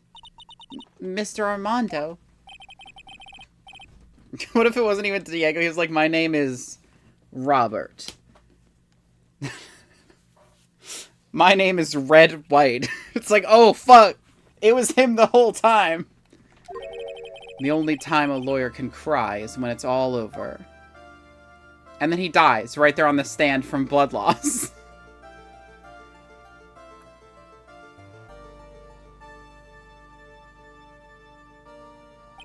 Well, that was fucking weird. This time, it really is all over, isn't it? Defendant? Yes, Your Honor. Although you weren't directly involved in the murder, tampering with the body and the crime scene is a serious offense in itself. His name is White Red. I understand, Your Honor. Mr. Armando explained that to me very carefully. I knew the risk, and I willingly cooperated anyway. Very well. Before I hand down my verdict, is there anything you'd like to say? Well, there is one thing. I'd like to say something to Mr. Wright. My sister fucking hated you. It was kind of crazy. Like, she hated you a lot for basically no reason. I want to apologize to you. Apologize to me? For what? For the case 5 years ago. Of course.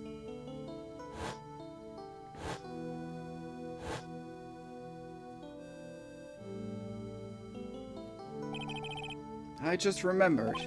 Weren't you poisoned by your own lover? Not exactly, but yeah, something like that. Even now, 5 years later, I can hardly believe it. Cold Killer X. She was going to do it. She was planning to kill me. It's not all that surprising. The two of you hardly knew each other. Huh? What do you mean? You and my sister. You only met twice. Huh? We only met twice. The first time you met was on that fateful day. The day she poisoned Mr. Armando in the cafeteria of this very courthouse. The next time you met her was 8 months later. You met her again on the day that she stole your cold medicine. And Doug Swallow was killed. No way! It can't be true. I mean, during our whole relationship, we were... For those 8 months, the woman that you thought was Dahlia Hawthorne wasn't actually my sister.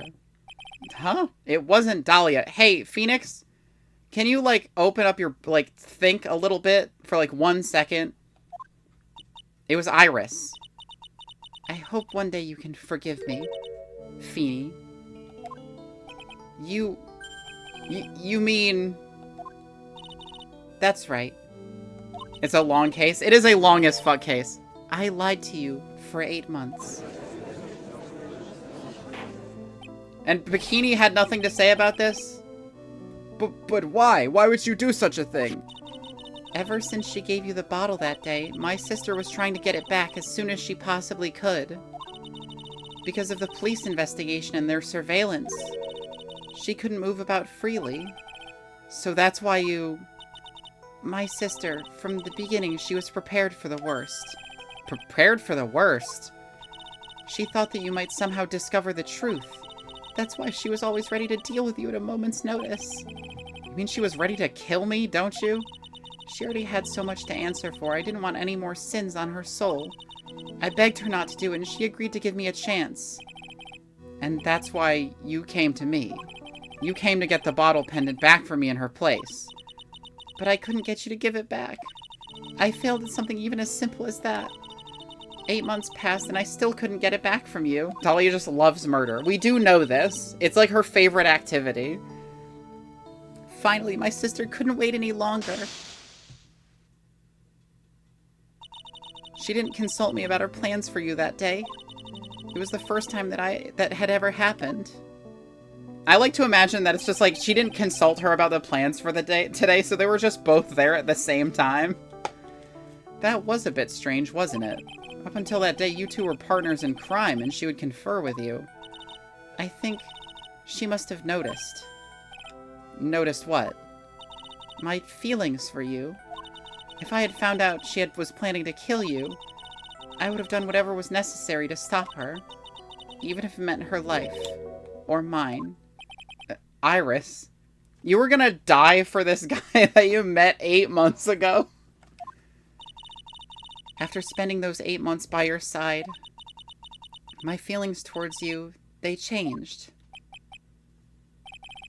I have something to say to you, too. I always fucking hated you. Yes? You really are the person I always thought you were. Even after Dahlia Hawthorne was found guilty, I still believed in you.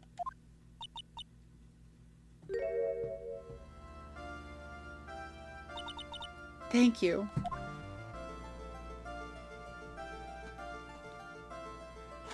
Unfortunately for you, Iris, I'm gay now. I fully got into my brain and flipped that switch. They said it couldn't be done, but I managed to do it through concentration alone. How many cups of darkness have I drank over the years? Even I don't know. I'll tell you, though. Right now, this one here is the greatest cup I think I've ever had. Because it's got more poison in it. Don't you think so, Phoenix Wright? Oh yeah! Hell yeah! Fucking coffee moment. Yeah, I think you're right. The purpose of this trial was to rule on the murder of the victim, Elise Stoneham. At some point, I expect you will be tried for your role as an accomplice in this case. I understand, Your Honor. Very well. On the charge of murder, I hereby find the defendant... Wright's mug should have been bigger. It would be funny as fuck if he was just like, I have now like, I got you, Phoenix. I got your ass in the end. I poisoned both of us. Now we die together. Court is now adjourned. This is why Apollo is the new protagonist. Because fucking Godot suicides Wright. 4:51 p.m. So I guess it's all over. The way everything ended, was justice really served? The man who risked his life to save Maya is being sent to prison by my own hand. Of course justice was served. Mia! I'm proud of you, Phoenix. Your defense was truly brilliant. But I couldn't save Mr. Armando. The man who cared so deeply for you. You're wrong, Phoenix. Holy breasts, lady, what the fuck? This is the size her tits always are. She's just wearing a child's clothing right now. You're wrong, Phoenix. You did save Diego. You saved him in the only way possible. By sending him to death row. You mean with that verdict? I think one day you'll understand, too. Phoenix, when you get death row, you'll feel the same way. It's like, what? Huh? That's how all defense lawyers end up. Phoenix, I want you to remember one thing. You were as good out there today as any defense attorney could ever hope to be. There's nothing more you can learn from me. Mia, you've accomplished something I wasn't able to. I owe you a great deal. Thank you. Mia, I'm sure we'll meet again. Someday. Phoenix. I've handled lots of cases and seen a lot of things. And along this journey, I've found myself asking just one question. What does it really mean to defend someone? I suppose today's case produced one possible answer. Nick. Maya. I guess it's just like my sis said. Mia? What did she say? That night, when I channeled Mia to get her advice on what to do, this is what she wrote back in my notebook. Don't worry, Phoenix will save everyone in the end. Holy shit, do these games have, like, themes and, like, a thesis and questions? I know, it's crazy, right? It's like they're written. Come on, cut it out with that gloomy face. Can't you see? Me, sis, and I'm sure Iris, too. We owe you for everything you've done for us, Nick. Maya... How can you be so bright and chipper after all that's happened? You were brutally attacked. You even saw your mother murdered. Ouch! Francisca! Still as softy as always, Phoenix Wright. Excellent work, Wright. Huh? Mr. Edgeworth? When did you get back? Oh, that's right. I guess no one filled her in on that. Edgeworth and Francisca have actually been helping me. Helping you?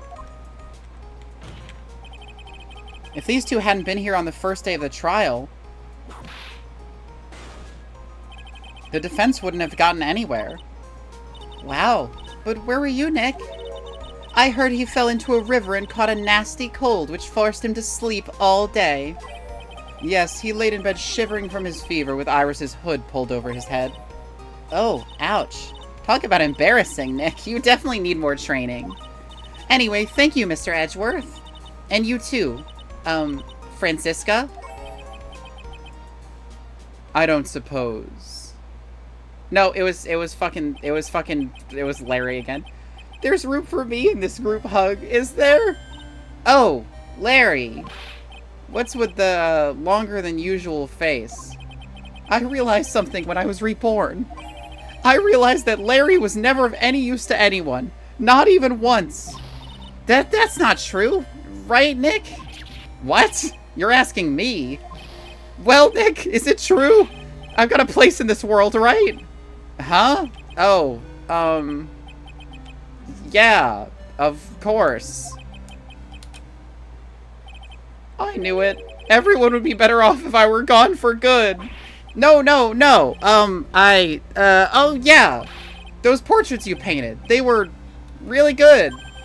Isn't that right, Edgeworth? What? Me? Why are you making that face, huh, Edgy? Oh, well, yes, indeed. I certainly can't say that they lack resemblance. Do you really mean it? What about you, Francie? Did I draw you well, too? Ah! My beauty can't possibly be captured by a mere crayon. Nevertheless, I recognize the effort you put into it, and that's worth something. I appreciate Maya having sway over Francisca. So then you'll do it like you promised? You're gonna model for my next picture book, Francie's Whippity Whip. Ah! Don't get carried away. Pointing at camera. Yeah, she's very good at that. I have to plug my controller in because it's dying. L plus ratio plus not good enough at art. Fuck off. Well, how about that? I guess painting portraits is the only thing I'm good at. The painting of Pearl was pretty darn good too, if you ask me. Huh? Now that you mention it, I haven't seen her around. Pearls? Where could she have gone? Normally she would have made a beeline for Maya. Oh, I'll go look for her. Be right back. Hey, Pearly! Right. You seem to be uncharacteristically puzzled. She pointed at Maya to silently say, "You're my girlfriend now." Maya gave her an order and she had to follow it, which means they're dating now. That's Francisca's, that's one of Francisca's rules. I suspect you're wondering how Maya can be so cheerful despite all that's happened. Yeah. Sprite that points at gay people. Anyone playing the Phoenix Wright series. To be honest, I can't understand it either. Francisca? That's right. She lost her father fairly recently as well. I think I understand how she feels. Maya's a much wiser person than she appears, and I think she realizes something. By like 2 years or whatever, right? How fucking old is Francisca in this game? No, they're the same age. What do you mean by now is exactly the time? Maya wasn't the only one that was badly wounded by this incident. In fact, there was someone that was hurt far more deeply than her mother. She was stabbed through the back. I believe it's for that person that Maya's trying her best not to cry. Someone who's hurt much more deeply than Maya. Edgeworth, I think I'm starting to understand too. Ow! Then tell me, Phoenix Wright, who is Maya Fey being strong for? Is it Feeny? Well, I can't, actually Feeny's not an option. Fuck off, video games were all the 30-year-old women. Oh, well, Maya almost hit 30 and then died. If that counts. She's 48. And Elise, and Misty was 49. But she died, and she's not super important. Morgan Fay is probably in her 40s. At least, considering she's, Misty's sister. She's being strong for herself. I mean, Pearl, right? Yeah, the one-offs. Morgan was in a previous game, was in a, like, a different case. So, not a one-off. Pearl Fay. The poor kid. After all, the reason she worked so hard to follow those instructions was because she loved and believed in her mother, Morgan. It's for the good of the Fay clan. I'm sure she believed in every last word. She thought she was doing it for Maya. That's why she was so happy. It shows how truly devoted she is to Maya. I love that they just were like, what's a picture of Pearl and Maya together? Oh yeah, we have that one that we used earlier in the game with the fixed urn. Which is the only image we have of them together. But it's a cruel irony that it was her exuberance that led to this tragedy. Maya Fay's mother was killed, and Maya herself was put into the deepest peril imaginable. And that's exactly why Maya's putting on a brave face. She's doing it for Pearl's sake. At least until she can see her smile again. Oh, hey! So this is where you all were. Wow, looks like we got quite the bunch here and here. Ah! What was that for, sir? Sorry about that, Scruffy. My whip just seems to have a mind of its own. I like how they pointed out that Francisco lost her dad recently, which means they put him on express death row. Yeah, well, it's been like 3 years since the start of the first game. Which, in that game, fucking Manfred von Karma was sentenced for murder. So they were just like, yeah, within 3 years, this guy's gonna be dead as hell. I mean, I guess, no, they killed Dahlia. No, that was 5 years ago. And Dahlia was only killed a month ago, which means they really, really fucking, hurried his shit up. What's up, Detective Gumshoe? Oh, you know, this and that. Anyway, congrats on your win. Let's go out tonight, pal. Dinner's on me. My salary's just sort of kind of gone down by a teeny-weeny bit, but it's alright. Are they even paying you anymore, Gumshoe? Your salary's been reduced in every sentence you speak. I made reservation at a first-class French restaurant tonight. No. No. This better not be Bon Appetit. Or whatever the fucking place was called. Ah! Pretty good work, Scruffy. That whip was your reward. Detective Gumshoe? You said a first-class French restaurant. You don't mean... Très bien! Where else? Yeah, it was Très bien. I knew it. We're doomed. Come on, let's go, everyone. We can't keep Maggie waiting, pal. Hey, you, crybaby. You're invited too. He pays them to keep his job. Oh, forget about me. Pearl and I will be at the loser's shack eating potatoes. You know, Maya's taking an awfully long time to get back. She's still out looking for pearls.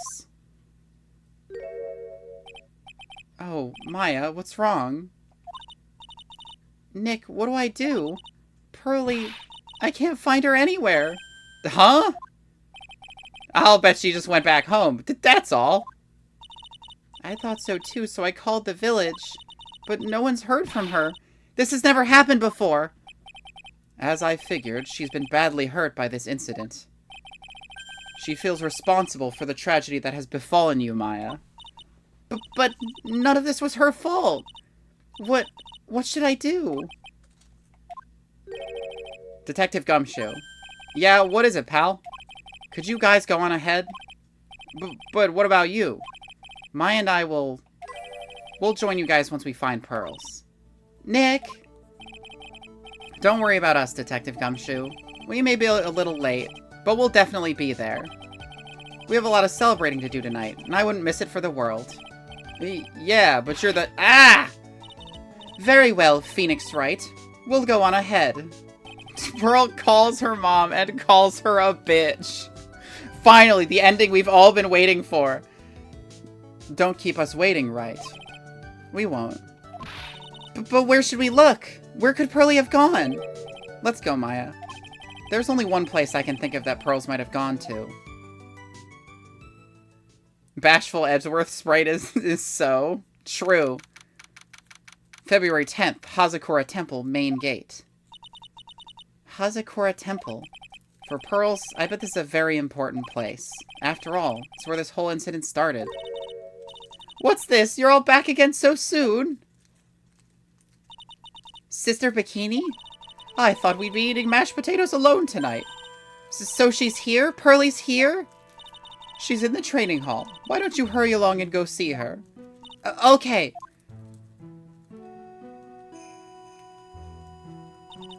Pearlie's not here. Maya, the hanging scroll. Oh, she cleaned it. That's what she was doing. Someone cleaned it off. It's gotta be Pearls. Ah! Mystic Maya! Pearlie! Why? Why did you just leave like that? Mystic Maya. Mystic Maya!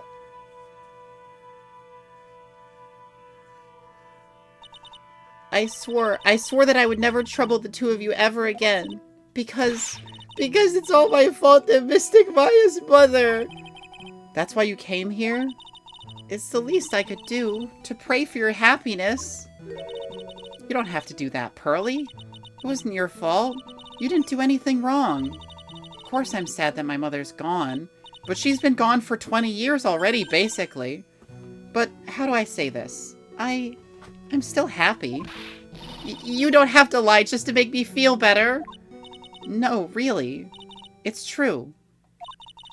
The only reason I'm still here at all is thanks to everyone who is there for me. My sis, my mother, Mr. Armando, Nick, and you. If even one of you weren't there, I'm sure I wouldn't still be alive right now. That's why I have to be strong. For all the people that were there for me when I needed them. That's all I can really do. Mystic Maya? I'm impressed. You truly are the daughter of Mystic Misty. Sister Bikini, your mother, Mystic Misty, was a strong woman indeed. I want to tell you what she said to me that night. After dishonoring the good name of Kurain, I don't have the right to face my daughter. But still, Maya's always in my thoughts. It's true, she'll always be with me, until the day I die. Your spirit was with her. That's why your mother was so strong. She had the strength of 2 women. It's very powerful. Even at the end, I'm sure she had no regrets. She'll always be with me until the day I die, huh? There's a rule or something all masters are to follow, isn't there? To never take the charm off until the day you die. That's the master's talisman! The thing that Misty kept by her heart and would never take off. It wasn't the container that was important. Rather, it was the contents. Yes, it finally opened! I've been waiting! That's... A photo? Mother... It's only natural for living creatures to fight to protect their own lives. But what makes us human is that we fight for others. Animals also do that. But who do you fight for? How hard must you fight? That's the true measure of what a human life is worth. We defense attorneys are warriors who are constantly challenged by that question. All defense attorneys are decreed to have the warrior spirit. Oh, yay! DJ hit the Turnabout Sisters theme. Fucking, I can't believe that fucking Maya also broke the urn. This urn is so fucked. This urn wanted to die so bad. Even when the battle is over and the bonds that connect us are severed. Tiny Mia and Maya are so good. I'm glad we got to see a different picture of Mia. I think we've never seen her before she was like an attorney. Or at least like around that age. We always return, time and time again. Mia, Maya, Pearls, Mr. Armando, and Maya's mother, too. I learned that from all of them.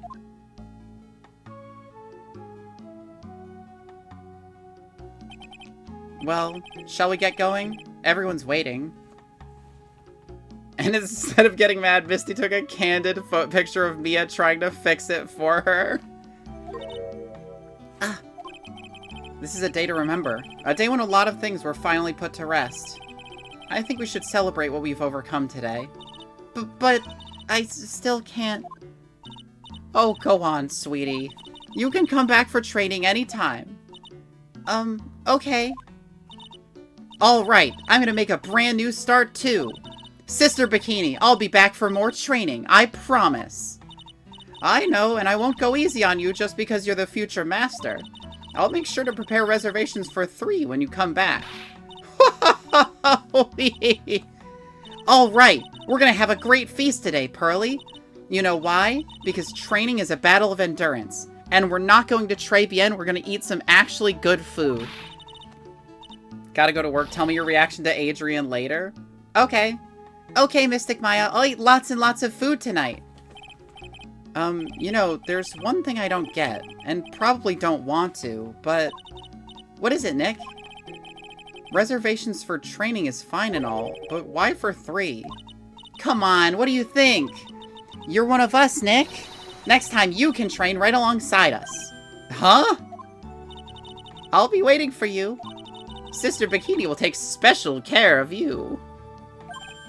The next time we see Pearly is in the case where you cross-examine an orca. Okay. Huh? Huh? It'll be great, Nick. We're gonna do the special course, naturally.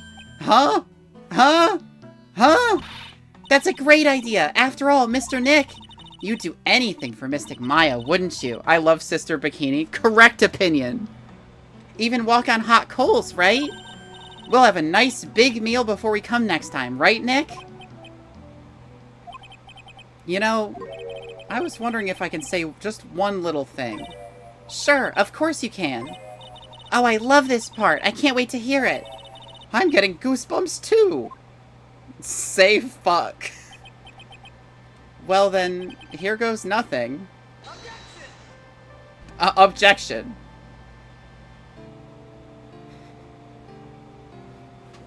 Shu Takumi. Lamau. Yeah, he always says objection at the end of all of the fucking things. Master of Crane and the office manager of Wright & Co. law offices. And I have to be a good big sister to Pearly and Nick, too. Well, as long as I'm not locked up or captured or something like that. Don't worry, the credits have more content. And I need to be fast reading it because they auto-progress. So I gotta lock in. So it's true, Mr. Nick really is Mystic Maya's knight in shining armor. He went through with the special course all the way to the end. Actually, I heard there's a legendary extra special ultra course here too. I think I'll surprise the 2 of them by making them a secret reservation. A secret reservation is not a good idea because the people who you made it for will not know about it. And then they won't show up for the reservation. Maggie bought me a brand new coat as a present, pal. I feel 10 years younger. I'll never take it off. Yes, but somehow you don't seem the same. I guess a dirty, shabby old overcoat is just more detective-like, sir. Don't worry about it. In the name of love, a man will soil himself silly. And we never see that motherfucker again. He puts on the nice coat, and then we forget that he's a character. Because he doesn't look like Columbo anymore. Mr. Wright, I am once again in your debt. Thanks to you, the Treasures of Crane exhibit was a great success. I even got to see Miss Von Karma, who I hadn't seen for almost a year.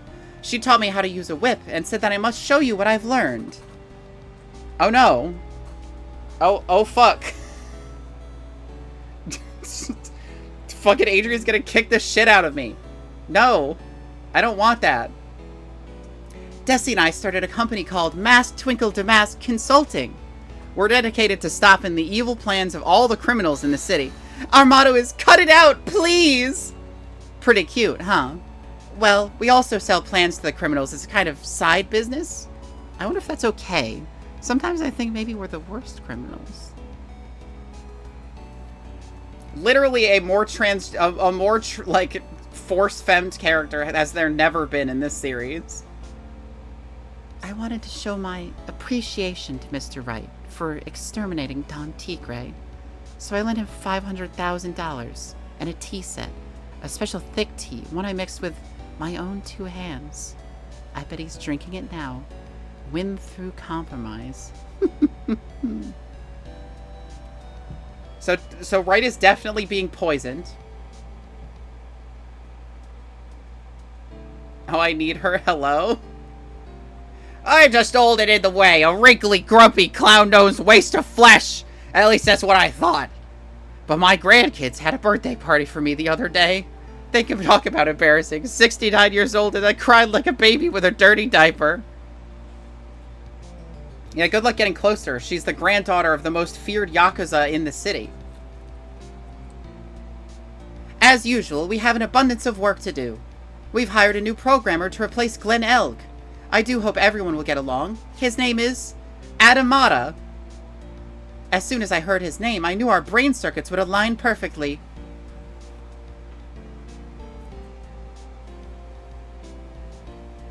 I don't remember who Am I supposed to remember who Adamata is? My. More reporters? Since the murder, we've made so much money, I hardly know what to do. I mean, clearly, like, it's just automata. I think the magazines like us because it provides such a nice vision. I can hardly wait for Iris to come back. Wow!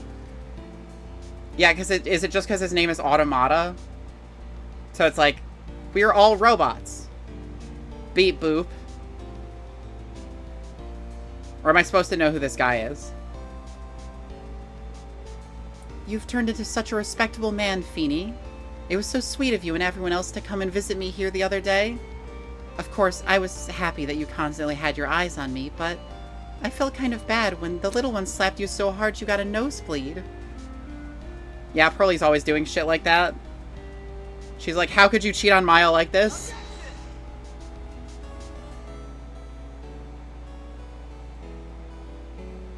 She was the boss of the victim in the Jin E-Hop case. She was pretending to be his assistant, though. And I think she was officially employed as his assistant. But she was also keeping an eye on him. Christina Catano. Thanks, Christina. Appreciate it. Objection. Jesus Christ. James C. Wilson. The guy with the deepest voice I've ever heard in this series. And there goes the cup. Francisca von Karma, Janet Sue. That's a guy's guy name. David Chrislip. Thank you, David. I appreciate it muchly. Where would we be with... Oh, Jesus, no.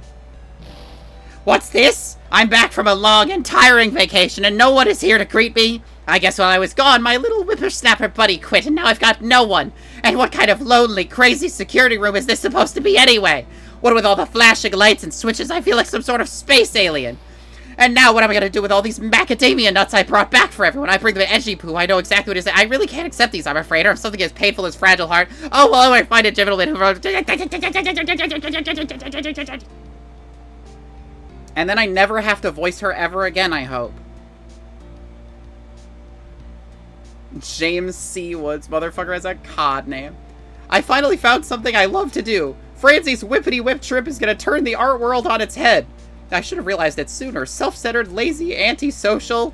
I'm an artist. A really good portrait artist. I'm not some loser after all.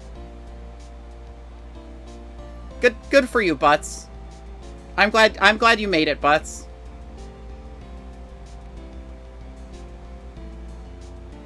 I think a funny as fuck supercut to put on my YouTube would just be me fucking... me doing every fucking, like, old bag line. Just like a supercut of all those. This art is so pretty. This is really good. I'm glad Larry actually did find a talent that he was good at. And, like, he enjoyed. Instead of being, like, the worst security guard ever. And there's my fucking achievement for clearing this entire trilogy. Well, thank you all for joining me for the entirety of the Phoenix Wright Ace Attorney Trilogy. Next Friday, we are going to be starting with more lawyer games. But not Feeney Wright, no. We're starting on Of the Devil. We may have more Feeney Fridays in the future, but next Friday will certainly not be one of them. Now let me see if I can find somebody to raid.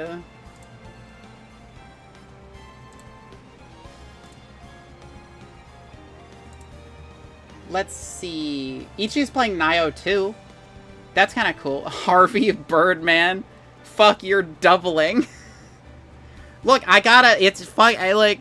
Your voice... Oh, am I doubling? Am I doubling? What? Huh?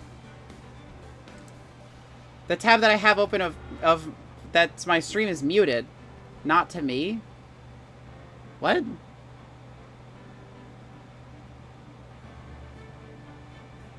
Wait, is it just me? Hello. Maybe. I can pause the thing that my stream is open in, I guess. I would hear myself if I was doubling from my own thing, I think. Either way. I'm gonna send you guys to fucking Ichi. Playing Nio 2. Still getting it, so it's just me. Go off. Maybe you open me in another tab or something? I don't know. Anyway, everybody, have an excellent weekend. I hope you rest up. On Sunday, we're gonna be doing more Voices of the Void, where I have a special extra thing. Because of the bug, if I fucking go below 20 stamina, I might just, my game might just fuck up and not work anymore. So that's an interesting little challenge that I'll have to play around. I'll see you all later. Bye-bye.